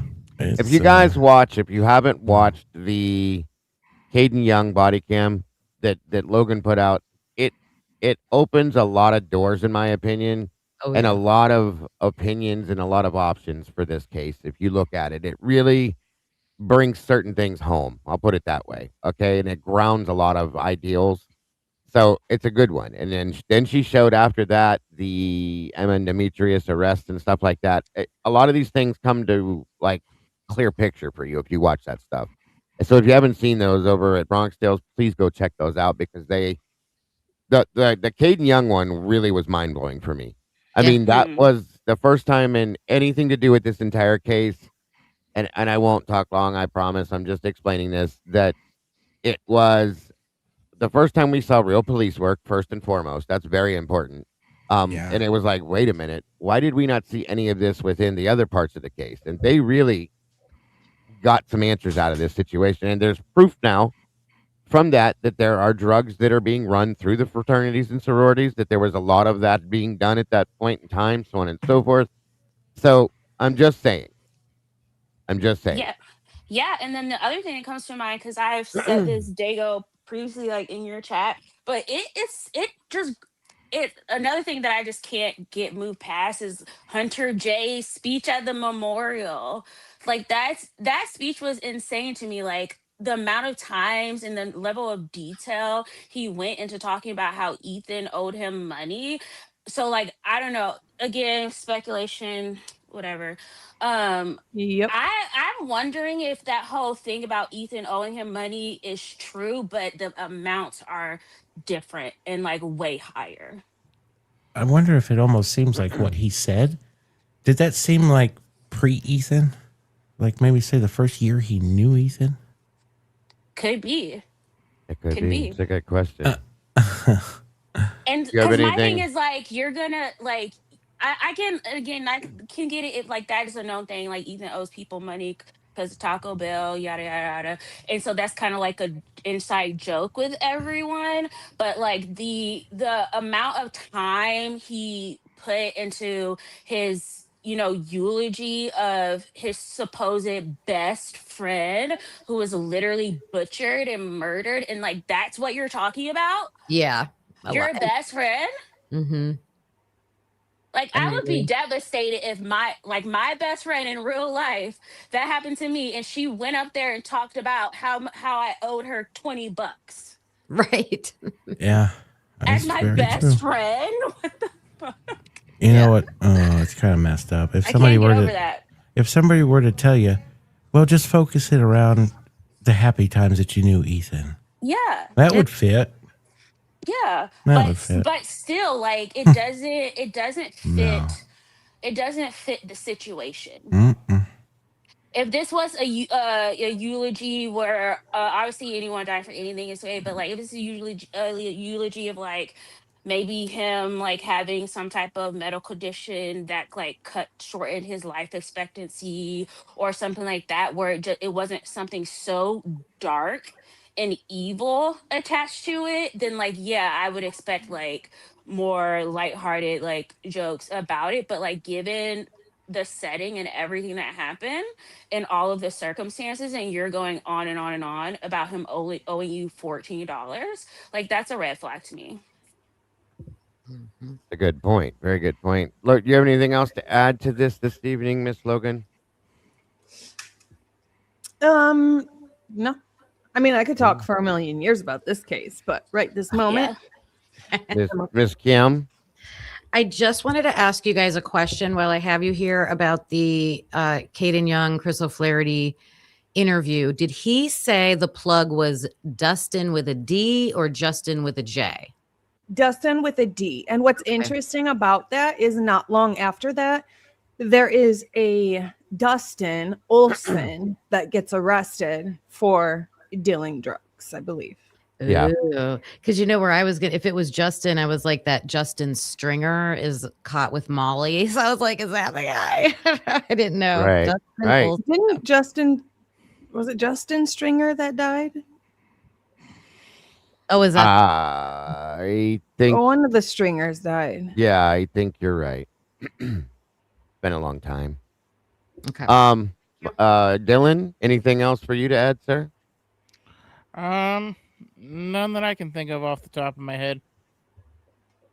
And Miss Kawanda, anything else you'd like to add this evening? Yeah, I had like one kind of thing else I wanted to mention in regards to Kaylee and where she got the money to buy that Range Rover. Um, yeah, so this is something I can like not get over and move on from, because like we all like live in the same world where you have to like actually give someone money for something, okay? So like she had to give that money, like that money had to come from somewhere, like so if that, like, why didn't they trace where the money came from? Yeah. Because like it's either, to me in my mind, there's three sources of that money. One, Kaylee herself, that she worked and saved up for, but like we don't know because we don't have her personal banking records. The second could be from her parents, her family giving them the money. But then the G's had a GoFundMe to like go to the trial or whatever. So like, how could they like be GoFunding for that, but then just be like giving, tens of thousands of dollars out? So that to me doesn't seem likely. Or three, from a romantic partner or something like that, or some type of situation with men. Well, so she did sell her car. So she had a car before that and sold the car, and she got $6,500 from it, which And that- wasn't enough. So she did use that to buy the Range Rover. And then her grandma helped her with an extra $1,000. And I know that she got the money from the car and all that stuff. But my question has always been, and I'm on the same page as you, Kawanda, is that all this other extravagant lifestyle, like all these trips and all that, we know how much she was making. The And lashes alone, I'm sorry. I mean, I make a similar amount and I could never afford vacations and all buying a Range Rover. No, ma'am. She had They went out a multiple. lot. It don't seem like they cooked a lot, meal prep. I didn't see a lot of Right. meal prepping talked about. All adds So up. She had So- multiple bank accounts, which, I mean, I'm not saying that That's means crazy. anything, but you have money in different why places. haven't they talked about it? Because this is the thing, like, obviously we get taught so much bullshit and lies, but like the kind of like Dago, what we were talking about earlier this week, and like what someone says, but also what they don't say. Like we should start thinking also about the evidence that they won't give us, or that Yes. they don't talk Yeah. about, that Very it will much make so. sense. So for like me, it's the money. Second, it's blood. Like where's the blood in Maddie's room? Like I cannot get over that. Like three people in there were fighting life or death, and Maddie's jewelry is just sitting pretty like neatly on her desk that's 2 inches away. Moving to Texas. Yeah. So the condition of Maddie's room, I can like not get over that. And Right. yeah, There's a lot of questions that go along with her, like the job. What exactly did she do? She interned for it over the summer. She was going on a European backpacking trip when she left Moscow and graduated, and then after that, she was moving to Texas.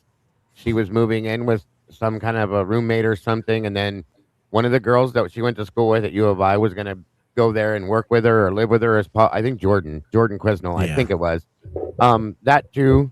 But then we hear in interviews that she had changed her mind possibly, and she was going to stay in that area to hang out, to stay with her friends. We don't know if that's true or not either. Then the car Yeah. situation, the Jack Decor situation, they broke up, but did they? But didn't they? But they were talking. There's so many questions, and then of course her getting attacked the way she did. All of that stuff, it just floats out there in front of the whole thing and makes you question it. Going, what was going on? The LinkedIn of her LinkedIn account being taken down and put back up 24 hours later. That's a big question for me as to why. And like the statement she made, if it's true to Dylan that she was searching out RSOs and found one close to them, there's a lot of questions that support her being a target and other things within like her lifestyle, like what went on. That's why I said that, and I will continue to say it. I'd like to know truly and honestly what Kaylee's life was like for the year before, Yeah. the entire year 100%. before this happened. What was going on? I'll just take the past 6 months. Yeah, The exactly. previous 6 months. what went on in her life for 6 months before this. There was a point in time when her and Maddie didn't speak for like 3 months, I heard. And And the they were parents, well, of the course, disconnect from them. Christy said that's not true now, so we can't say Yeah. that that's true, but whatever. Well, Christy says a lot of things. She Right. says that that we're doing mock-ups of her child with all of the wounds on her child. We're doing that. I could think, as if we know now, I could possibly say that the disconnect from the parents came because they were trying to stuff Jack at her. That's what and I that's thought where too. it came, and she didn't. When they split up, that's when it came about. Well, when you hear how they were glorifying him, all of them, including her sister, it makes me think that they were possibly trying to glorify him back. Like, you need to get back with him. You should marry him. We want grandkids with him, Yeah. that kind of thing. And she was like, Haley's being a brat. I don't want to be with him. I'm done with that situation. I get that. So I've had a parent like that. Trust me. me too. My mother used to force me, she tried to force me to date a girl all through high school that I wanted nothing to do with. But, I get it. I get Yeah, it. and then it's like, so then all that confusion around like Kaylee and where she lived and like all that other stuff, that's like something I can't get over. I also can't get over the fact that Christy and Steve immediately went into protective mode for Jack D. Are you fucking kidding me? Are you Yeah. fucking kidding me? That's a Your weird situation. daughter just got her face beat in. Yeah, Beat in. And for a lot of these type of situations, it's usually someone you know. and What kind of stranger is beating someone's face in like that? And the Right. first thing you do is protect her ex-boyfriend But you that gotta think. she's been with for years and that she broke up with and is moving on from. Are you fucking kidding me? Sometimes these parents get so invested in their child's other partner, and especially if they don't like what their child's doing, they will take the side of their partner, and they will exactly like what you said. It's weird to say, but I could almost see that.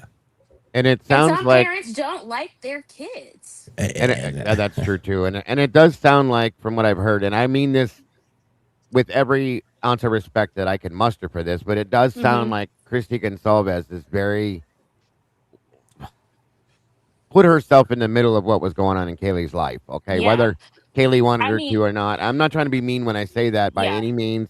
She's a mother. I get it. You want to know what your child's doing. You want to be involved, but maybe.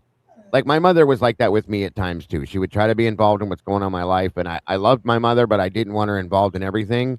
So I could see Christy being that way with her based on things Christy has said. So maybe that was Yeah. part of a problem between them, if there was a disconnect. That's all I'm saying. Yeah, and then the other thing, so I don't forget, like there's so many things that no one talks about, like the layers when it comes to this case. But the whole with Christy and Kaylee, like, and I'm speaking from personal existence. There are a lot of mothers out there who are jealous of their daughters.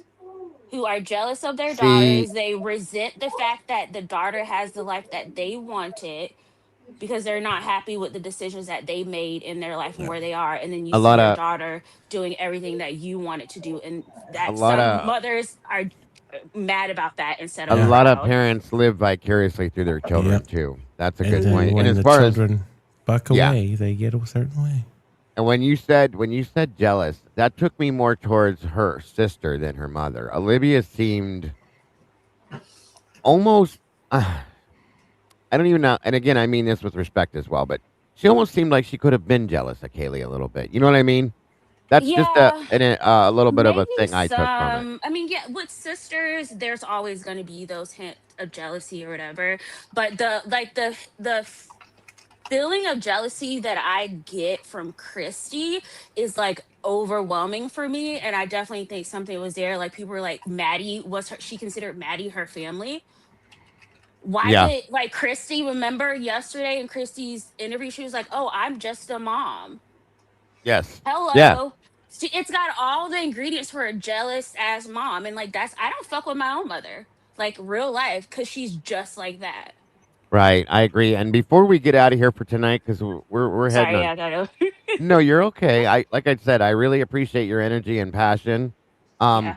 I you sound like you need to be able to have a platform to voice it on, and I'm grateful Uh-huh. that Oh you no. do that. I do. No, I'm And you know actually you're very welcome shy. anytime on our channels. That truly. I'm actually very Um, shy. So it's okay. It's okay. But one thing I want to touch on real quick before we get out of here, guys, because like I said, it's 4 hours now, which is a pretty long show, but there's a lot to talk about, and I get it. Um, I want to bring up the statements that Christy threw out at Jules. Jules, we all know who Jules is. Not everybody is a fan of hers. I have a lot of respect for her. She did a great show as Logan the other day. It was amazing. We've had Jules on the verdict room. She's been here just as long as I have. We used to do a lot together.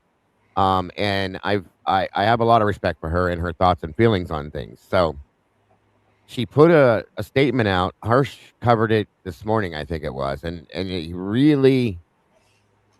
Christy really went at Jules. Like she went at her hardcore and went off on her, and Jules came back, and it was like, wow, this is like not what I thought, but it's a good point. Like they went directly for Jules specifically, not Jules and Logan and Dago and Kim and anybody else, but Jules specifically.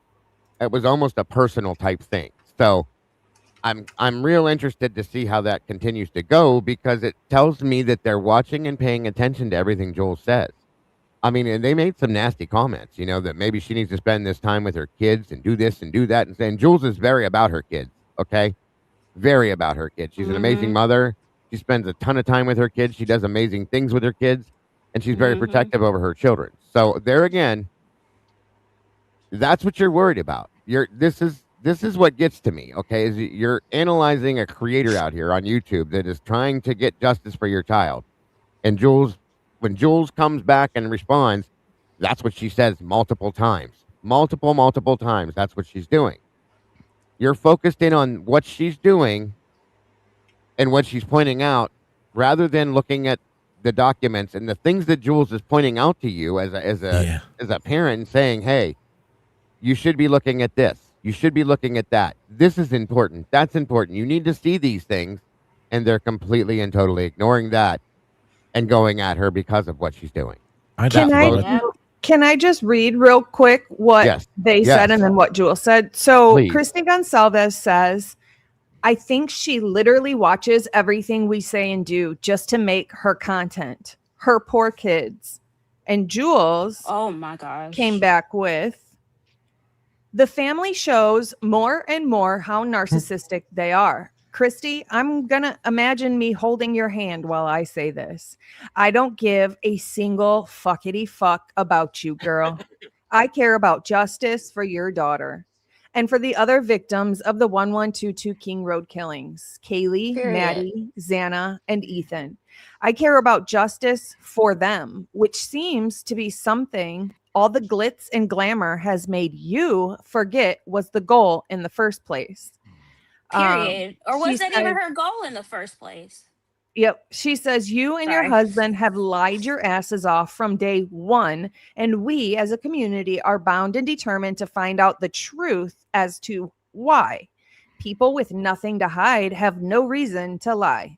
If something I had said at this point was so wrong, something would have happened by now. But I pulled documents and facts, and you can't do shit about an opinion to those facts or a reaction to something you say out of your own faces. Your K-bar wielding, brown nose, filter faced attorney friend isn't doing y'all any favors. I didn't know anything about you going to visit Olivia until 3 days after you morons put my name in it and made up some crazy ass FBI lore just for more attention. I didn't know y'all were going to be at CrimeCon until 90 million people emailed me about it. And y'all are a joke for going. But please, babes, keep talking. I need something to entertain myself in between teaching my kids how to cook, homeschooling, working, playing video games with my boys, having game nights with board games and pizza and snacks, taking care of my 2 dogs and 3 cats and my fish, and spending every waking minute with my kids that you think are so neglected because you are so big-headed and egotistical you think I actually care about your everyday life. Oh, and never mind all the time I spend going through thousands of documents arguing with MPD for information about your child's murder when you cannot be bothered to read 20 measly pages handed to you on a USB drive by the state. Your words again, babes. I care about why Steve happened to be in the hospital that morning with a stress-induced issue to his face, and it was the first time in y'all's entire relationship he went to urgent care. Your words, babe. I care about why you didn't get off your asses and get to Moscow, even with your niece telling you something happened to Kaylee. Your words, babe. I care about why y'all played like Kaylee moved out of 1122 King, then backtracked saying it was all misinformation when you are the ones who misinformed everybody. I care about why y'all protected Jack so much when it's clear from the interviews things were not how y'all pretended they were. Calling Kaylee a brat in one of your first interviews because she didn't want to be with Jack was wild as fuck. I care about why y'all have so many questions and suspicions for the roommates, namely Dylan, behind closed doors, but when a camera goes in your face, you both become cowards. I care about why Olivia told us both of the roommates left y'all on red that day, and that even after the plea, when she is doing her interview with Enton, she is saying y'all still had not spoken to them, not a single time. But then y'all are in the comments telling people y'all still talk to them. Lies as fuck. I care about why y'all suddenly act like your questions are answered while still complaining about how no questions were answered. You got a lot of nerve saying anything about some kids when you and Steve neglected Sam as a baby and now try and blame her for her emotional reactions while taking no accountability for being shit humans to her. I don't care how she is behaving as an adult, to be honest. I care about y'all's actions when she was a child. Sit down, girl. 95% of my channel is about hearings, court documents, and police and forensic reports. You limelight fiend.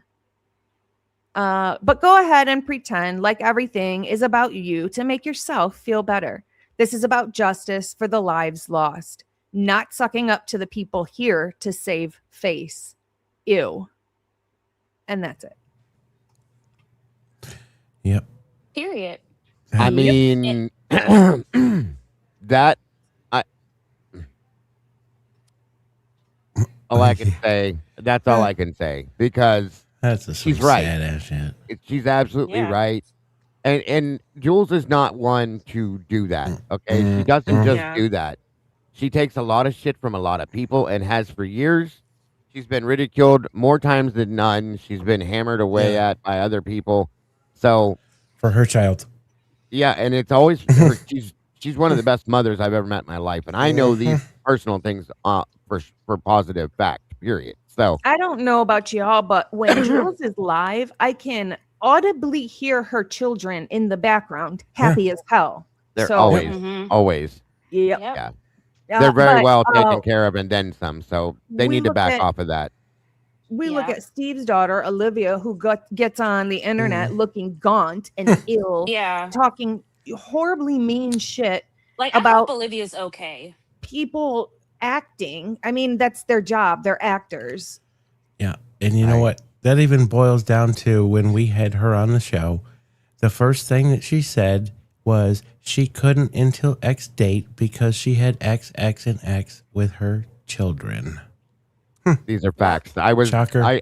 it was a bad situation, and we all supported her within that situation, still do. So yes.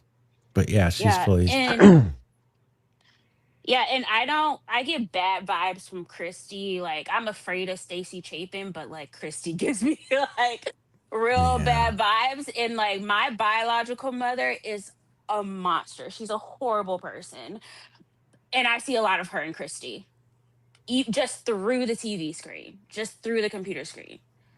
She says a lot of things that reminds me of like how my own mother acts. There's a lot of people that have given that statement to us over the past 3 years too. You're not the only one. I promise you that. Because And there's no way, sorry, there's no way I'm gonna get absolutely brutalized. Someone's gonna like destroy my face, stab me over and over and over again, leave me to bleed out, and not call anyone for help for 8 hours. And my ex-boyfriend lives a skip and a hop away, who also had a 17-minute phone call with me right before I was murdered, but doesn't remember anything about the conversation. And the first thing I'm gonna do is defend him. And I love my child. There's no way. I agree. How can you say you love her and do that? It's crazy how Christy thinks it's okay to talk about Jules's kids, but when somebody talks about Christy's kids, she loses her ever-loving mind. But she's a hating ass hoe. That's what they do. Yes, ma'am. She's a hypocrite. She's that's hating for on sure. Jules because she's actually a good mother. And it pulling sounds like out Jules' facts. kids actually like her and want to spend time with her. She gets uppity because Jules is defending facts of what's going on Yeah. with her daughter. And what is she trying to cover? Mm-hmm. And Christy is so dumb that the only thing she can do is punch low. Yeah. What else is she It's very gonna say? sad. All It's she can very do is sad. punch low. All There's all she can do is go in the gutter. There's a lot of That's what people Christy that is. She's a gutter bitch.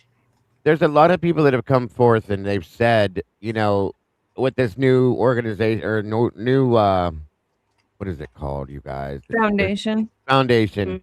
Nonprofit. I've seen multiple. Harsh was reading through them. I've read some already. A couple of channels have read them. A lot of comments that have come forward, about this new foundation.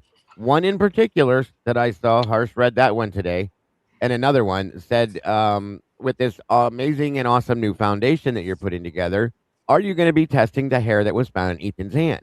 The response to that from Miss Gonsalves was, if it was real, absolutely, but please kindly go fuck yourself. Insane. She always speaks trash. What?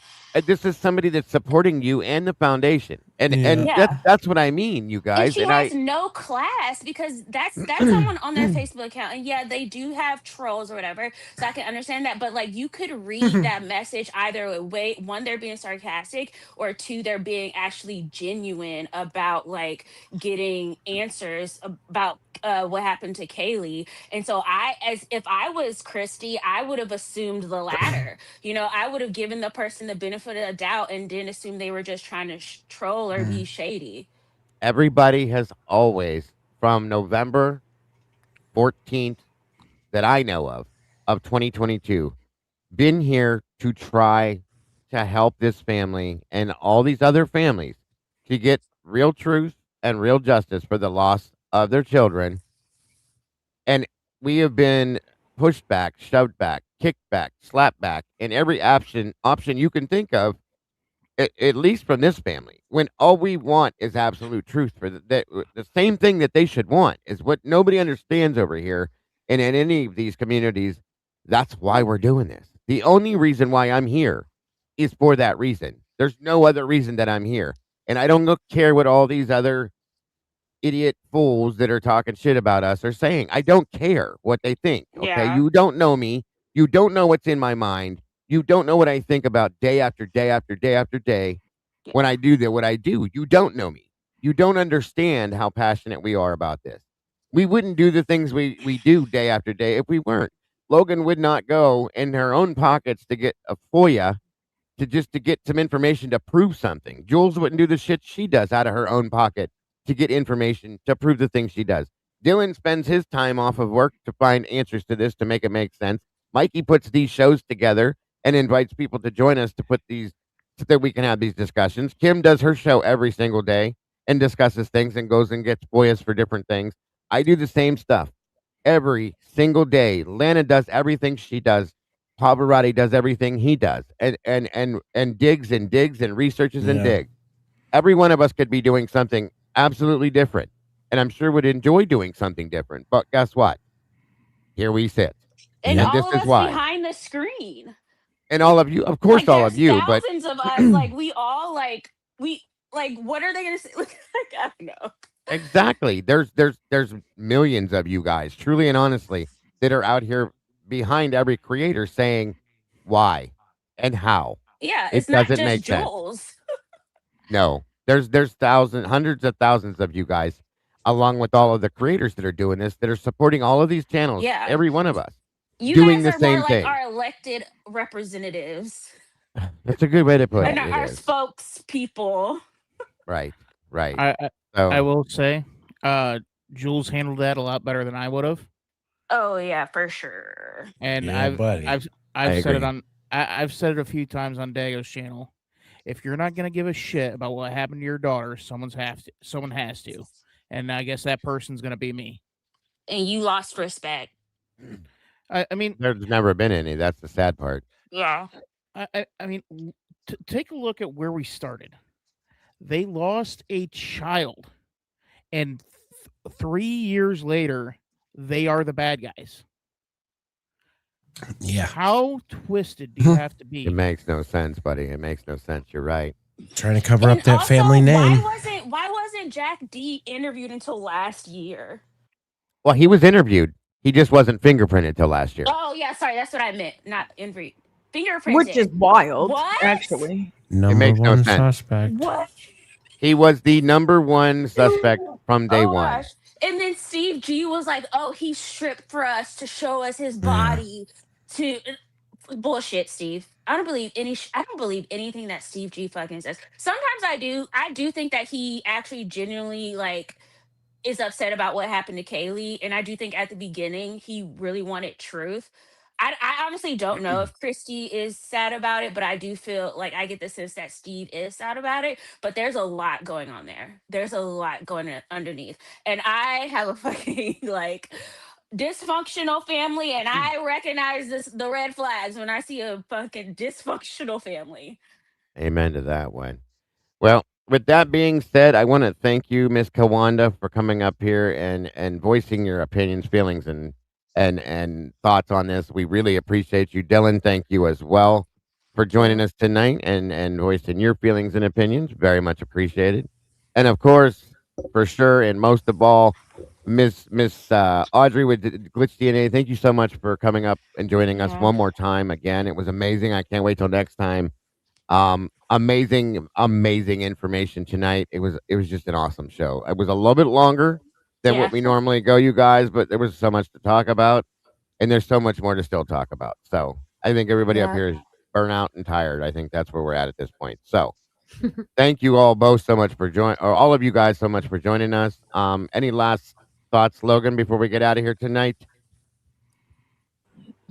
I just want to thank everybody for showing up. I want to thank the panel for having me. I enjoy doing shows with you guys every Saturday.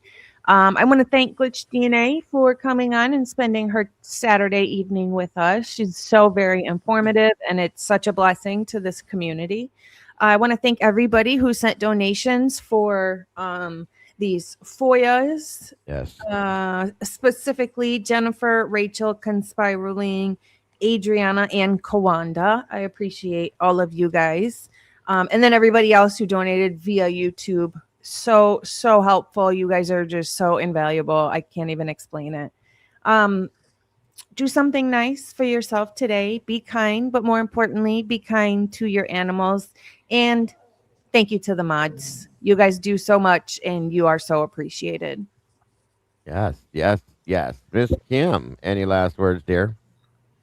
Just thank you to everybody who was popping in over at my channel. Thank you. I appreciate you guys. Thanks, Moto Man. I appreciate you, the mods who are over there. And I just want to give an invitation to everybody. I'm going to do a special live tomorrow at noon to do a book club. So traditional book club, the way that I'm used to doing it. So bring a snack and bring your favorite drink, and then we're going to talk about the book.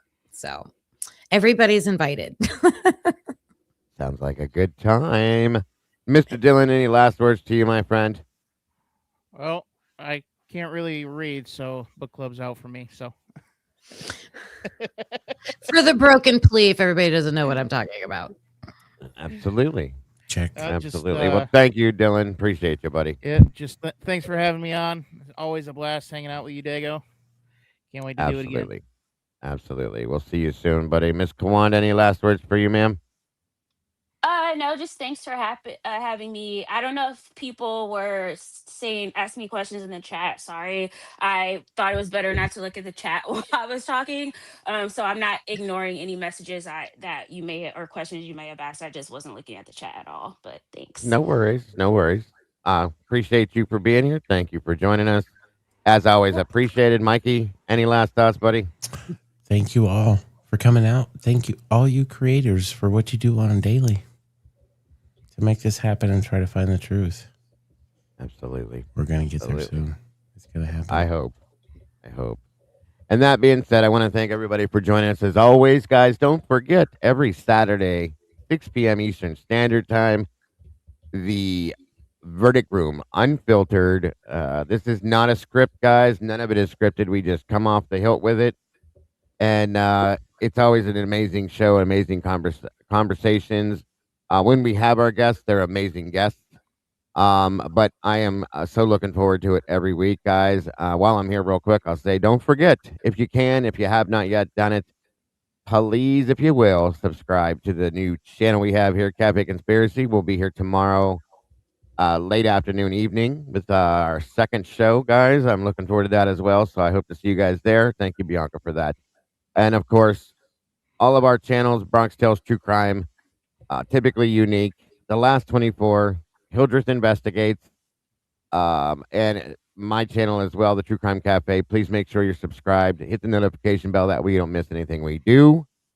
Once again, I want to let you guys know how much we all appreciate all of you, all of the moderators. Thank you for all the donations in any aspect. It is all so very much appreciated. We absolutely and truly love you guys so very much. And I cannot wait, like I said, until next Saturday, you guys. Yeah, boy. Always. Mark B. Yes, Mark B is going to be joining us. Another great creator, has done amazing things to help in this case. I'm so very much looking forward to it. So make sure you tune in for that, guys. That being said, the verdict is in.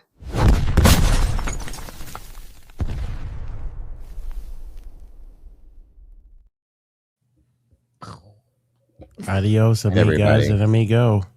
Bye-bye. Bye, everybody. Have a good night. See you. Bye. Thanks for coming through to the verdict room where we're seeking truth. Yeah, we're seeking truth. Hey.